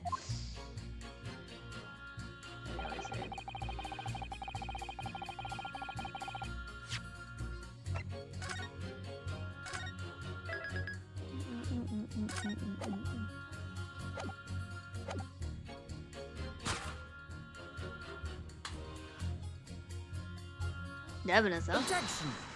Finally, yes. Okay, I was always right, bruh. But there's another one. Those two statements clearly contradict each other. Good gracious. To whose statements do you refer, console? If you could put down your corn for a moment. Journal number 5. Oh. You mean me? You pointed out that it's wrong to make an accusation without evidence, but the accusation that the waxwork model was inside a second birdcage on the day in question is not without supporting evidence, as the defense demonstrated to the jurors sitting beside you. Oh, is that right? Would it be fair to say you didn't follow the argument? I don't understand much besides call and call, to be honest. Good evening. Of course you don't. If I could interject here, please do, sir. Yeah, we haven't talked about a name yet. It has to be a name. Now that this assertion of yours about the waxer has been backed up by some solid evidence, it would be wrong of me as a man of science to not pursue the matter further. Let's go. Okay. They mentioned names, so it has to be some part of the name now. Ah, well, me too then. Or maybe it's him and the connection, and then we show the evidence of the name. If this brainy gentleman says he's right, then it must be. See, I wouldn't dream of going against Cobb or anything who's got stuffing between the ears. Okay. Let's see, 2 more. Success, if you can call it that. Okay. It has to be his name. It has to be him and him then. About like the name. Like it updated, so it has to be that. Yeah, it has to be this. Let me say first. About like the connection of like how they're even connected. So this and that. Yeah, 2 would convenient with another. Objection. No? Oh. Okay. But it has to be his line and somebody else. Oh, maybe he doesn't trust. Maybe it's him and the magician. Oh no, we did that already now.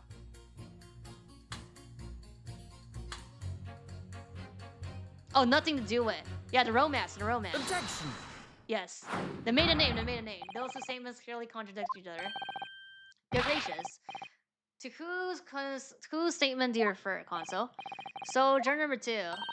Oh gosh, me? What can I do for you? I presume that you heard what journal number 6 said in his statement, as brought to light that maiden name of the coroner, Dr. Sleeve, which in turn has revealed a connection that wasn't apparent before. Well, naturally, as a woman of society, I find such connections and relationships irresistible. But oh golly, I'm afraid I fail to see what you mean. Dr. C's maiden name is Stevens, and through that name, the coroner is very definitely linked to the waxwork of the killer. Yet, the defense has evidence to prove it. Yep. My goodness, evidence, you say? How utterly unrealistic. Counsel, the court cannot overlook the last remark. I very much hope there is substance in your claim. Of course, my lord. I would ask the court to look at this. The evidence that clearly links the master known as a professor. No, not this one. The other one. This one. The report. Yeah. Take that! Stevens? I have here a surgeon autopsy report from 10 years ago. A 10-year-old autopsy report? What relevance does that have? It is, of course, from the autopsy of the person portrayed in the waxwork, the killer known as the professor.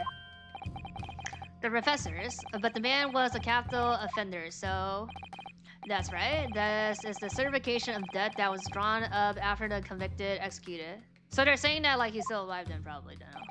The identity of the killer was never made public, so the report gives few details, but what's important is the name of the coroner who wrote it. Yeah. Courtney Stevens. Oh my, Courtney Stevens? Strike a light.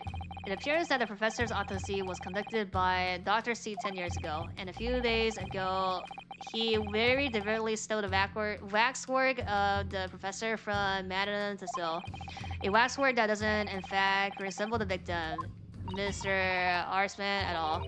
And do you suppose there's some unsavory relationship between those events? Absolutely, I'm sure of it. There's no doubt in my mind that the professor case is at the heart of a link that we have yet to uncover. Between Dr. Courtney Sid and Mr. Engineer. Hidden links, mysterious connections, secret relationships. This is all most extraordinary. Let's go. We're surely obligated now to explore this further.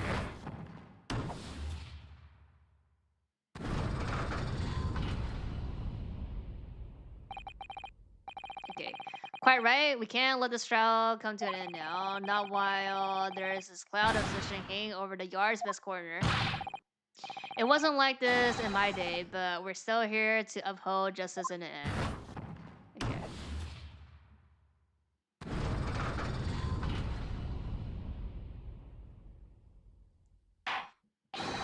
Thank you, Consul. That will do. As a result of the summation examination, the jurors' overall leaning has changed. 2 jurors now called guilty against 4 who calls not guilty. Accordingly, the court has failed to reach a consensus at this time, and the trial must continue. We did it. Oh, well done. Another wonderful victory.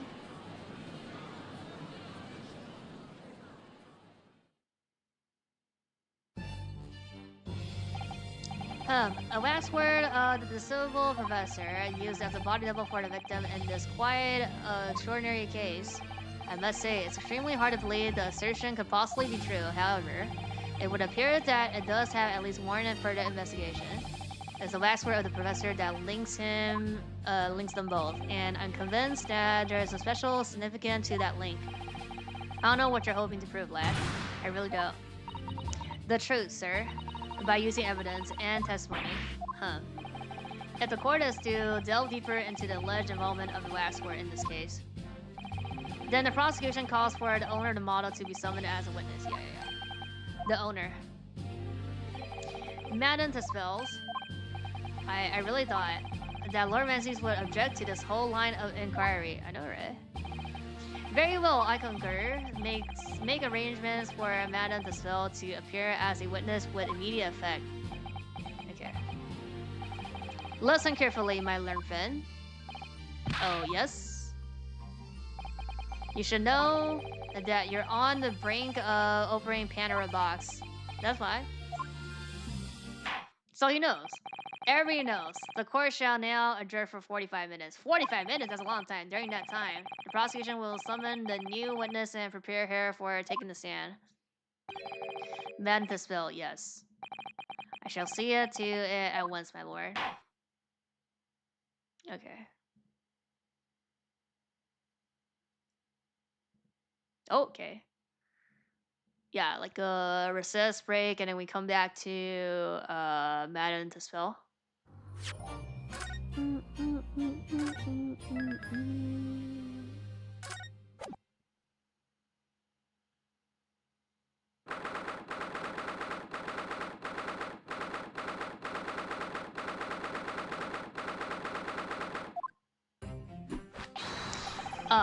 The Knight Errant himself. Oh, have you been watching from the gallery, Mr. Sholmes? I've been on the edge of my seat the entire time. Courtroom trials are fascinating affairs, as a spectator at least. I'm glad you've been enjoying yourself. Oh, I have to ask.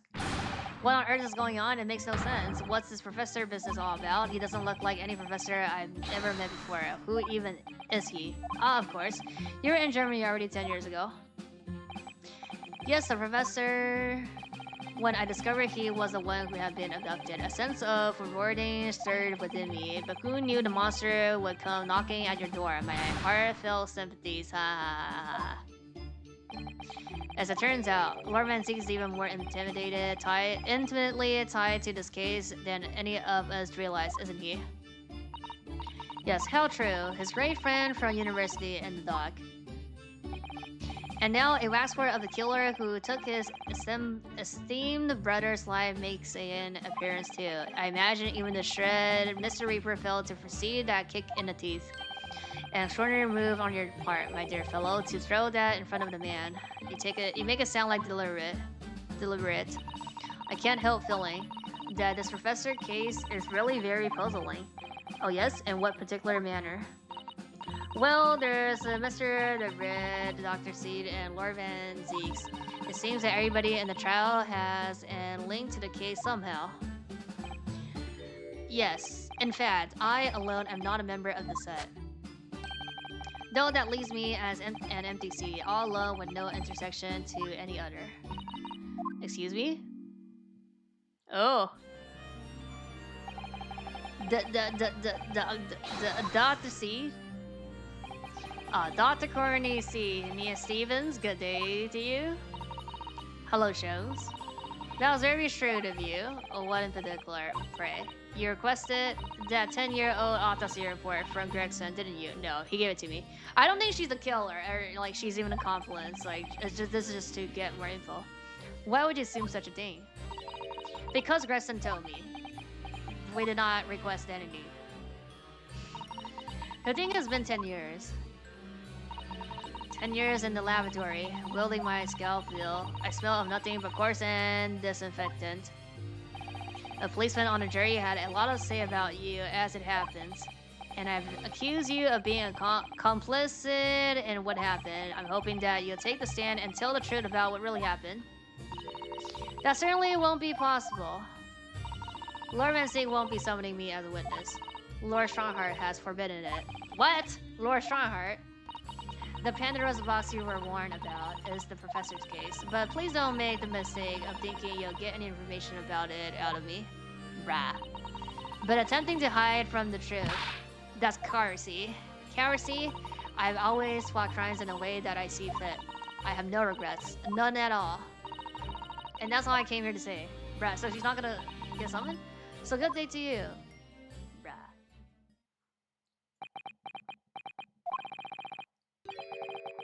She mentioned it too, this Pandora's box. Whatever does it all mean. There's really no cause for concern, I assure you, when the trial resumes. The meaning will become all too apparent, whether you like it to or not. Huh?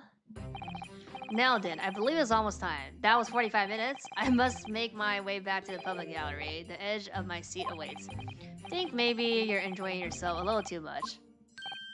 Oh yes, one word of warning before I go. If, in the course of the trial this afternoon, you perceive even a shadow of doubt about the truth, don't let it out of your sight. Pursue it like a dog with a bone. Okay. Good tips. To the better end, you understand. Do not fathom whatever may come to pass. This is a warning. Alright, I understand. Thank you.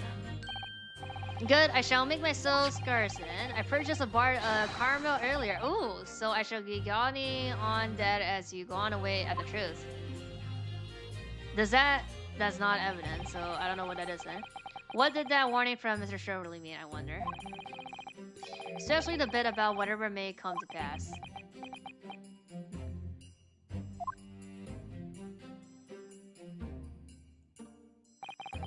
It's time for the final chapter then. I'm determined to find the truth, no matter what.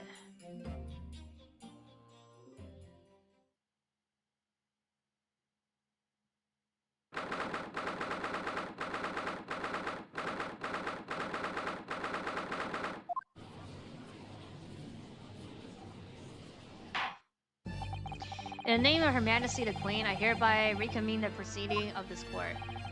Counsel for defense and prosecution, are you ready and able to continue? The prosecution is ready, my lord. Yes, my lord. The defense is also ready. As the court is aware, the case under our scrutiny began with the damaging incident at the Great Exhibition, yet now we find ourselves embroiled in the details of a committed fellow who was sent to the gallows a decade ago. This trial has certainly defied all expectations, as it seemed to be the fate of all trials in which this Nipponese is involved, my lord. So then, let us begin our exploration of the defense's assertion that the waxwork was cardinally involved in this matter. Lord Van Zeeks? My lord? Are we still awaiting the arrival of Madame Dispel? Not at all. She's in the ink chamber as we speak and ready to be summoned. Okay. Very well. Bring in the witness. At once, my lord. The lift show Madame Tassil to the sand. Things are about to become a lot more intense. If the rebel is responsible, I'm sure he is. It means he must have had an accomplice in Dr. Sleeth. And what connects the pair of them is the waxwork. Yes, the model of the professor. That's the key to the link between these otherwise unrelated individuals. It's a tenuous link admittedly, but at present is all we have to go on. Okay.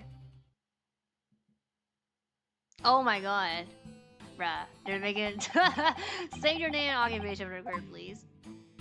Bruh. My name is Madame Esmeralda to spell. I am a waxwork artisan and proprietress of the Madame Tussauds Museum of Waxwork.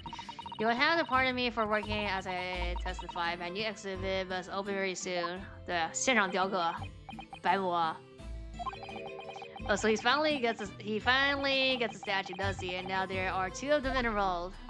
Now he doesn't get the 50 shillings though. Oh my, what expression is she carving onto that face? A number of days ago, a particular waxwork model was stolen from your museum. Can you confirm this? Oui, that is true. At first, we believed it had been kidnapped. A waxwork model. Kidnapped it. Yes, my lord. There was a demand for ransom money left behind by the Kurpik. However, according to what I've just been told outside the courtroom, that was not the true reason.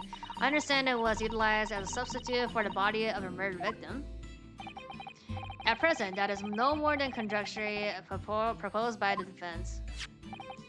This is the victim of the case in question, Mr. Odie Asman. But of course, I know him well. He is part of my odious personages exhibit. I detest to say what is evidence, but Mr. Artsman does not resemble the professor at all. Yes, but perhaps their faces are very similar. Are you suggesting that we should see now the massive visage of the professor? Oh, she has a key? I have her the key, but it's strictly forbidden to open the lock. This is absurd. What? Pardon? I don't know what face you're carved into your fancy figure beneath that mask. But clearly, it won't be that of a natural killer. Indeed, the man's identity was never made public after all. Oh yeah, huh? The trial took place in a closed court. The proceedings were strictly confidential. The condemned man was summarily executed. His identity remains a closely guarded national secret. There's no possible way that a repository of Tardry exhibits could get its hands on that information. Should be like, I have? Que dommage? It would seem you're unaware of the Tuspel's principles. What? What principles? The famous Tuspels had always prided itself on sculpting its model a la perfection. Every detail, including the visage, is fashioned with complete fidelity. It's beloved our principle. Belia? There is a well-known legend about the Tuspel's waxwork from the time of the French Revolution. A member of the Tuspel's family is said to have made a waxwork of the queen who was executed. Oui, that is true. It was a century ago now. I believe the queen's face was carved in the minutes following her death, actually at the Gluzini side. So they're saying that they did that. You're correct. The model is on display still to date in the House of Horrors. We the Tuspels will stop at nothing to obtain a faithful replica of our subjects. Dear me, a somewhat disturbing tendency of purpose. It is the only way to obtain a truly lifelike representation of the subject. Okay, but you locked it up, huh? And it has been my family secret for generations. Do you mean to say that beneath the mask... Yep. Oui, the true visage of the killer is there. This is ridiculous. It's out of question. The professor spread terror through Great Britain. So did Mary Zetzman? What Mary? As a result, the Madame Tussauds special exhibit remains extremely popular even today. The killer, emerging from his own grave, it is a sight to behold. You should come. I think, madam, it would be beneficial to hear your formal testimony on this matter. Just fucking unlock the key! You explain every detail of this macabre model and your personal involvement in its creation. With pleasure. That's the queen. Ah. That's the queen's name? The special exhibit in the House of Horrors is based on a rumor that shocked society in London. An impression the visage was taken directly from the corpse. In accordance with the spell's family principles, I enlisted the aid of the gravedigger and created a mold from the head in the cemetery just before the interment. I hid myself until he gave me a signal. I was there for a very long time that night. So he must have seen the person with the light, no? The engineer? As dawn approached, I was very worried that I could be discovered.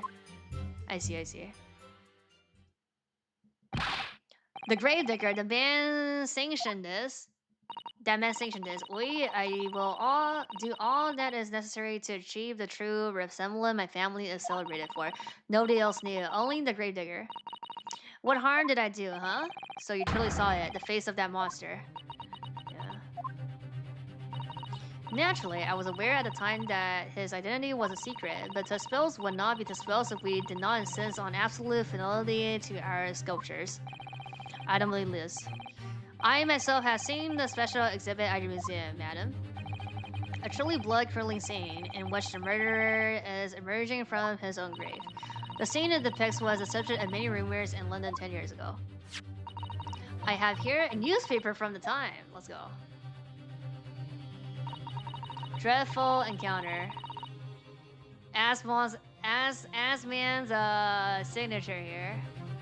The special exhibit was based upon the picture in his article. It was the most detailed account of what happened, as reported by the eyewitness who saw. Yeah, this is part of the agreement since both of them have the signature on here. Okay, easy. Man rises from the grave. Too absurd for words. Yeah, same with like name, signature on a contract here. Oh, okay, we can't click that right here. That's one. Yeah.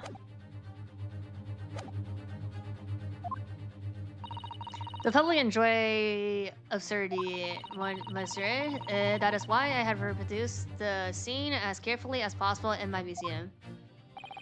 And it's a waxwork from the exhibit that was stolen from some days before the incident at the great exhibit, wasn't it? That is correct. The professor, you see before you hear. Most puzzling. Counsel for the defense proceed with the cross-examination. Okay. This waxwork links them together, and there has to be some reason for that, which hasn't yet come to light. Newspaper, but I'll find it. I'll get to the bottom of what really happened. I'll prove that they were in on this crime together. I mean, a Kerp is an engineer, basically, so... Right. Hold it! And that rumor would be... a 10-year-old tale now, but one that no Londoner would ever forget. Alright, I know just what you're talking about, I think. Of course, it couldn't be anything else. Yes, that story will never disappear. The tale of the condemned killer rising from the dead, that is the central attraction of my House of Horrors. The rumor was whispered all over the city, and it was like this. It was in a low-gay cemetery behind the prison in the dead of night after the execution of the killer. The interred professor slid back to the stone slab covering his tomb and emerged from his grave. A young man who witnessed this felt a scream welling up inside him. But an instant later, he heard an ear-splitting gunshot from over his shoulder. There's a gunshot! The bullet struck the emerging corpse, and he fell motionless once more. The scream finally found its way from the mouth of the young witness, who turned and ran for his life. Bruh. 怎么还有枪击啊? That the corpse climbed out of his own grave, and then somebody shot him. Who was it? Nobody knows, even today. But remember, it was just a rumor, perhaps nothing more than a ghost story.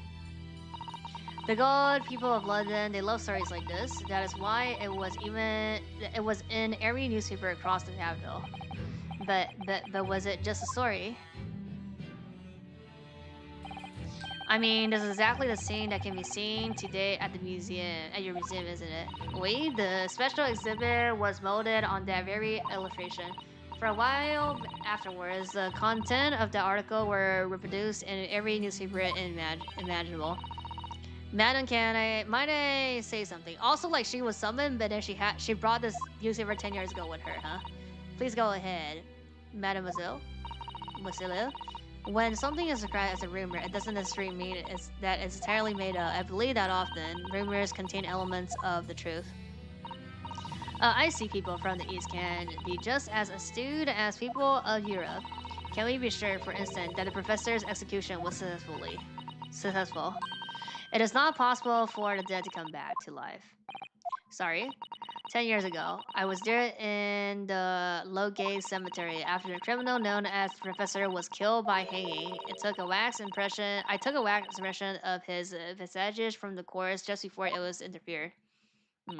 So I can assure you, the man was dead. I see. It would have certainly appeared that the condemned man suffered the intended fate. she just thought of that. Hold it! Is that true of every waxwork in your museum then?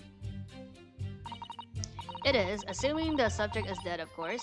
Live subjects have to cooperate in a similar way. I have letters from imprisoned criminal all the time, you know? What sort of letters? When my time comes, please make a waxwork of me. Komska? No? My museum is famous in Monasu, and to be made into a waxwork is an honor, and for some criminals, a symbol of status even. Because nothing says hardened criminal better than wax. And it's thanks to one killer in particular that my museum has gained such popularity in London. Yeah. Refer to the star of the special exhibit, of course, the professor, whose form you claim to have captured by taking an impression from the actual corpse.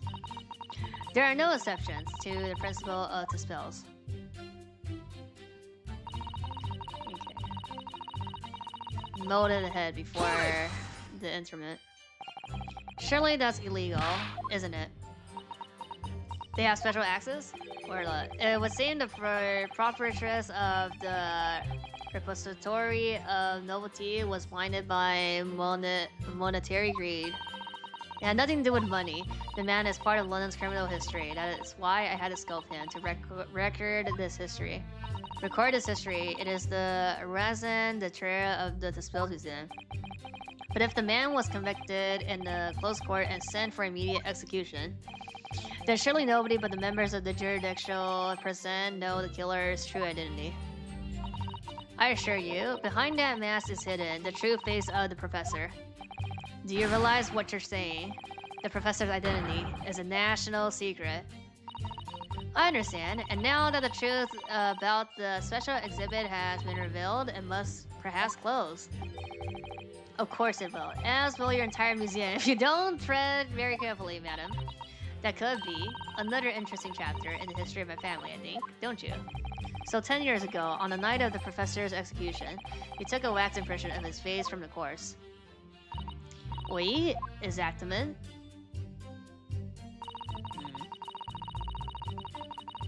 Hold it! You were there longer than you expected to be. I had some difficulties in capturing the subject's form correctly. As I removed the mask, the mouth of the cadaver fell open and it had some problem with the chin.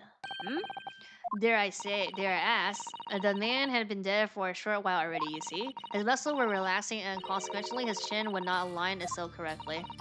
Oh dear, what a horrible thought.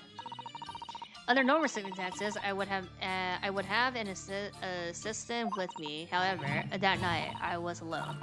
And as a consequence, I missed my perfect window of time. What do you mean? When I take the impression of the visage of a cadaver, I always wait until 3 hours after death. Oh, this is some time, huh? Why 3 hours? Is that amount of time significant? It is because the rigor mortis, a rigor mortis, it's a name given to a phenomenon that occurs in recently deceased bodies. As a rule, 3 hours post-death, the muscle in the body begins to stiffen. So yeah, it was, he just like, it was like automatically moved up, but he was already dead.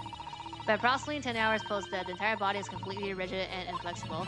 And then from on that point, the muscle slowly starts to revert to their relaxed state. The effect is often used to estimate the time of death when the body is discovered. Yep. Oh, the 3 hours, no?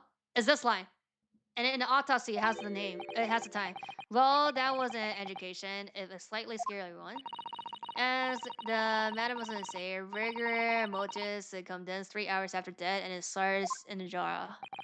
I see. So that's why you wait. Before that time, the mouth falls open and it is very difficult to do my work. It's getting hard for me to do my work with all this talk of corpses. I wonder about that information the court just heard. Important. Significant. Information about the rigor mortis that you just shared with us. Would you mind including it in your formal testimony? I believe it could be significant, you see? Of course. I don't mind at all. I do not mind at all. I can't help feeling that after this latest topic, the atmosphere in the courtroom has become extremely grave. This is no time for jokes, Mrs. Otto. It's just that line. Kindly amend your testimony as discussed. Measure? Yeah, that's this line. Hold it! Before the onset is this line, yeah. Rigor mortis being the phenomenon you described, whereby the corpse becomes stiff after death. I think you said it starts at the jaw, about 3 hours post-death, is that right? Oui? Sigisa, of course, the exact duration depends a little on the season. Didn't realize a waxwork artisan would be so well versed in the subject. No, that is only elementary knowledge in the field of legal medicine. Well, I had no idea about it, but maybe I won't admit to my ignorance about forensic science. I could ask my father to give you a very simple primer if you like. I think corpses should be your domain. I'm not good with them. Oh dear. I'll do my very best. Yeah, just that line with the time of death on the autopsy. Hold it! You say that dawn was approaching. What was the time of the day then? Approximately. Well, I could not say, but when I left the cemetery with my utensils and wax, the morning light was becoming visible. Execution took place on, 17 June, which had the earliest sunrise of that year. Indeed it did. First light would have been around 4:40 in the morning. That really is early. The fact is, I had very little time, so I finished my work in half an hour. It was a necessity to complete the impression and bury the body before daybreak. Of course, if somebody had discovered me there, it would have been a catastrophe, so I had to hurry. Is it me, or the Mr. Stone seems to be taking shape more quickly now, too? You certainly appear to go to extraordinary lengths for your work, madam. Wonder is that she said particularly said that. Oh, we could also add this, huh? Madam, those details about how long it took you to complete the sculpture and the earlier sunrise, could you include them in your testimony? I believe they may be insignificant. It's a different line, so do I get both? Of course, if you'll like me to. You're quite right, Naruhodo. It is intriguing. A sunrise at 4 in the morning would be absolutely unimaginable at home, wouldn't it? That's not quite what I meant by significant. Okay, kindly amend your formal testimony then, madam. With pleasure, my lord. Raison d'être is a French for reason for being, or life's purpose would be a better translation. I see. Let me see. Do I have? Oh fuck. Do I still have the line? So that's all I have to go on. What's your feeling, Naruhodo? For some reason, he went along with the plan. So if that's really true, then the professor is the only other thing we know of that links to the pair of them. So I feel sure that waxwork must be a clue to this mystery somehow. In that case, we must use this cross-examination to uncover exactly what it means. Otherwise, the jurors are sure to revert their learning and the trial will be over. I agree. But interestingly, uncovering what the professor has to do with all this means more Lord Van Zieks than anyone. That's the impression I'm getting anyway. Yes, as I do. After all, he has a profound connection to the professor as well. Okay. Do I still have that line?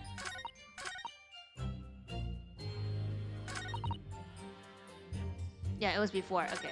There's this and then that. Hold it! Left my worker. Did you have reason to believe you might be discovered once the sun came up or something?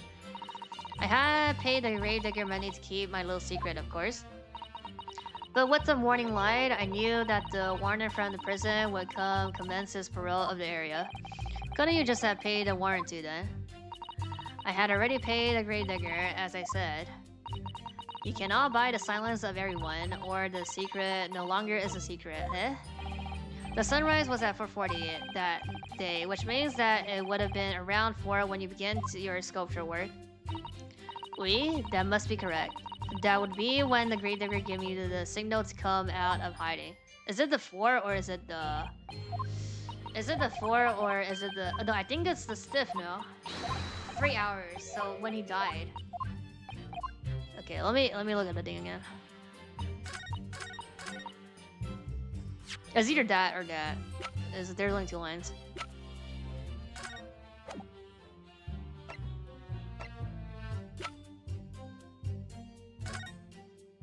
Death by hanging confirmed at midnight.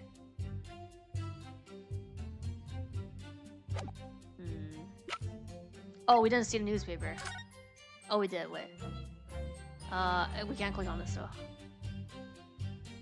Dreadful encounter. Doesn't say anything. Monday.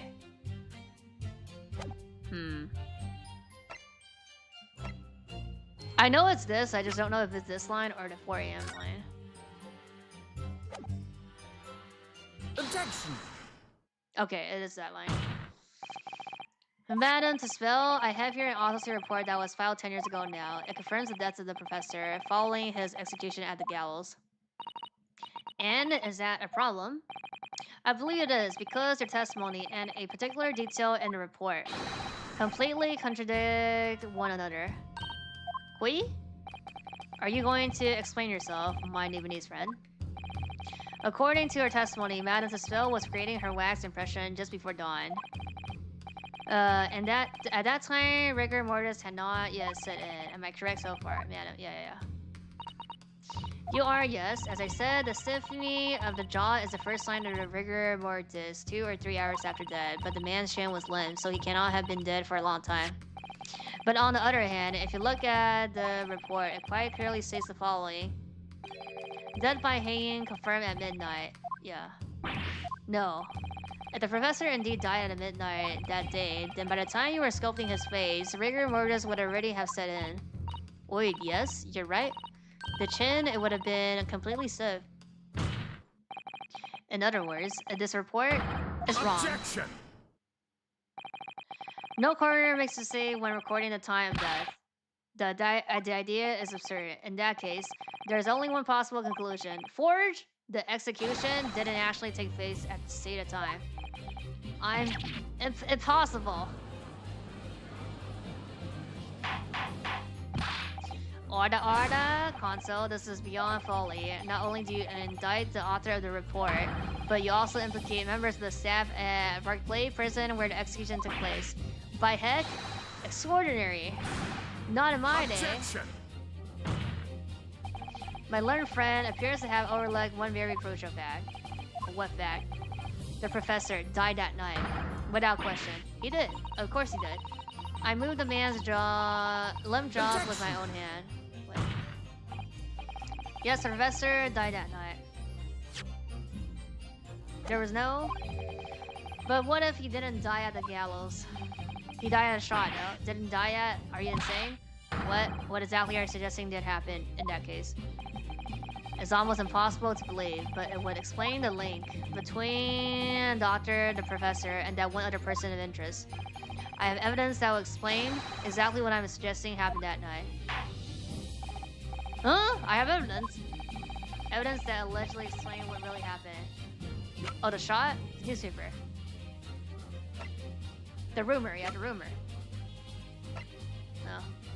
Yeah, re-recursion. Take that! Okay.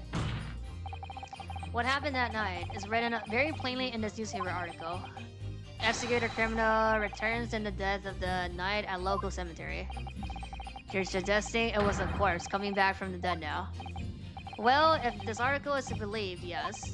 The professor, assumed dead following his execution, emerged from his grave and was killed again. Objection! Don't be a fool, that's simply a rumor. Published by the Gutter Press. This is getting good, yeah. Can we be certain of that? Are you serious? The point is, as the article says, there was a witness to what happened. I mean, he's here. My words, yes indeed. The Master Oi, the young man who stole into the cemetery by chance at night. Objection! Yeah. Of course there was a witness. The story didn't write itself, but obviously the man made it all up. Any case, it was 10 years ago now. There would surely be no hope of finding him. He's literally here. On the contrary, my lord, we all know this witness though. What? Are you suggesting, Consul, that you've identified the person in question? That you know who claims to have been seeing these utterly incredible events take place? Yes, my lord. In fact, you could say that he's right here, before my very eyes. You will substantiate your latest claim now, then, Consul. Who was the alleged witness of the staggering scene from the cemetery 10 years ago? Take that! The man in question is the previous witness, the special exhibit in the House of Horror at the Madame Tussauds Museum in Waxwork recreates that decade-old scene in great detail. The condemned criminal emerging from the grave, and besides the tomb, a young man with a lantern stumbling upon the terrifying sight. And that young man is a 10-year younger Mr. Inojiber.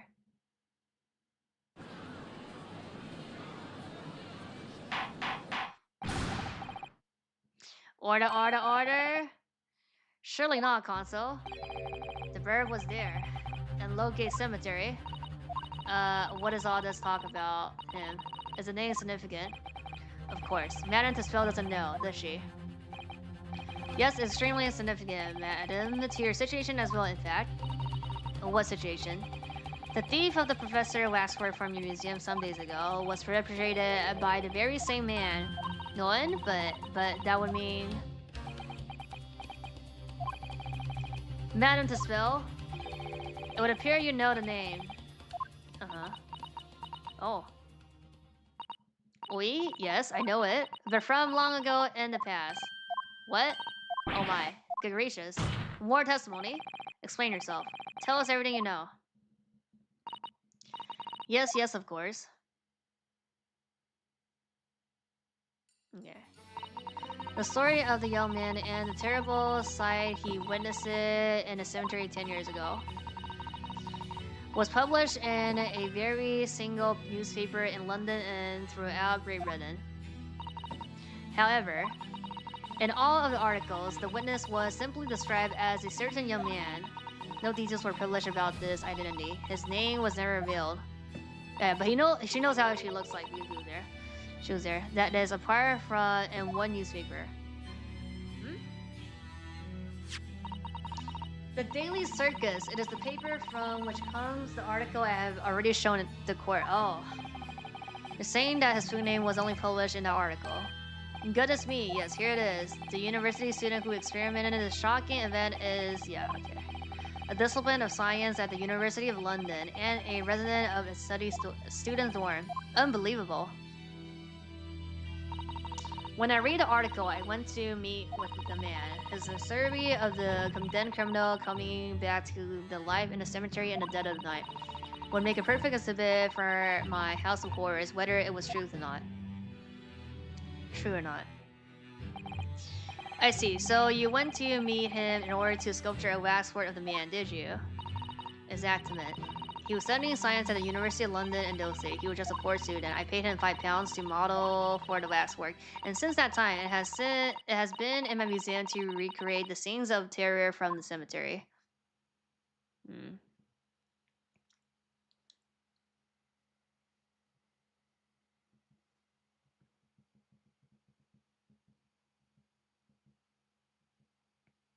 Now what?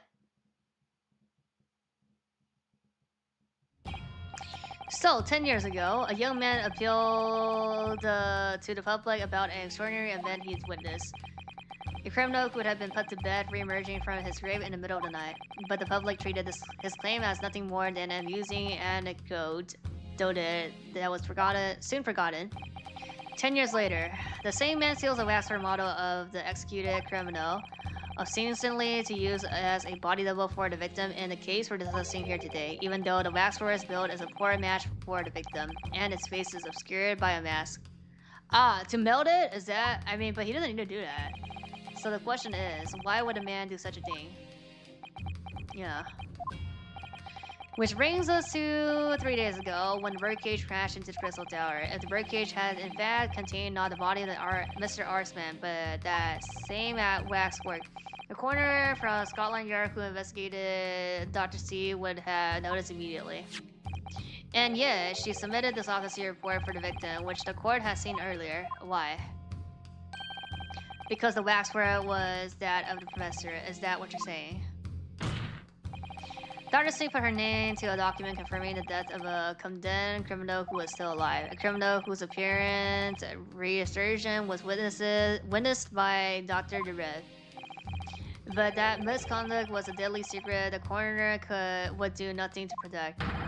Which is precisely why he used that particular waxwork as a body double. This is like so overfetched though. Like, oh, our like dirty mistake can't be like, it's not that serious. So like we gotta like be like, oh, pretend that is not like whatever. My lord, this court must summon Dr. C to the stand. The defense is determined to find out exactly how the coroner and Mr. DeRive are connected. But according to the missive I received this morning through the prosecution's office, Dr. C is unable to participate in these proceedings. Is that not the case? Yeah. She told us so herself, didn't she? Lord Van Zeeks won't be summoning me as a witness. Lord Strongheart has written it. Lord Strongheart. The Pandora's box you were warned about is the professor's case, but please don't make the mistake of thinking you'll get any information about it out of me. Something happened on the night of that killer's execution 10 years ago, and surely nobody would want to get the bottom of that more than Lord Van Zeeks.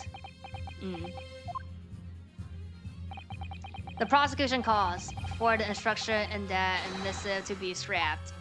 He doesn't have the authority. But Lord Van Zeeks, the missive was issued from the Lord Chief Justice's office. The assigned prosecutor has the final say on policy in any particular trial. In other words, me. Yes. Let her and him both take the stand together. Ooh. Oh my god, we're doing it? Order, order, order. Very well, I will uphold your request.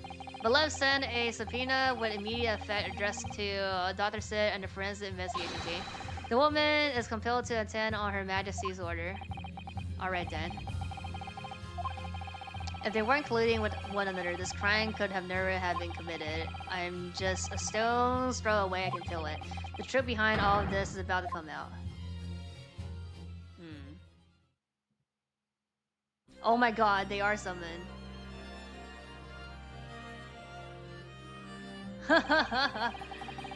Okay. Thank you for your attendance at such a short notice. I'm disappointed in you, Lord Van Zeeks. You have completely betrayed the agreed policy of both Scotland Yard and the prosecution's office. Yeah, everybody's here. Betrayal is not in my nature as long as the truth isn't compromised.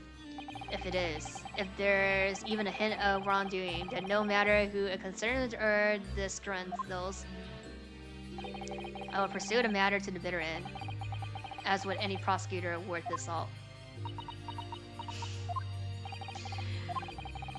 Mr. DeVerve, you took the victim's life by means of a medicine that you constructed in your workshop. And Dr. Seed, as the investigating coroner, you were the first on the screen to examine the victim's body. It is the belief of the defense that you collaborated with each other and were both implicit in this crime. And where's your evidence? At present, we have no definitive evidence, but we do have a very significant clue. What are you talking about? The waxworks? I'm talking about, of course, about the waxwork. Yeah. Okay. This model of a killer known as the Professor, who was sentenced to death 10 years ago. You don't need to tell me. I witnessed the man's execution with my own eyes, and officially pronounced him dead. That remains to be seen. Is that so? According to a newspaper report from the time, on the night following his execution, the killer came back to life. Don't waste my time. And the sole witness to that mysterious event was you. I mean, wasn't it? I mean, it was him and also her, no? Or was she already gone? If what you saw in the graveyard that night 10 years ago wasn't some chilling fiction, but reality, it would make you privy to a very great secret of Dr. Seed. A secret so profound it could compel the coroner to agree to collaborate in your evil scheme, in fact. Dr. River, tell the court, tell everyone the truth of what you saw that night in Lowgate Cemetery. Oh. So he was the student who saw it. You can see the resemblance actually, can't you? With the man in the man in the cell, see? Surely he's not going to claim that that's what he really saw, especially not after all these years. He was a research student at the Lunar University, wasn't he? And a bit too clever for his own, if you ask. Oh good, cuckoo.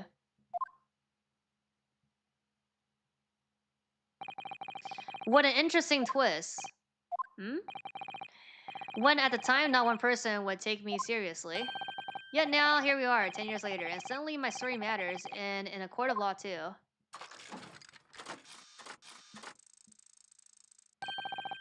Very well then, if everyone so wish.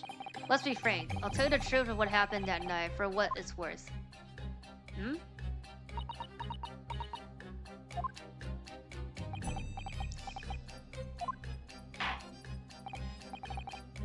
So, Mr. DeVerve, your testimony, please. About the events of that night 10 years ago. You'll tell the court exactly what you stumbled across in Lowgate Cemetery. Okay. Yes, of course, as you wish.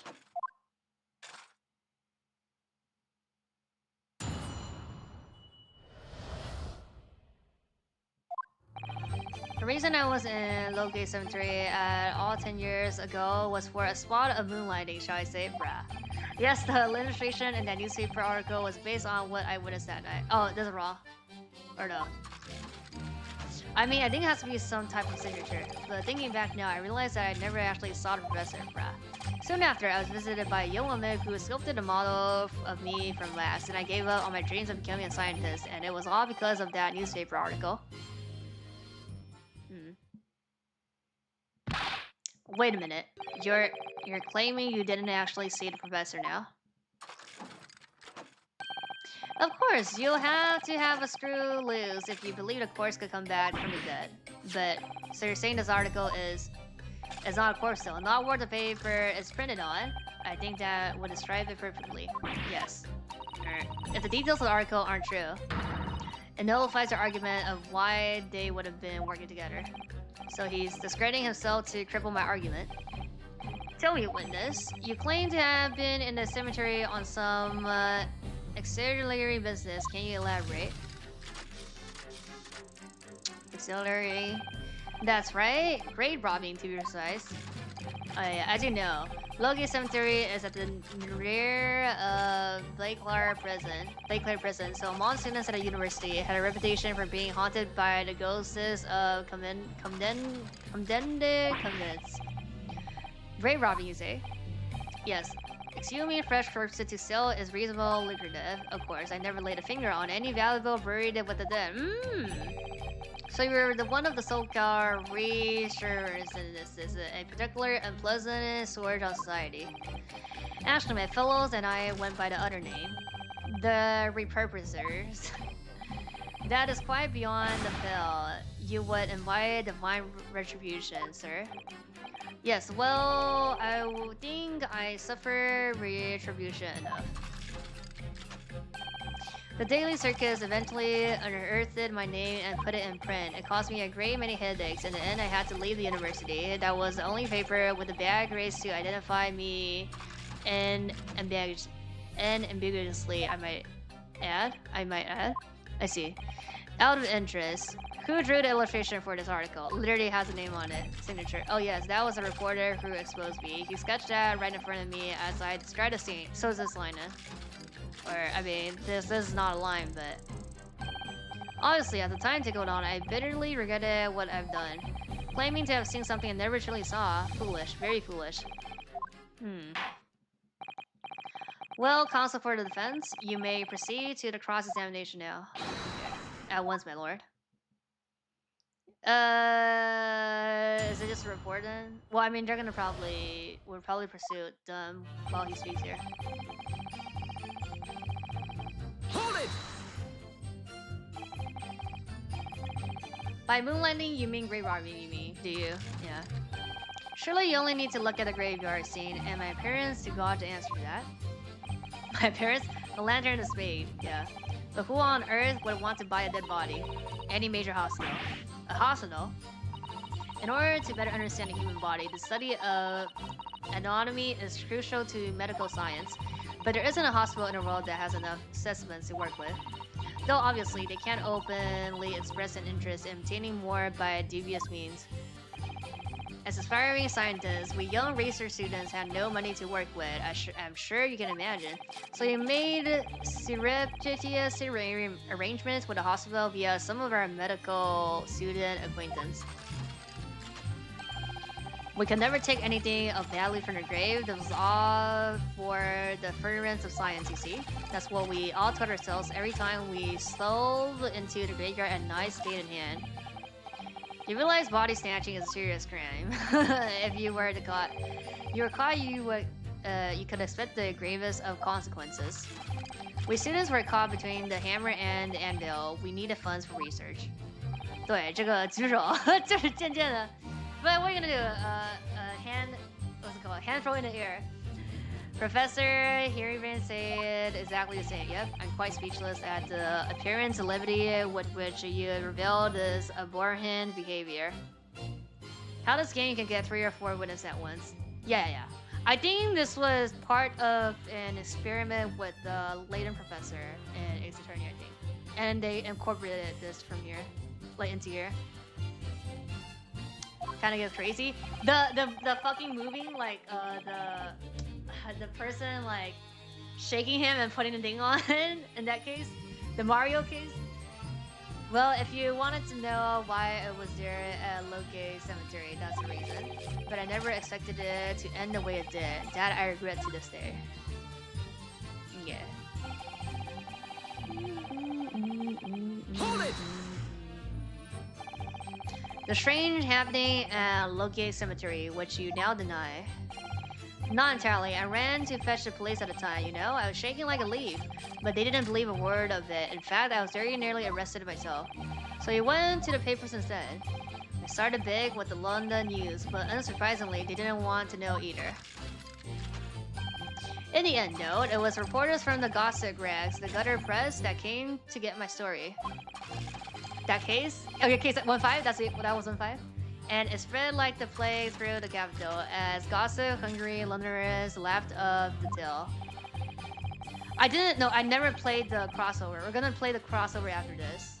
I also don't know the cases on that. That's like the only thing I don't know. Because, I mean, it was a crossover and I didn't saw other people, like, played it. Like, I didn't watch a playthrough, so I'm, like, blind to that. Story wasn't in every single paper at the time, with the exception of some broadsheets. Like, after this GAA, that's the only thing left that we have not played. So that's gonna be like the finish. Even though the Layton Professor, timeline-wise, came out before GAA, but it's fine. We'll just play the spin-off at the end. And yet only 2 or 3 of them actually interviewed me personally. Most of the account turned out to be very interpretive ghost stories. What about the article in the Daily Circus? That particular journalist found me at my dormitory. I don't know how, but he discovered my name. So I recounted to him exactly what happened that night. And from your description, he drew this illustration. Oh, we know who this is, bruh. So is this line. Precisely, that's how I learned that the condemned man was the infamous professor. Because the reporter told me so, I had no idea myself, you see. Newspaper reporters are wont to snoop around in matters that don't concern them. So the scene portrayed in this illustration is accurate then? Well... So is it that? I think it's that line then, no? Thinking that now. Never actually saw it. Is it this line? Based on what I witnessed that night. Hold it! What are you talking about? I think I explained already, didn't I? Logate Cemetery is at the rear of the Barclay prison, so it was removed among a student at the university for being haunted by the ghosts of the condemned convicts. For some absurd reason, I was scared of the graveyard at night. And as a result, only too willing to believe that nonsense about the dead coming back to life. This is BS, but you said you actually saw it. I said what I've seen in my mind's eye. After all, recorrection is impossible, isn't it? You have to be unhinged to think otherwise. Unless, of course, you have some evidence that proves that I encountered the professor that night. We don't have that, no. I don't know. Is there any material evidence that show he really did see the professor? I mean, if we have any at all, I don't think so. I know I need to present it against the irritating backtracking statement of his. We do? The point is, that night was a pivotal moment in my life. I don't think we can prove that he actually saw it now. Hold it! That young woman being in Maddenville, of course. Precisely, I must say, I didn't expect to run into her against this like 10 years later. As I've explained, I went by the name published in the article, and Komeka, I found a man. Yes, the article in the Daily Circus, I think you said. I was a poor student with barely a penny to my name at the time. And a young lady put 5 pounds in front of me. So you really consented to having a waxwork for yourself made and gave permission for it to put on display. To be put on display. I did. I should sell what little I had to sell, I concluded. Oui? I remember now. I purchased something else from you that day. Oh fuck. Nisi Pass? What? Did you purchase? Did you? I can't say I remember. What was it, madam? His camera. Oh my god, the fucking blood. Oh, we prove it with the blood. Oh yes, I made a point of taking it with me whenever I made an excursion into any cemetery. I mean, he's saying that he didn't saw it. Oh, we were trying to find a photo, right? You took a camera with you, sir. To what end? That only proves that he was there, but doesn't prove that he saw anything. To record the details of the body that I just integrated. But I had no intention of ever visiting a graveyard again after that night, so I sold it. I see. But I still have it, Monisu. It's part of the special exhibit in my House of Horrors. I'm very meticulous about such details. It is the dispel though. Wait, yeah. It would seem then that this is the very camera he took with him to the cemetery on the night in question. Yes, interesting. Details. Okay. Is it just this in? It can't be that, no? I think it's that then, no? We're saying that he took a photo. This article, you mean? Published in the Daily Circus.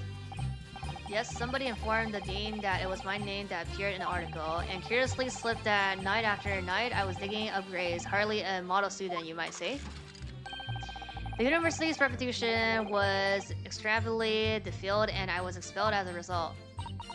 Mon Dieu, I had no idea. And having been run out of university, you found employment in somewhat specialistic trade. Yeah, specialistic trade.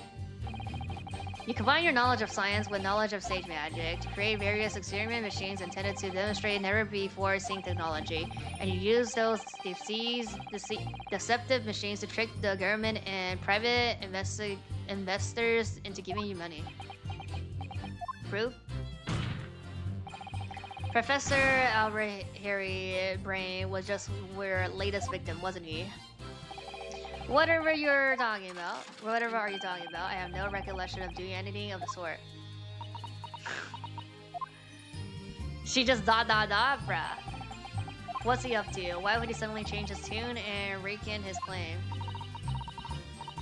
Wonder if perhaps it's because the circumstances have changed now. What circumstances?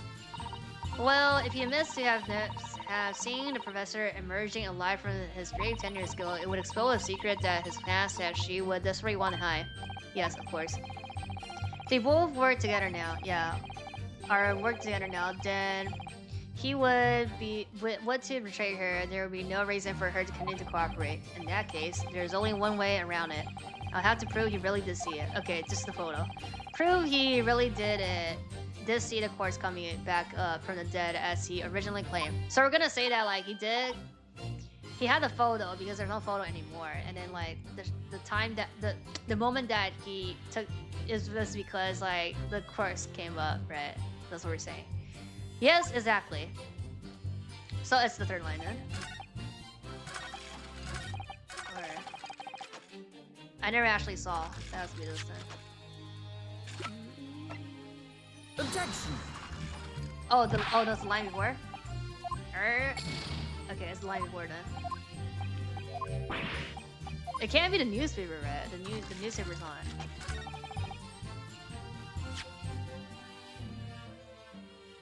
Wait. Newspaper based on what I witnessed that night.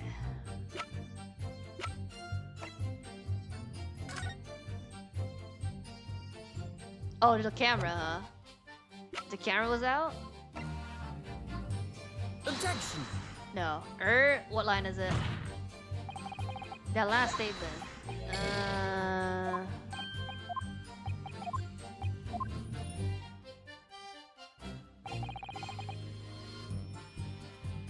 Is it or was it cool? Realize I never actually saw a professor. Was it a young man? What's the first line? Spot of moonlight.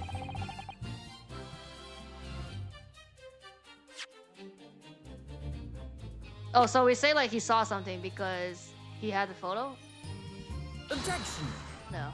Okay, it has to be line 2 or 3, basically. That's the only two.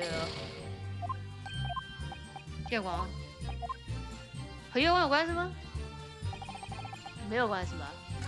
他说月光是他在盗墓。相片，我就在想相片嘛，但是我不知道是哪一个。没有相片，他相机里是相片拿出来了，因为。Objection. Okay, it's just this. Okay, newspaper. Sorry, but I don't believe that. I don't believe what? Your latest claim. You did see the professor on that night 10 years ago.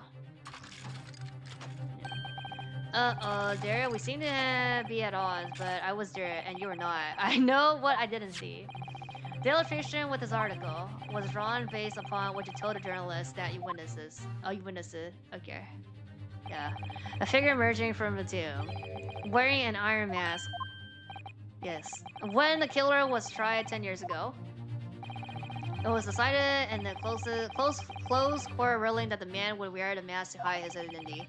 It wasn't to be removed even during his execution and subsequential burial. Not even the prison warners were to see the man's face, but obviously the provision of this mask was not public knowledge. Ah. So, as you've just heard, a lowly student of University of London certainly wouldn't have known about the condemned man's mask. So unless you actually seen the professor that night, it's inconceivable that the artist would have included the mask in that illustration. 就说他不可能知道他戴着面具。Order, well, Mr. Reverb.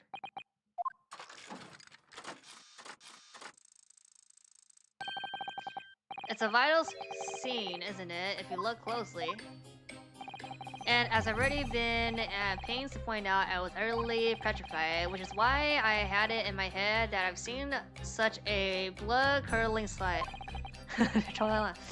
But afterwards, I came to my sense and realized that I've been mistaken. You're still saying you didn't see it? Yeah, 嘴硬.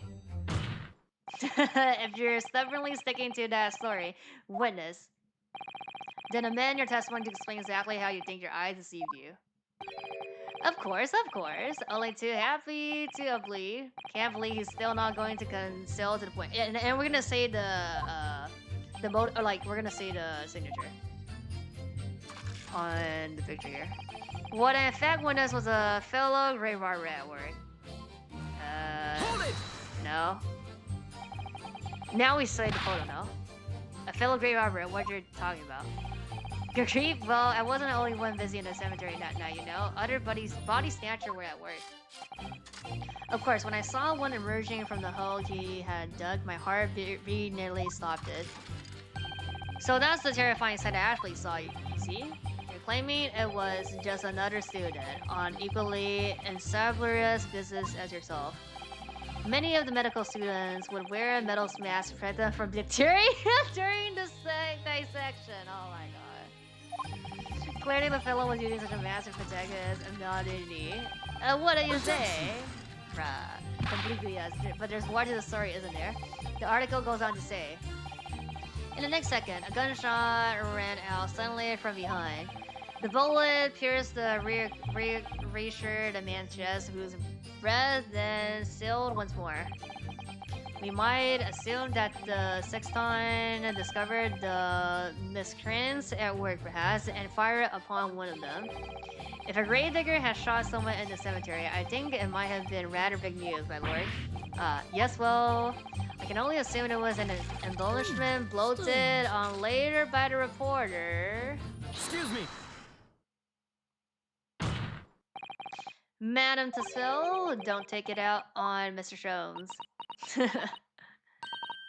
Oh la la, pardon. I was lost in my thoughts. Would it be fair to say that his last remark was significant to you in some way? I thought it was a little strange, that is all. How Monsieur Debris could claim this now. Because the oh my gosh, she had a photo? He didn't take out a photo, she had the fucking photo? If you don't mind me saying, madam, what are you talking about? Well, when I met you 10 years ago at your university dormitory, you recounted to me about your adventures in the cemetery, non? Including the gunshot. Stop! Zilla, you might want to watch your tongue, you know. Objection! Shut the fuck up. Have a clear, Deborah. There's no way to speak. That's no way to speak to a lady. Kurt? Please, Madam Silk, carry on. 对，气急败坏了。Zilla. Of course. According to what Monsieur Deborah told me at the time, he did hear a gunshot from behind him, and the bullet hit the cornered man. Yeah, the blood. I saw nothing of the sort. Now we say the blood in the camera. None. You were very explicit about the detail, about the mask that the figure was wearing, and the blood that splattered over you when he was shot. Let's go. Enough. Shut up, woman. You're making all this up. I have the evidence here. That will do. Mr. Deborah. Yes. You refute the account just given by Madame Taspel. I have no recollection of ever saying those things. Come on, do you really expect us to believe you? Control yourself, Consul. I will not permit baseless accusation in my courtroom. I have evidence. Right. Under the circumstances, I think it best that you supplement your testimony with a statement to clarify your position on this witness. Very well. Bruh. So is that line. The lying? No gunshot. Yeah, it's this. No spattering blood. It's just this line. Hold it! We'll just look at everything. It's just this line. The Madame Tasville has testified that you told her about both of those details. Not true. I said nothing of the sort. 10 years have passed. Without material evidence to the contrary, you have no grounds to which to question the witness's words. Tell me, Madame Tasville. Oui? What exactly did he say about the blood that apparently spattered on him? Allures, this is what he told me. All of a sudden, he heard a very loud gunshot from behind his back. The bullet hit the figure who was emerging from the tomb in the middle of the chest, in his heart. One dreadful sight after another. And since Monsieur de Bear was at that time facing towards the condemned man, the blood sprayed from the wound and spattered on his body. That is what he told me. So, not an experience you would ever forget, is it? Precisely, and I didn't forget it because, as I already said, it never happened in the first place. He's clearly lying. If only he has some evidence to prove it, we do. Can't let him win. So we mustn't overlook a single detail, no matter how small. Let's see the other two lines. Hold it! That young woman being... Oh, wait, doesn't say. Okay, okay. Wait, doesn't say. Or student. Wait.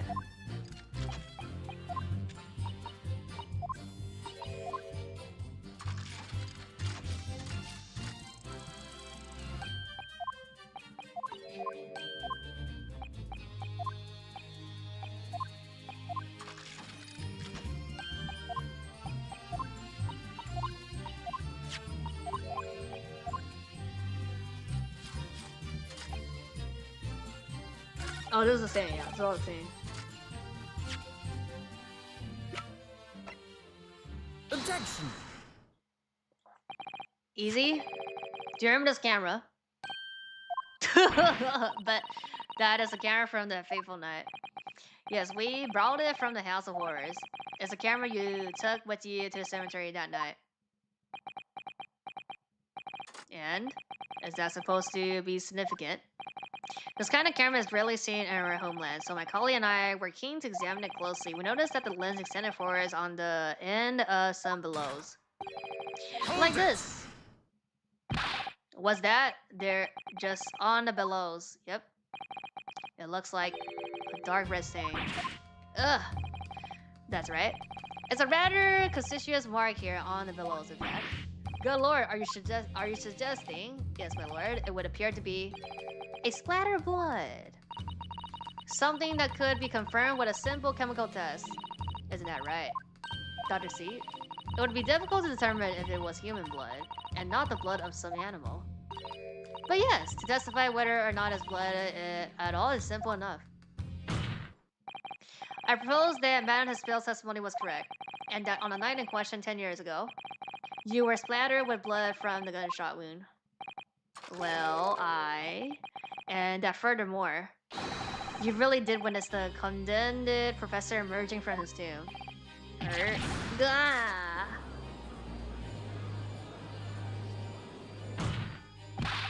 There's simply no way you could have forgotten such a traumatic experience. In other words, the only explanation is that you're trying to hide the fact that you saw the professor that night. Objection! But why? Why would you want to do that? Well, not for his own gain, it would seem. For whose then? Who could benefit? Dr. Bree is obviously lying in order to protect somebody. My goodness, he's shielding someone. Yes, my lord. And clearly, it's somebody who doesn't want the truth about the professor coming back to life to be exposed. We have to say who it is. This is easy. Who is it then, console? Who is this witness trying to deflect by lying about what he saw that night, bruh? Take that! The obvious answer is Dr. Seath. Seath? What? Whatever do you mean? Imagine if the convict who had been sentenced to death was not in fact killed. Imagine if it was come to light. Water incendiating. And imagine if the convict in question was the country's most hated mass murderer. If it was a professor, that would be an unprecedented scandal. Objection! Unprecedented scandal. This is beyond a joke. Need I point out that the dead cannot come back to life? What you're suggesting would mean that the execution never actually happened. Yes, that's exactly what it would mean. Objection! Once a man is sent to the gallows, he hangs. No one could escape, not in Great Objection! Britain. But the fact is, there was a witness to the fact that the man did escape his hanging. If that were really true, console, the implications of misconduct would not stop at the supervising coroner. It would attain the honor of the entire jurisdiction from the ground up. And exactly because of these monumental repercussions, that he would consent to any demand made. She would consent any demand made of her by someone who threatens to expose the secret, even if that means being complicit in a crime. You mean? I mean that she wasn't collaborating in his wicked scene. He was coerced into collaborating in order to protect her decade-old secret. She switched the dead body of Mr. Aspen with the waxwork model and fabricated the autopsy report. Ah.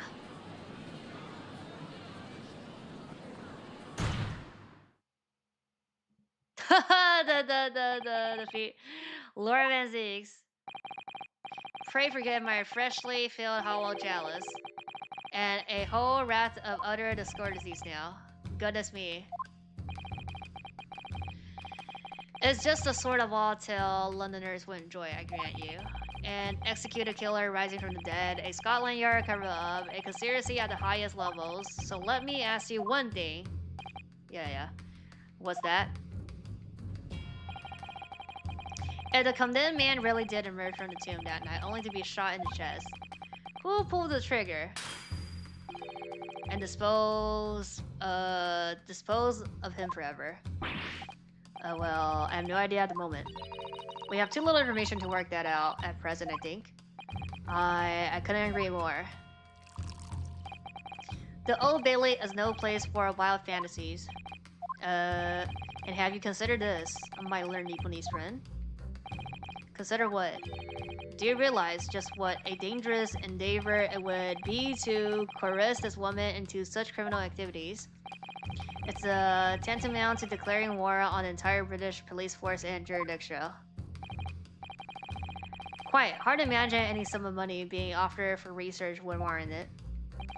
To rely on some stage decency when so much is at stake would be madness. Well, I suppose. And this is no petty crime either. The victim was murdered.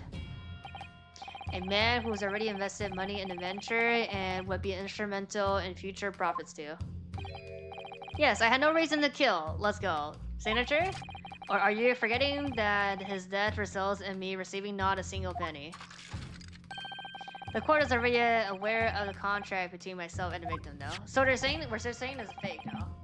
There's a contract. That's very true. Because it's exactly the same, and it can't be exactly the same, no? The motive for this case runs deep, though. I can feel it. Using threats to force the head of the forensic investigation team to cooperate is extreme, especially for a government grant he had no guarantee of receiving in the first place. If the research grant was the aim, taking his life would have made no sense anyway, which means his motive wasn't money at all. He was just trying to kill him. But why? What was his motive then? Because he took the photo? I mean, he took the illustration? Your time is up, my learned friend. I'll say you had one last chance, before the jury lose their patience with this charity. Let's see if you can back up your heady proposal, shall we? Let's go. How do you explain why this engineer who threw all caution to the wind and threatened his own country? Kazuma just be like, I'm gonna... He's one of us who wanted to hire KDA, I know, right? At this point, I'm not prepared to listen to more of this outlandish conjecture without proof. So, console, present your evidence. Okay, alright. Who exactly would Mr. Aspen to the breed? There's a connection that no one's seen yet. Yeah, on the newspaper. And I'm going to have to present two pieces. It's the agreement and the newspaper to show what it is. Okay, easy. Yes, my lord. Evidence that Sandra motive explains why the witness wanted the victim dead is right here. Take that! Is this newspaper article, my lord?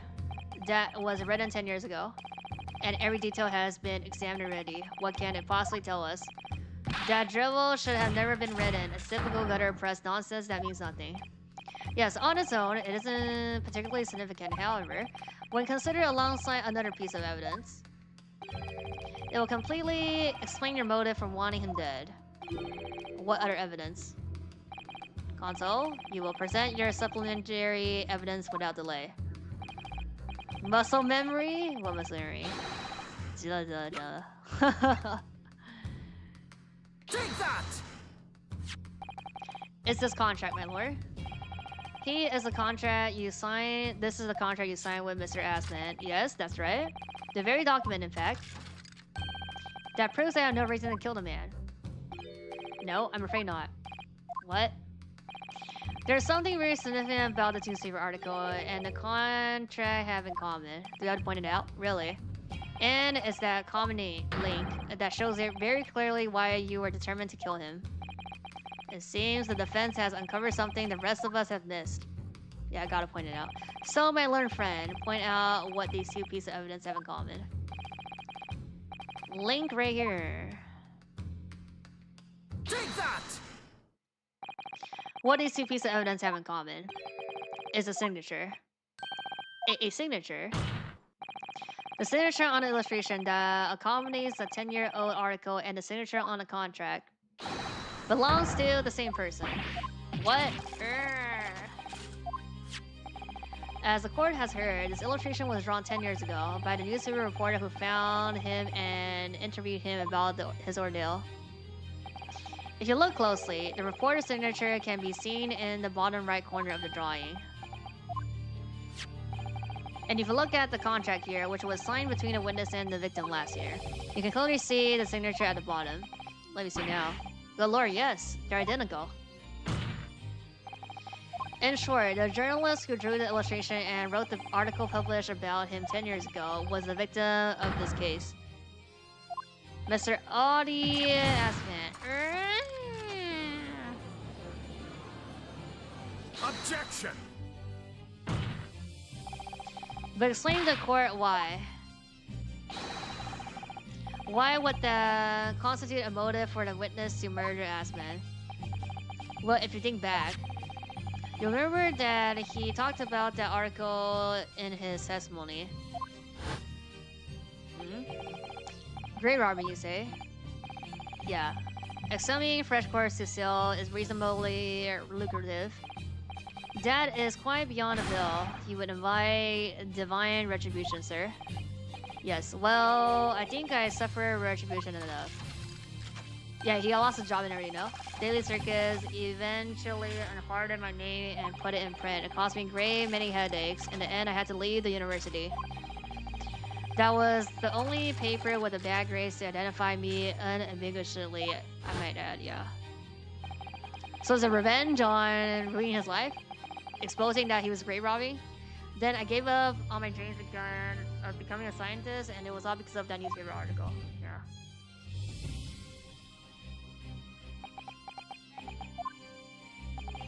At the time, you were a student of the University of London who dreamed of becoming a scientist. However, this single newspaper article changed your entire life. I was gonna say no. So he used to be a newspaper journalist, did he? He did, my lord.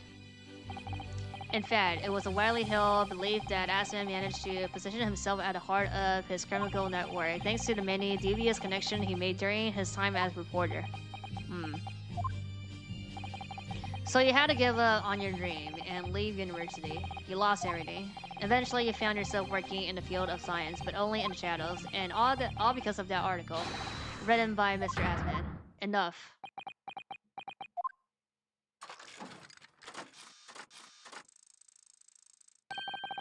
Stop this endless dribble about my life. What? Explain yourself. Mr. DeVere? Yes, it's true. I had to leave university as a result of that article. But it was just the straw that broke the camel's back. What do you mean? Almost every student of science in the faculty was too poor to actually conduct any research, but they struggled on with their hypothesis anyway. We all did, only to have them been taken by roadros. Sooner or later, you know your ideas will be stolen, patented by some wretch or another after all. Good gracious. Making a name for yourself as a scientist in a climate like that was a miracle only to a select few genius could ever hope to achieve. Personally, I wasn't one of those geniuses, so it was hardly a wretch. Being forced out of university because a low grade was the best thing that could happen. Objection! Mr. DeVere, do you genuinely believe that? Of course I do. Who's better placed to know whether or not I poses a talent for science than me. I'm sorry to say that your words don't ring true at all. How dare you? And I have evidence to prove it. Oh yes, the champion. The trophy. How are you in position to say anything about me? I don't know you from Adam. Fine, if you think you have evidence, go ahead. Show it. What could possibly have you disprove the idea that I was happily to leave university because I lack talent? Take that! Do you remember this? We found it at your workshop. Is that a Royal Society trophy for excellency in science? What exactly is this trophy, Hanzo? It's the greatest honor that can be bestowed on a young scientist, my lord. There is no higher accolade. It recognizes emerging talent and promises a bright future. Good gracious! Your prospects for the future were excellent, weren't they? Because even then, you were a genius in your field. But you lost everything. You had no more future. Your talent would go to waste. All as a result of this one newspaper article. I don't know when you realized who Mr. Asman was, but when it dawned on you that he was the same journalist who 10 years ago ruined your life, it's abundantly clear that you had no intention of forgiving the man.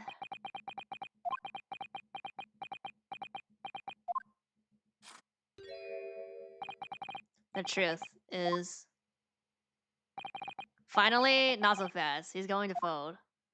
I don't think so. No breakdown. Hold it. Oh, she's gonna say, can't say anything, huh? Yeah. Huh. Fine, clearly this has run its course now. What? I admit it. All of it. What? What are you doing? Exactly as the Japanese man said, I was coerced into going along with this man's plot to murder the victim on the condition that he kept my dirty secret from 10 years ago. Is it this easy? I don't think so. No. Good lord. Bruh. No, there's more. There has to be more, no? Dr. C, do you realize of what you're saying, woman? It's all true. That day, when I arrived at the Crystal Tower and saw the birdcage, my heart nearly stopped beating. The memory from a decade ago that I've done my best to deeply bury inside myself. It was a professor again, startling me in the face. And then, before I had a chance to react, I noticed something else. There was a note tucked inside the model jacket. Yeah. The agreement? Dr. C, you will go along with my plan. From someone who knows the truth about what really happened that night, 10 years ago.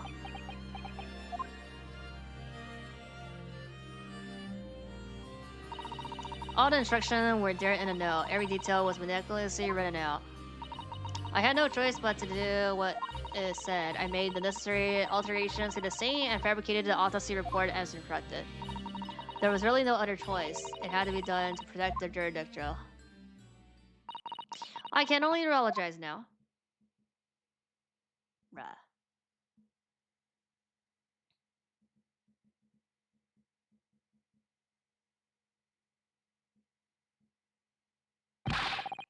Why on earth would you buckle now? Because there's more? Well, there's no point trying to hide it anymore, is there? I would have done anything to stop it coming out, even collaborating in a murder. But the great lie about that execution 10 years ago has been exposed. Whatever happens, I'm finished. So then, what do you say to that? Your accomplice has admitted everything. Surely it goes without saying. You admit your part in it too, then. Oh, he's gonna say no, and then we just continue. I meant nothing. Yeah, at all. What? Bruh. Have you forgotten that the Kunis machine was ripped to shreds by the explosion? Short of me admitting to a crime, there's really no possible way for you to prove I did anything wrong. No. Bruh. Order, order, order. Whatever this man says, I admit everything. He threatens to expose my secret, so I went along with his plan. And Lord Van Zeeks, yes. I hope you accept my apologies. What happens next is in your hands, of course. I've heard more than enough now. I hereby present the final findings of this court. What?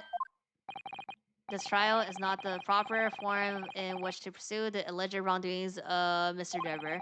The defendant is Professor Albert Harry Ray. Very true. It has slipped my mind. Isn't he one of your closest friends?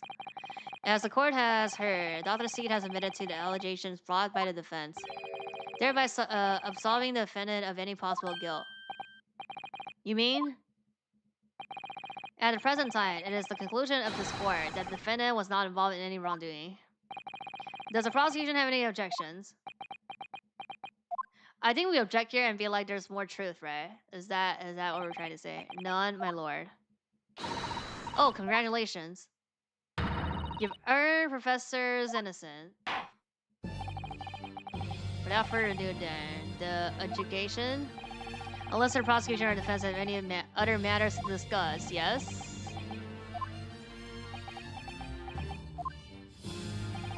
I don't know. This doesn't feel quite right.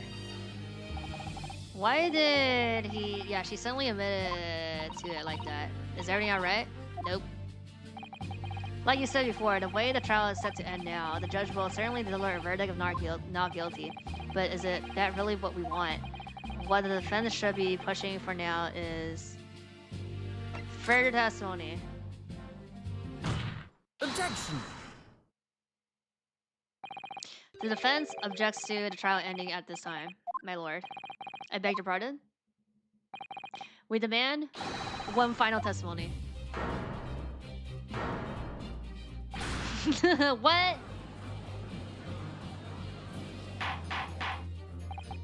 You do realize I'm about to adjudicate in favor of your client, I presume.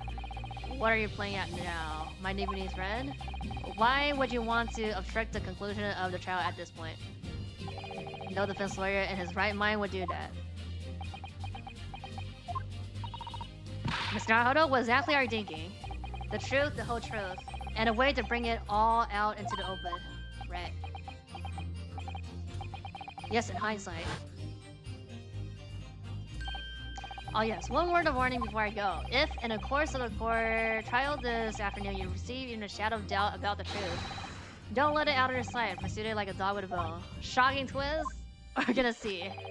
To the bitter end, you understand. Do not flatter, whatever may come to pass.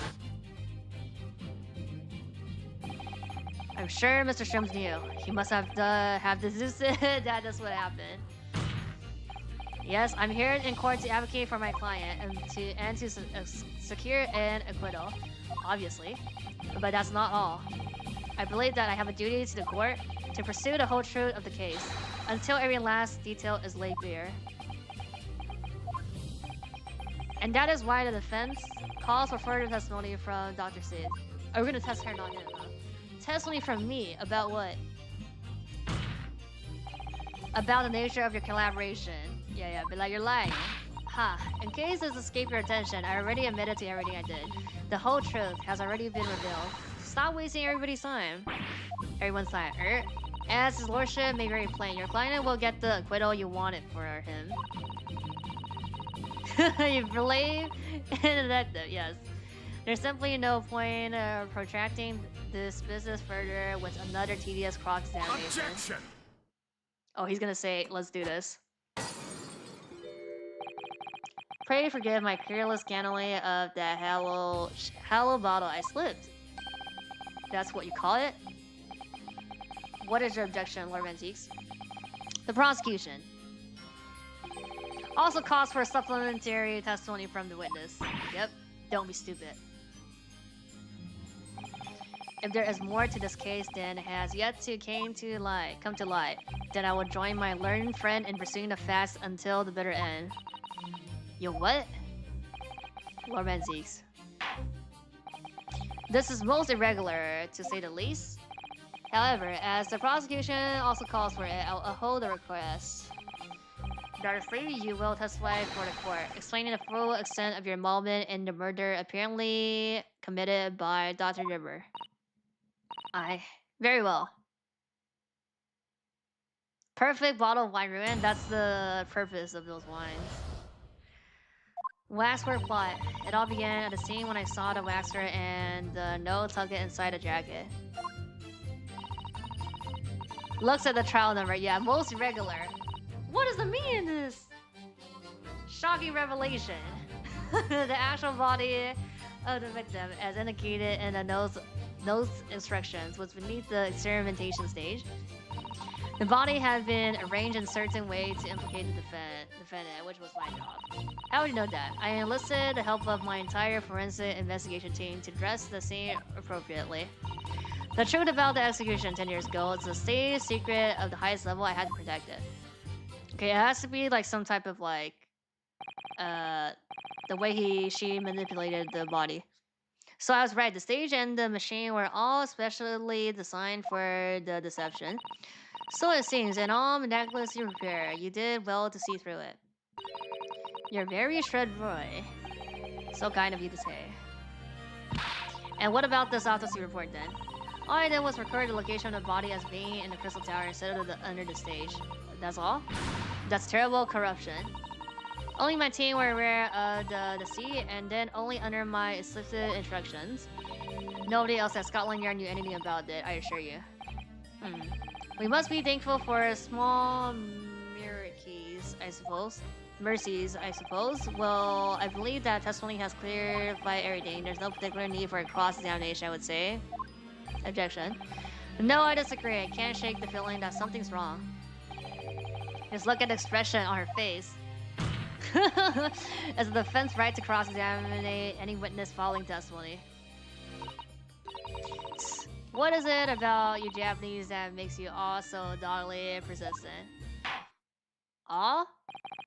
Very well. If you so desire, Consul, proceed with the cross-examination. Yes, my lord.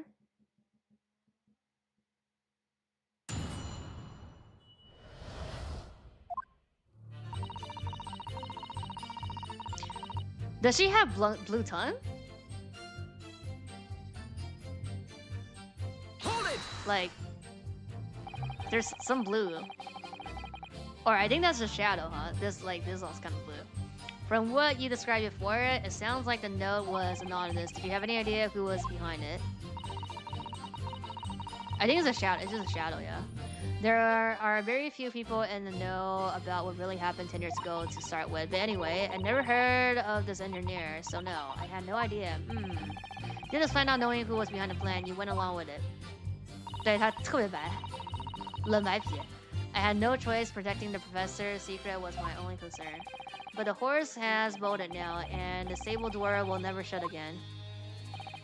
Scotland Yard's reputation will be immeasurably damaged as a result of all this. Yes, thank you, Lord Menzies. I'm well aware of that. So, as I understand it, what you found in the birdcage was a waxwork bottle, where then was the victim's body.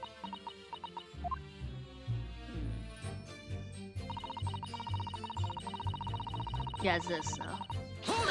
Or no, the next line. So you knew about the special construction of the stage used to carry out the trick then? It was quite obvious what happened with the victim and the waxwork. And you switched the two over, didn't you? In other words, you recorded the victim's body as having been discovered in the crystal tower and the waxwork. Wrapped it and sent it by carriage to the specific address at the specific time. And why were you given such directions? Presumably so it could be recovered by the bird and returned to the madam to spill. I see. And then you put the birdcage back on the experimentation stage? Yes, although someone obviously made a mistake about which cage should go where. I thought I made it perfectly clear to the team, but still. I suppose you were focused on the victim's body, that being a more important detail.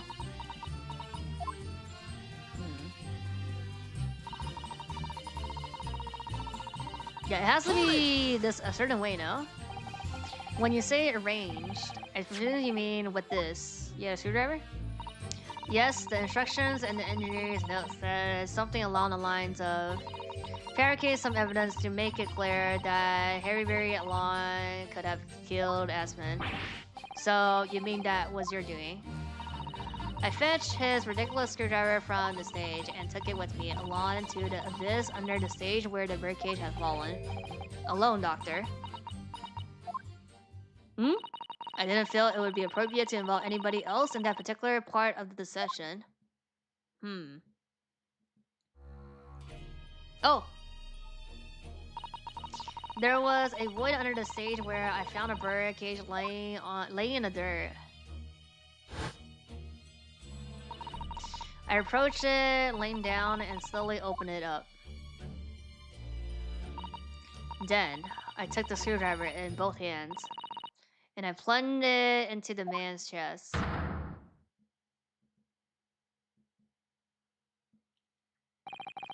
And then you noted that in your fake autopsy report as a fictitious cause of death. Yeah, exactly. So the actual cause of death was the fall, yeah, the fall, right? The trauma resulting from the 30-foot drop, yeah. My word. 人已经死了，已经是尸体了，已经是尸体了。It's already a corpse. I mean, unless it wasn't, what is it, Mrs. Otto? Something about her last name. Oh, it is this. Uh-oh, it's playing on my mind. That's all. Uh-oh. Yes, mine too. So is this. Would you see it? There's really no need to shout. I can hear you perfectly well. So is this line.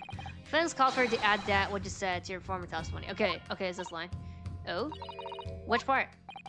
Oh, what I wanted her to supplement her testimony with is what she did to the victim. The real cause of death, no? What she did to the victim. Bro, 现在还不知道他有没有死啊，可能没死啊。Maybe what she did to the victim? Because she's believing the cause of death is the fall, no? Let me see. I mean, this is fabricated, but not this.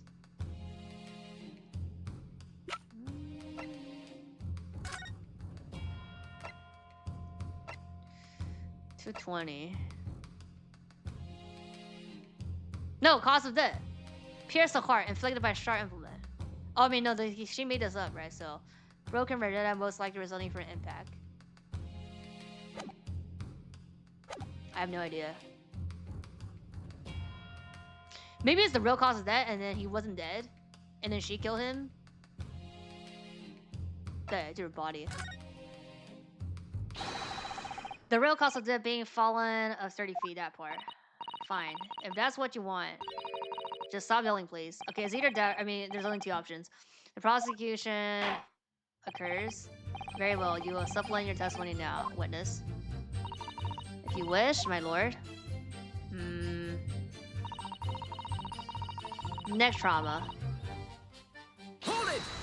Maybe it's just what she did then, huh? You're quite sure of that. It was the result of a broken neck. Yes, as a professional, that was more than apparent. You never know just by looking at the photograph of the victim, though, would you? No, that's actually... I think it's maybe the screwdriver, because it didn't say that... I mean, there was no fingerprints on it, I don't know. Obviously not. Which is precisely why coroner are needed to determine the actual fact. Yes, assuming they can be trusted. There's no point in calling her assessment into question without evidence. Her real crime was stealing a victim wallet for chips and chips, I know. Let's get back to testimony. I think it's maybe, I think it's the other one where, like, what she did. Very well.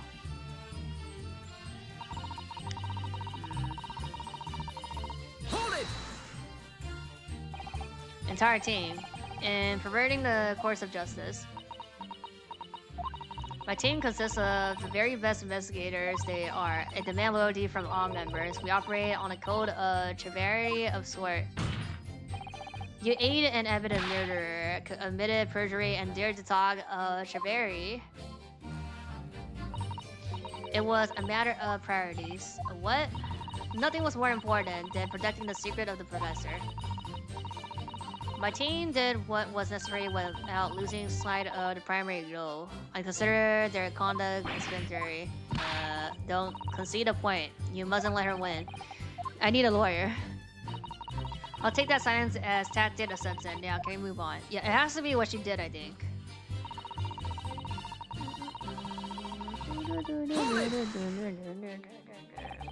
But at what cost? Fate and Scotland Yard is going to suffer a terrible blow as a result of this. And your precious secret is out anyway. Yes, as you say, and I take full responsibility. Blow me down, Dr. C. Surely there was some other way you could have protected the secret. No, there really wasn't. I've done my uttermost, believe me. In many ways, I respect your determination. Phew, I nearly froze under that cold stare as she said that. I do believe she was being genuine, though. It has to be what she does, that, yeah. So that's her story. She's admitted everything and revealed her full involvement in the crime. I do wonder if there would be really much more to it. Well, I don't know, but I just have a feeling. You do? The truth is, I find it strange too. How are the two reacting to this in completely opposite ways, I mean? Yes, exactly. For some reason, I feel sure they're still trying to hide something. Ask me what she did. This one. You're, rearranged. Hold it! Me what he did is, yeah. Bringing out the engineer's instruction. In his words. Fabricate some evidence to make it clear, yeah.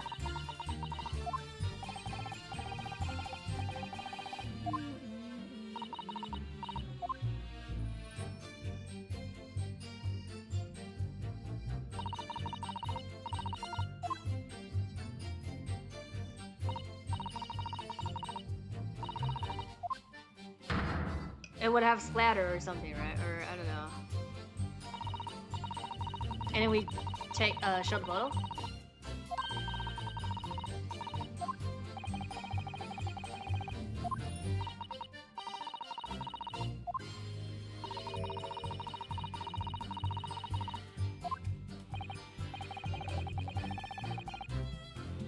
What rose? Have her change it. What you said before about what you did to the victim body. Shit, oh. It's in the bio. Believe that may be significant, so could you change your supplementary statement to explain that instead? Very well.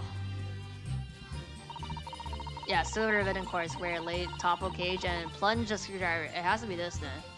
Hold it! So it was you who stabbed him with this. Yes, far easier than dissection, I assure you. No precision required. But what a welcome change.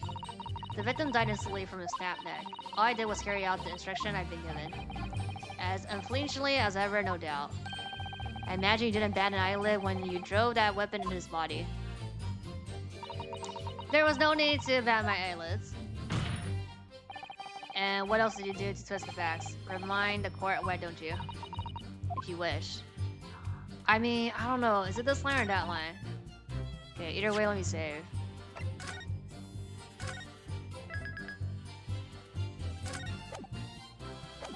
I have the photo here. Plunge it into the chest. It's either autopsy or photo. Like... Have you even used this? We haven't even used this now.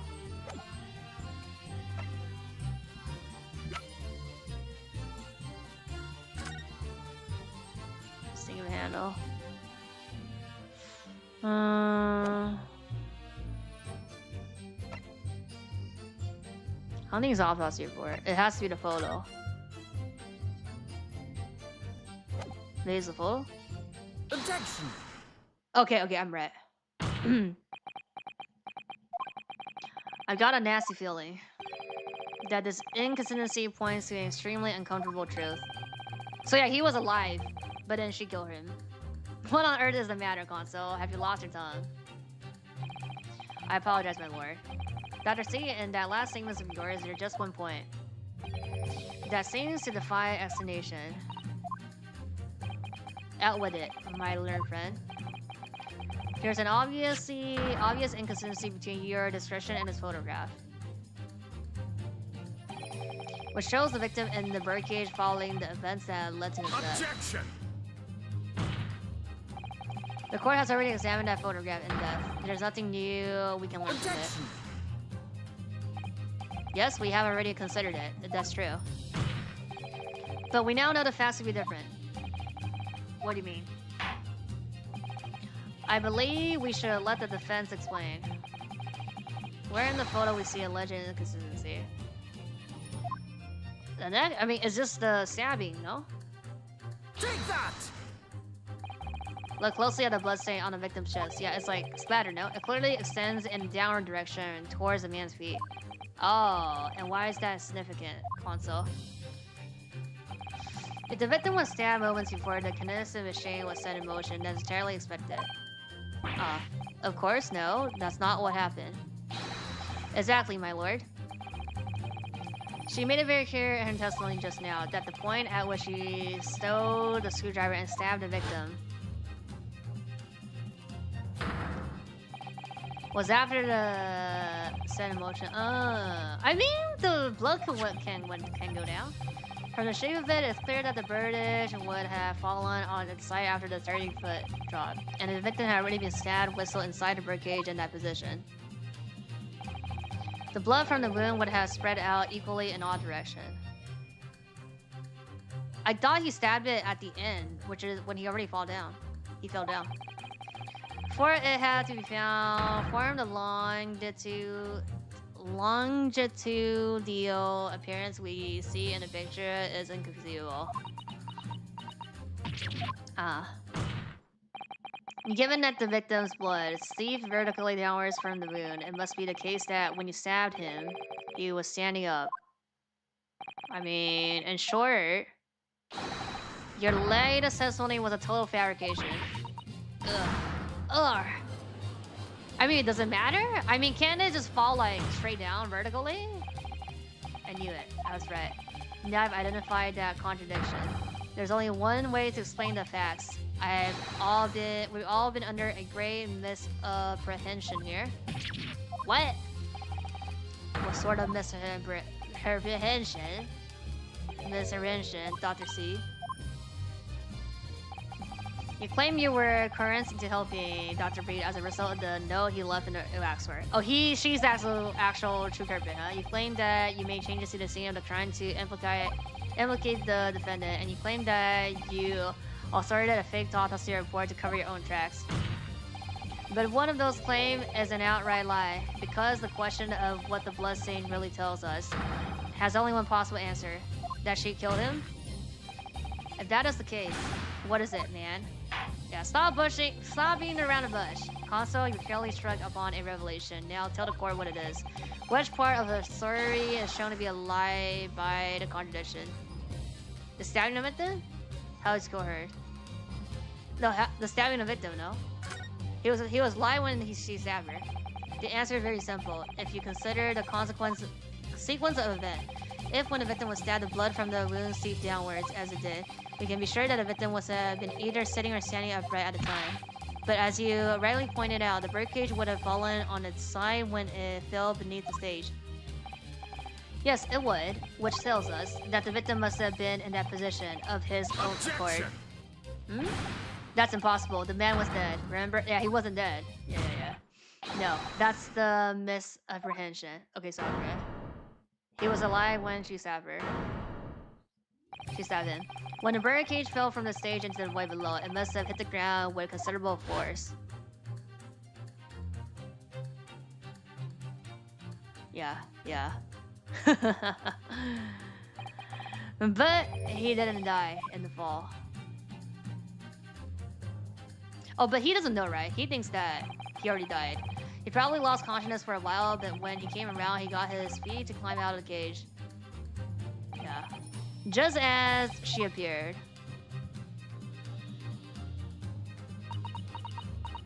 Bruh. If the victim was in fact alive at the point of the time, it changes everything.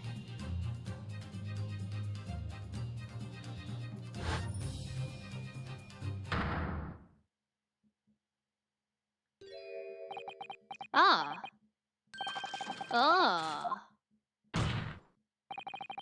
Mr. Odia, Aspirant Killer wasn't the defendant, Professor Albert Hand, Harry Brain, nor was the mastermind behind the stage trickery. It was you. Dr. Courtney Steve. I mean, this is not definite evidence, though. Decisive evidence, though. Order, order, order. Can this possibly be true? Have you been taking me as a fool? It was you, was it? You killed him? There's no proof here, though. You hoped that by admitting to be a complicit in the scheme, the trial would end before you were accused of a far worse crime. Cold-blooded murderer. Is her name not pronounced like Scythe? Oh, maybe you're right. Scythe? Scythe? I'm not sure. Oh, dude, shut up. You're so desperate now, you're making all this up as if I would do something like Objection. that. Yeah, we all need to prove now. I assure you the defense is not desperate, Doctor. Ms. Naruhodo has established the fact using evidence and logic alone. Ha, logic? Don't make me laugh. Sadly, your logic has a gaping hole in it. Yeah. What? What do you mean? I've had thought of it, well, thought it was obvious. A motive, boy. You're lacking a motive. What possible reason could I have killed him? Aspen was involved in any number of criminal activities, from coercion to murder, but there's no known connection to her there. It has to be the 10-year case then. I mean, newspaper. Rather related to say it does seem somewhat far-fetched. I mean, it's a newspaper. He was there. I mean, he knew about the detail. True, there's no obvious motive, but there's still something in the back of my mind. I feel sure I've seen it somewhere that hints at why Corner might have done this. Yes, I might have tampered with the crime scene and concocted a fake report, but murdering someone for no reason is very different.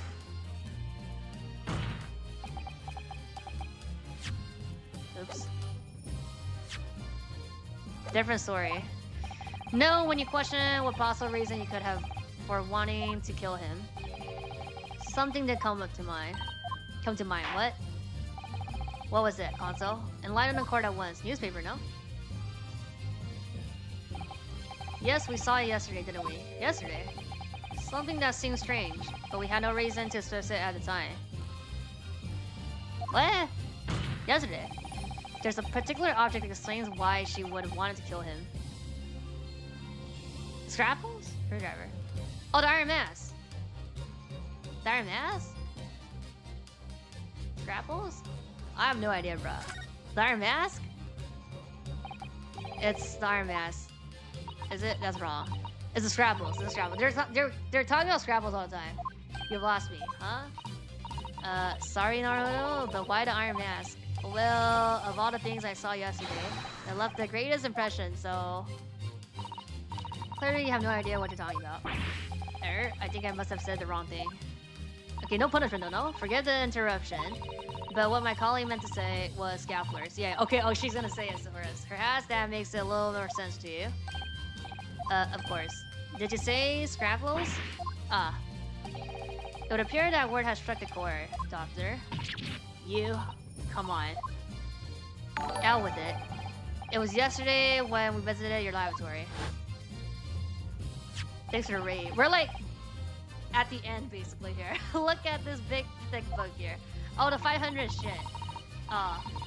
It appears to be an accounting ledger. It's a record. Oh yes, for the forensic investigation team spending, I think. Yeah, this is the last cross. I mean, we're at the last cross. Oh, what is it? I mean, we finished the last cross. It's clear that the team purchases various equipment and supplies on a monthly basis, but, well, one entry seems rather strange. Really? In what way? They're buying 500 scrappers every month, yeah. To do some shit, huh? 女主角杀了。我想本来说，因为他们也在说第二个，就是 scaffolds， 但是不确定了。It's fine. We didn't get punished anyway, so 500 scaffolds a month. Scrabbles. What's Scrabbles? At first, is it just like? I wonder what on earth you would be using that many Scrabbles for. Scrabbles? But actually, I realize now it's not Scrabbles themselves that are significant. It's the money from them. Oh, the laundry. Disappearing every month from the department's account. Ah. Yeah, Scrabbles are just like irons, like random shit, no? Scalpels? Isn't that just like iron or something? Like, what's it called? Things you build? Asman's criminal organization relied heavily on extortion for its funding. Oh. Tracing the money from the forensic investigation team's account to find out where it was going would be extremely straightforward. It's a medical precision knife. Ah, I see. 500. That's like fucking too obvious, bro. 500. 10 years ago, when he was still a journalist and wrote this article about him, he may well have stumbled upon information as he was researching the story. Scaffoldings, yeah, I'm thinking about scaffoldings. Information relating to her darkest secret that he would use to rack money from her for the next decade, brah. Her darkest secret, good lord, you mean? Yeah. I don't know what happened on the night of that execution 10 years ago, but clearly an opportunity to rid yourself of that menace was too tempting to pass up. She had daughter now a builder. Okay, I'm just saying. So in the end, you weren't coherent at all, weren't you? You did it entirely of your own free will. You stabbed him in the heart with all your might to silence the blackmailer who knew your dark secret forever. Breakdown? Breakdown. You'll never understand. None of you. What we had to keep covered up all these long years.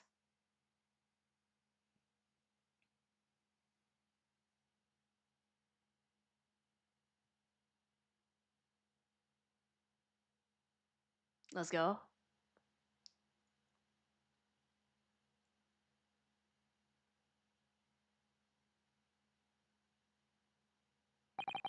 As very little of the machine remains after it was ripped apart by the bomb, the truth of this case can never be properly established unless you speak out. And if you decide not to, it's very possible that Courtney Sid will escape punishment for her crimes. Please, sir, own up to what you've done and tell the court the truth about what happened. Okay then. 10 years ago, you told the truth, and you were robbed of a bright and successful future as a result. I can certainly understand your bitterness and your consternation now, however. There's surely the chance you've been waiting for, to serve the hold that Faze had over you all these years. Like to your story? Super high voltage, instantaneous kinesis, I mean, really. Ha ha ha! What a fucking joke! Right? It's the 8 of red mock scientists are the worst, you know? They don't recognize the fact that they don't have talent. They can't even get it right. Exactly! And so they ended up chasing impossible dreams, having unwritten fate in their abilities. And they go on and on about their wonderful hypothesis, their stupid eyes shining like little child. They make me sick. I can't abide their foolishness. Careful, Mr. DeRay. I was particularly pleased with the kinesis machine. It made for quite a show, didn't it? So you admit it. You admit that it was nothing more than a shame made for the purpose of killing the victim. Yes, I admit it.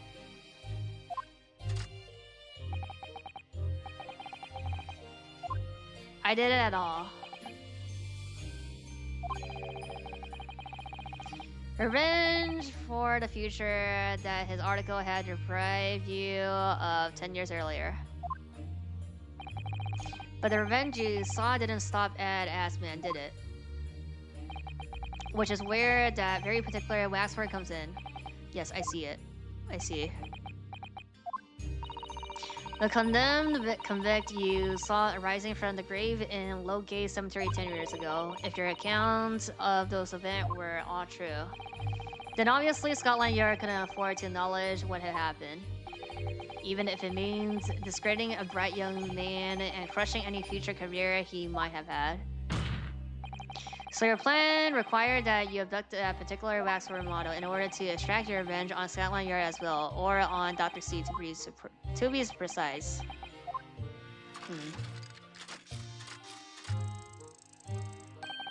It was a year ago. By some extraordinary twist of fate, Aspen turned up at my workshop. He didn't remember who I was, of course. He just wanted to employ my services as an engineer. And he happened to have a paper with him, an article on the front page caught my eye about the coroner who had handled the bogus autopsy being appointed head of a new forensic team. When I learned that news, my cognitive process started to devise the plan. What a horrible tale. Horrible tale. He robbed me of my future, so I wanted to use the man's own wills against him for revenge, and have that rotten Scotland Yard eating it out of my hand at the same time.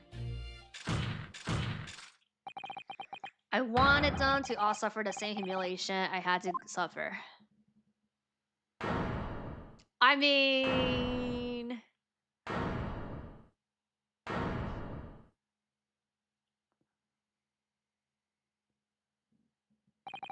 Your actions against those who ruined your future were justified as revenge, at least. To yourself, yeah. Especially for a purely selfish gain. And yet, you did the same thing, yeah. In carrying out your plan, you did exactly that to someone else, didn't you? I mean, his argument is that's fucking stupid. He's fucking stupid, he deserved it. Did I? Professor Harry Brain's only crime was passion for his hypothesis, but you had no compunction about sacrificing his future to effect your revenge. But he'd be like, he had no future. You knew that he would be forever branded a failure and a fraud. Perhaps life treated you unfairly 10 years ago, and others' misconduct left your life in taters. But remember this, your own actions results in exactly the same thing for another perfectly innocent young man. Okay,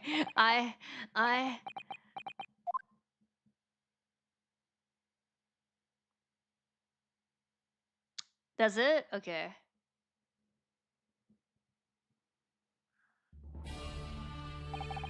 Laura Van Zeeks, what Dr. Sit? An immediate warrant for her arrest has been granted, and she's been remained in custody. My lord. I presume she'll face trial in the coming days, along with Mr. DeBreed. 话说出来，无法反驳。He agrees with his like you become the thing you needed, basically. A most regrettable situation indeed. She's made great contribution to her profession over the years. It really is a hard truth to swallow. However, that is a topic for some future occasion. For now, Professor Harry Rain. Oh, yes. It seems there was a great deal more to your experiment than you realize. However, I think we can assume now that all the sordid details have been brought to light. This has been a very long and profound trial, but I'm pleased to say you are absolved of all guilty. This whole experience has taught me a very great but painful lesson. This dedicated scientist, this devotee of natural philosophy, I've been selfish and self-centered, and above all, a fool. Professor. I spent my life thinking of nothing but my research, misguidedly believing that I could do whatever I set my mind to despite my lack of talent. And the worst of it is, in the process, I've caused others pain and misery, others who are far, far greater people than I. No, Professor, that's not true. What? Don't tar yourself with the same brush as Deborah. What happened was his doing, and his alone. This outcome is his fate, not yours. You're not to blame in any way. Laura Van Zeeks, and the derision with which he referred to you earlier, calling you a fool, talentless, even. The man has no idea. To believe in yourself and work your fingers to the bone to realize your dreams is laudable, not laughable. No one has a right to deride another for such choices. Oh. Thank you, Baroque. So, ladies and gentlemen of the jury, yes, my lord. This is the court's exception that you find the defendant not guilty of the charge of which he stands accused. I presume there's no objections. None from me, my lord. Certainly not. This trial has really made me think, but this is the right decision. It's all been proven methodically and rigorously. I have no misgiving whatsoever. Oh, what's that? Is all over? I don't know what's become of the yard these days. Not back in my day. I don't recognize the place. Very well. In that case, I hereby pronounce the defendant. Let's go.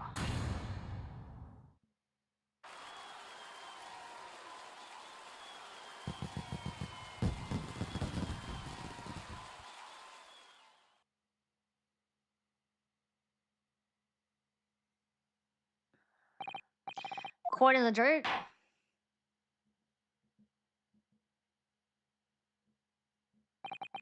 It's over. That was some trial.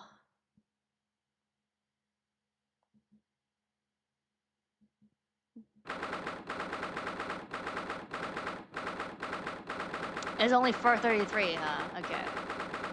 Let's go not guilty, I know. Professor, what a splendid outcome, isn't it? Oh, it is. It is. Congratulations, Professor Harry Brain. Mr. Naruhodo, Mrs. Sato, I am truly beside myself with gratitude. How can I ever thank you enough? I'm just glad it's all been cleared up, that you realize you were just caught up in a bad situation. Right now, you know? If I had that research grant money, I'll give the whole lot to you, every penny. Well, that's very kind, but I'm just a student, so we don't need any financial reward. Your acquittal is more than enough. Oh dear. Oh, what can I do? Aha. How about this? As a memento, the paper about my hypothesis is inside. Well, just as a memento then. Thank you. Can we look at that? I've been wondering, Professor. I mean, it didn't add it to us, so we can't see it. What are you going to do now? How do they get paid? What do you mean? Every day defendant's broke. They don't get paid. We don't get paid. We're like appointed by Lord Strongheart. What am I going to do? My hypothesis and my great machine lie in ruins. But still, it's been too long since I was last in London, so perhaps I'll enjoy some sightseeing. We're like student and unpaid intern. I must explore the great exhibition with so I'm here too, and see if new inspiration hits me. Oh yes, that's a wonderful idea. I can't allow that. Oh. BGM change, Lord Van Ziegs? What are you doing here? In here? Baroque? I'm so sorry you had to go through that, Albert. Well, if I'm honest, it was terrifying. You were like a great demon behind your bench there, snarling down on your prey. Paid incredibly, at least, yeah. You're one of the few true friends I have. I couldn't leave it to anybody else to handle the prosecution. Or the defense. Sorry, or the defense. Did I just hear that right? Yeah, we got appointed, huh? I always knew that you had my best interest at heart, don't worry. Oh, how about you show me around while I'm here in town? It's been a long time since we left university. We have a lot to catch up. Catch up to. Listen, Albert. In a few days, your acquittal will be made official. When that happens, you must head straight to Dover. I'll accompany you. What? From there, you'll cross the channel and make your way back to Germany. I've already purchased the tickets. But no! Hold on a minute, Baroque. What about the great exhibition? This is the chance of a lifetime for me. I want to look around. No sightseeing, Albert. Give up on the idea. Yeah. He's afraid of the Reaper. Sometimes it's hard to see any warmth in those eyes, Baroque. Lord Van Ziegs? What's all this about? A necessary precaution. Yes, I think I understand. You do? Well, Iris told me that when you met Laura Van Kees at the office some days ago, he asked how Natsui was doing. Yes, that's right. I remember being surprised at the time, and thinking it was nice of him to ask. The point is, Mr. Natsumi is still alive and well, even though it's been more than 6 months now since he stood trial with the Reaper as a prosecutor. Okay, but Gina is also back here. I guess like she wasn't... Yeah, we weren't defending her as guilty or not. You mean? The Reaper's influence doesn't stretch overseas. Yeah. Those in the Reaper's sights meet their end days or sometimes months after their acquittal. Yeah, the Reaper. It's about the Reaper. That's been the pattern up to now. But of course, we know that both Mr. Natsumi and Gina were completely innocent. Yeah, but how about Gina? True. And perhaps that governs the Reaper's action. The truly innocent are spared. Truly innocent. But I don't want to take any chances with a close personal friend. I mean, she was pickpocketing, but broke. Like the mustache Nipponese, this man should leave the country without delay. That's why. I'm packing him off to Germany at once. Right. Does your friend shade package get any say in it? Goodness. Was this your intention all along then, Lord Manzeeks? In court, where people think of him as a raper, this man sees absolutely miraculously, and yet, sometimes, I feel as though I don't understand him at all.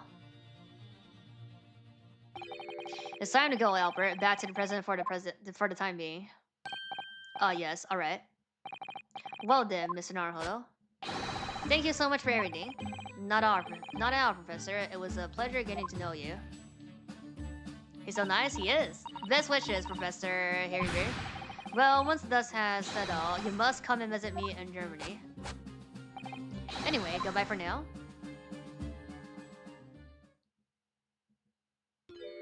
Know it. Now, my Nipponese friend. Oh, yes. I thought you're gone too. You were gone too. We have matters to discuss. Can you spare me some time? You want to talk with me? I'll be waiting in the courtroom in 10 minutes.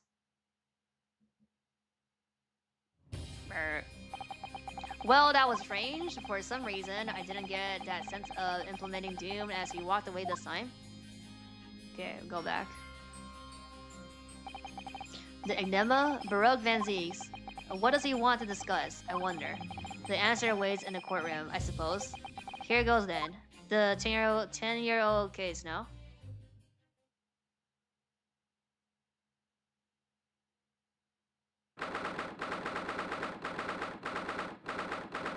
Big reveal? Yeah, this is the big reveal. Kazuma?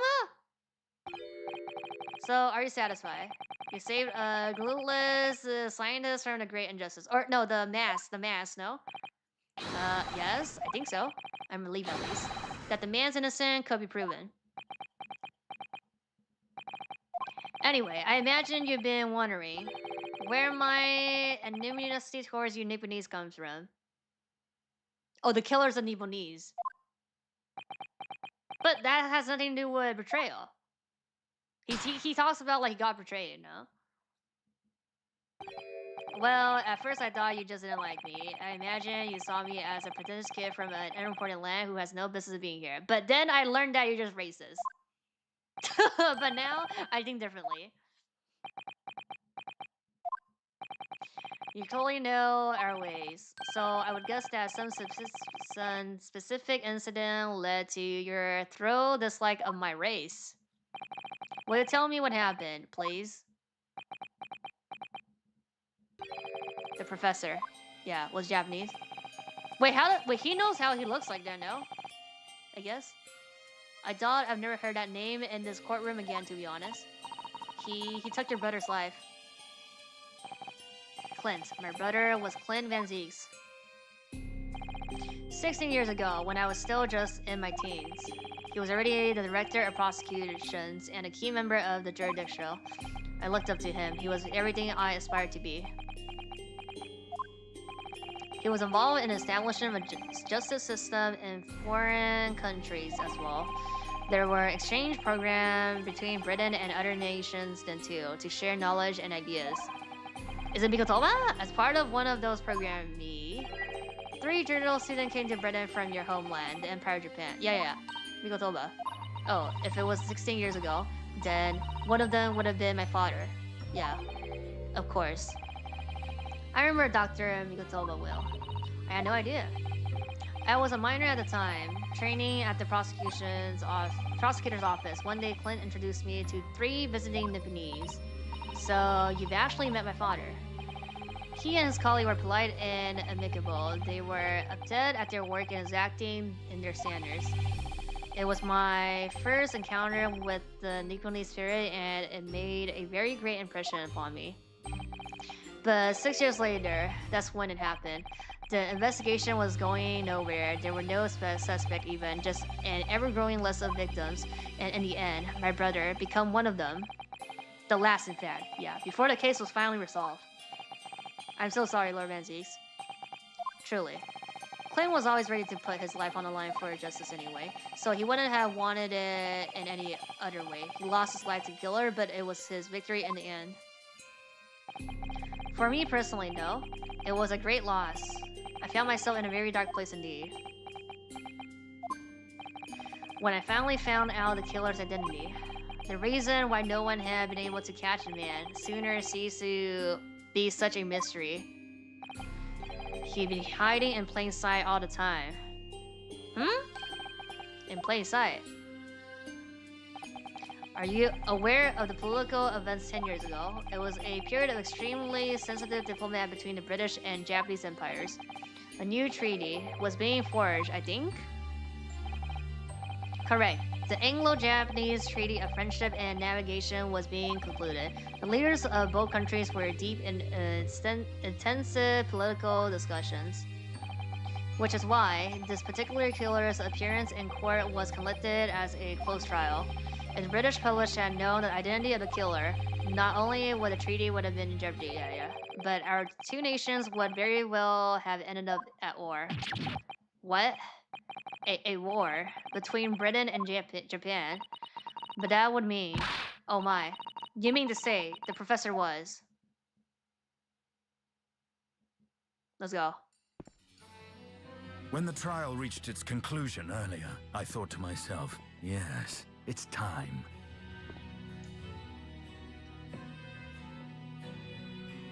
Oh, I click. Time for you to come face to face with this hideous monster. I borrowed the key for the mask from the proprietress of the Waxwork Museum. Proprietress. So see for yourselves now. Confirm it with your own eyes. The truth that's been hidden this past decade. Yeah, he speaks.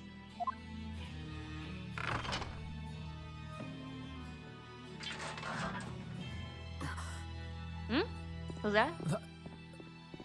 That's the professor? Yes, that's him. Until now, the thought never even crossed my mind. That the mass murderer, whose crimes shook Britain as never before, Who's that? was Japanese. Oh, okay, well... Wait a minute. That face. I feel as though I've seen it somewhere. It's strangely familiar. Where? Oh!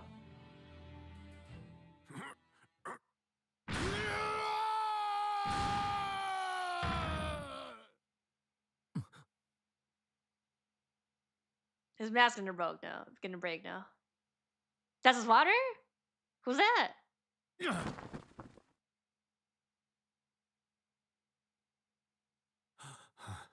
Yeah, father. Father. What? Father?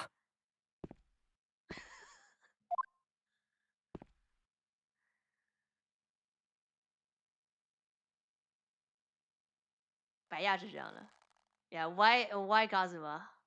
More aura. Kazuma!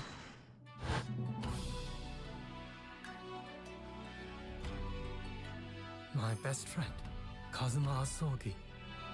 After a whole year, finally his memories returned. Oh, he returns his memory. He doesn't have amnesia anymore. the dad made a thing. Yeah, Pikachu's shock face. I did not see that coming, guys. Bro has like the As he fucking stood there before me. Bro, he's so fucking buff.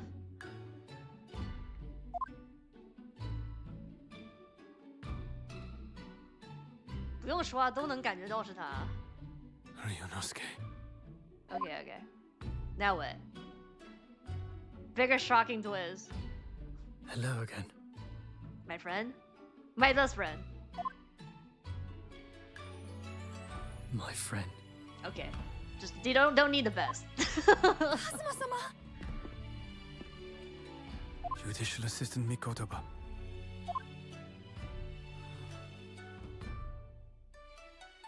Yeah, R for me. It's been a very long road. Thank you. Thank you for guiding my friend here when I could not. It was an honor.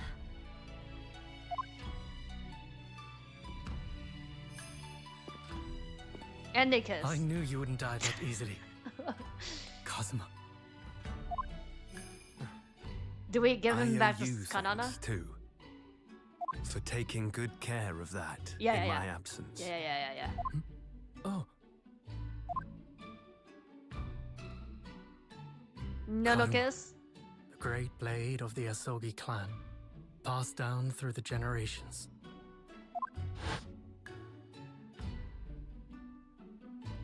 When we left Japan, this sword was at my friend's side. That's a very long sword. The Japanese man's katana is his soul, and he couldn't be parted from it.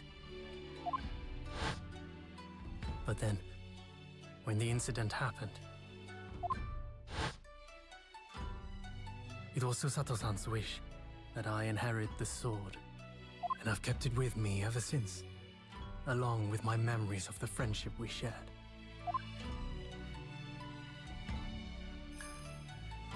With this by my side, I always felt that you were watching over me somehow.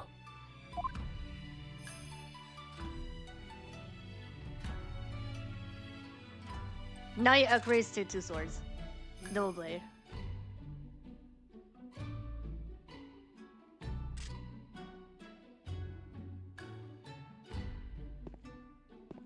Nidoryu. I've made it. At last. Father. Are Was you that his saying- reason to like Surely try to not. like? You mean you knew all this time? Yeah, that was his purpose. No. I'm looking at it, but I still can't believe it. This mass murderer is Kazuma's father. We don't need a sword. Oh, he's gonna. Oh my god, he's gonna cut the. Okay, that's just a wax though.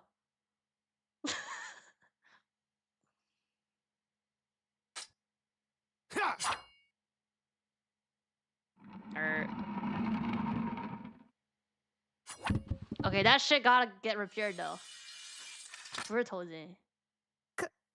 Kazuma-sama.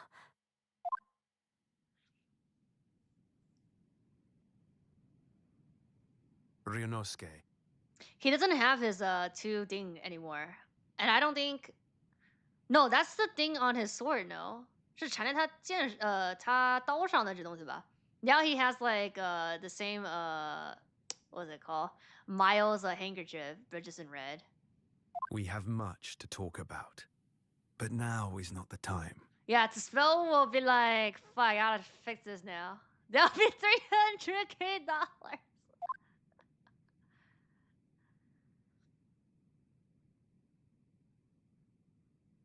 I'll be seeing you. Okay.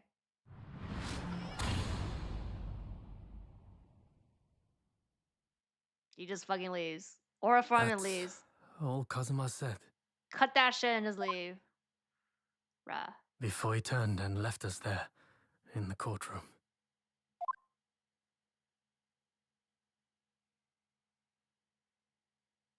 Oh. So he's a living after image of the man who took my brother's life, is he? Yeah? Yes, Kazuma Asogi, my best friend. 3 months ago, when Laura Schreiber introduced us, I had an inking there's some connection. 私人财产也是破坏了. But why did Lord Schreiber do that? Why did he make Kazuma Lord Van Zeek's apprentice when he was suffering amnesia too? The man was apprehended, even executed, but his legacy just won't die. That's the sad truth. Anyway, that's all I had to say. I thank you for meeting with me as I asked.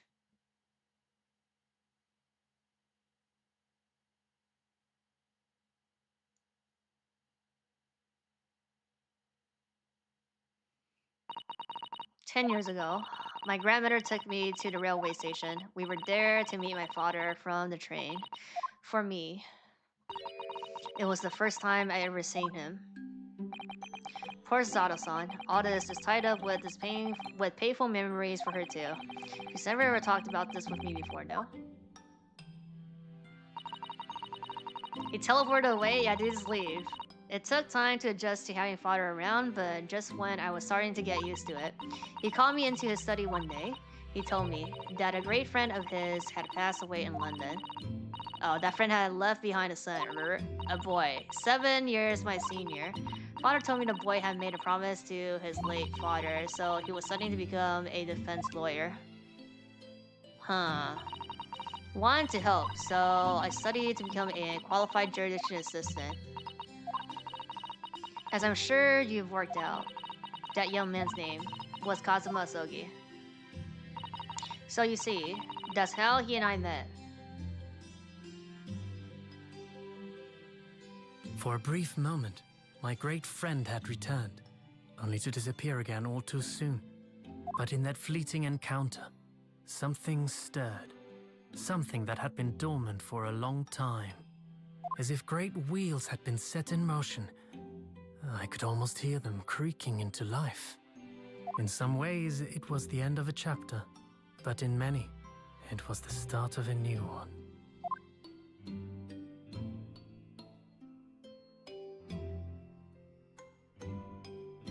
Okay, that's the end. Yeah, so this case was 12 hours, basically. Or, like, very close to 12 hours. Good thing I split it. Do the masking.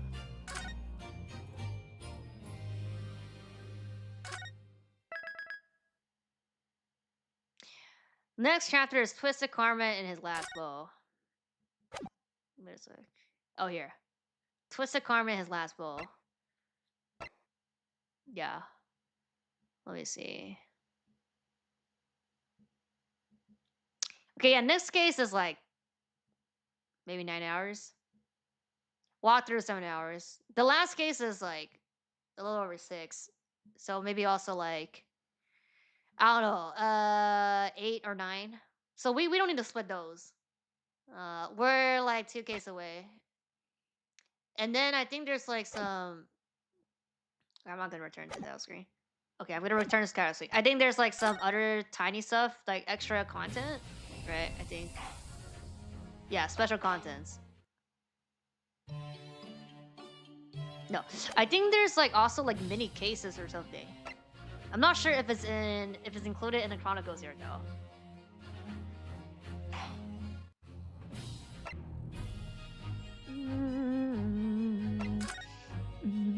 I want a BGM this way. Okay. Twisted Karma and Last Bow. Yeah, this is still Karma is the katana name. Last Bow is I don't know.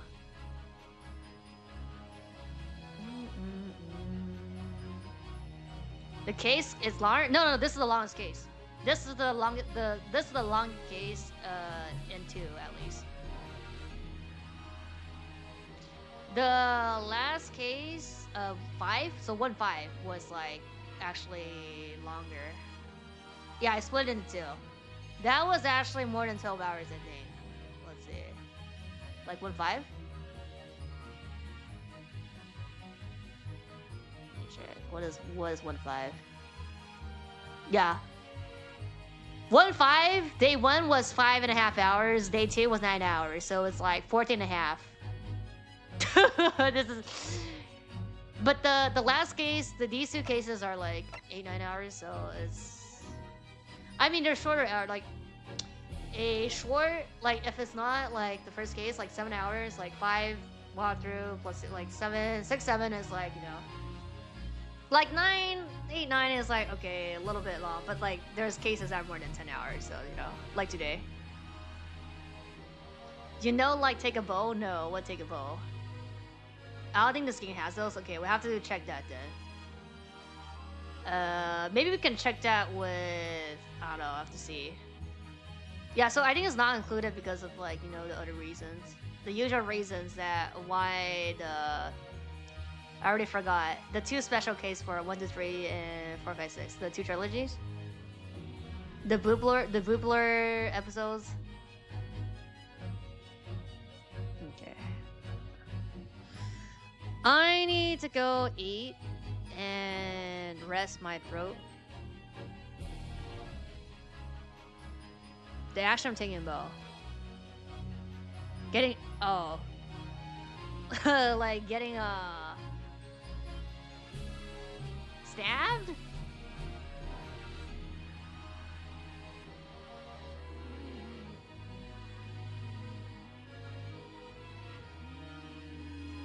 Actually, let me see.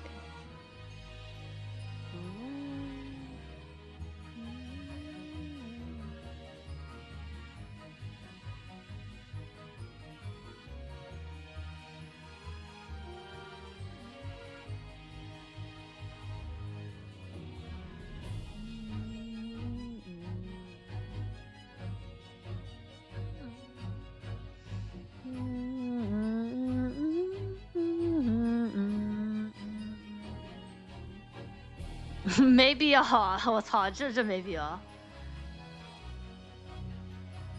Have you not heard the expression for no? Take a bow? No. Googling now. What's take a bow?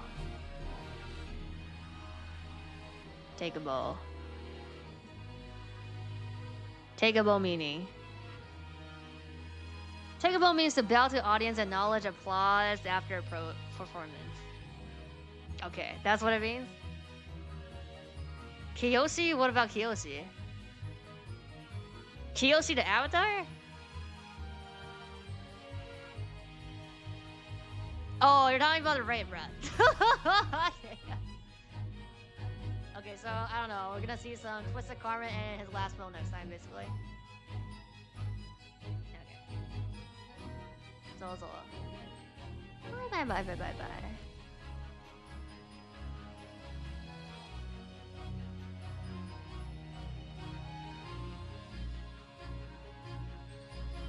I see. It's a bow thing. Okay. Now I know. Val, not bow.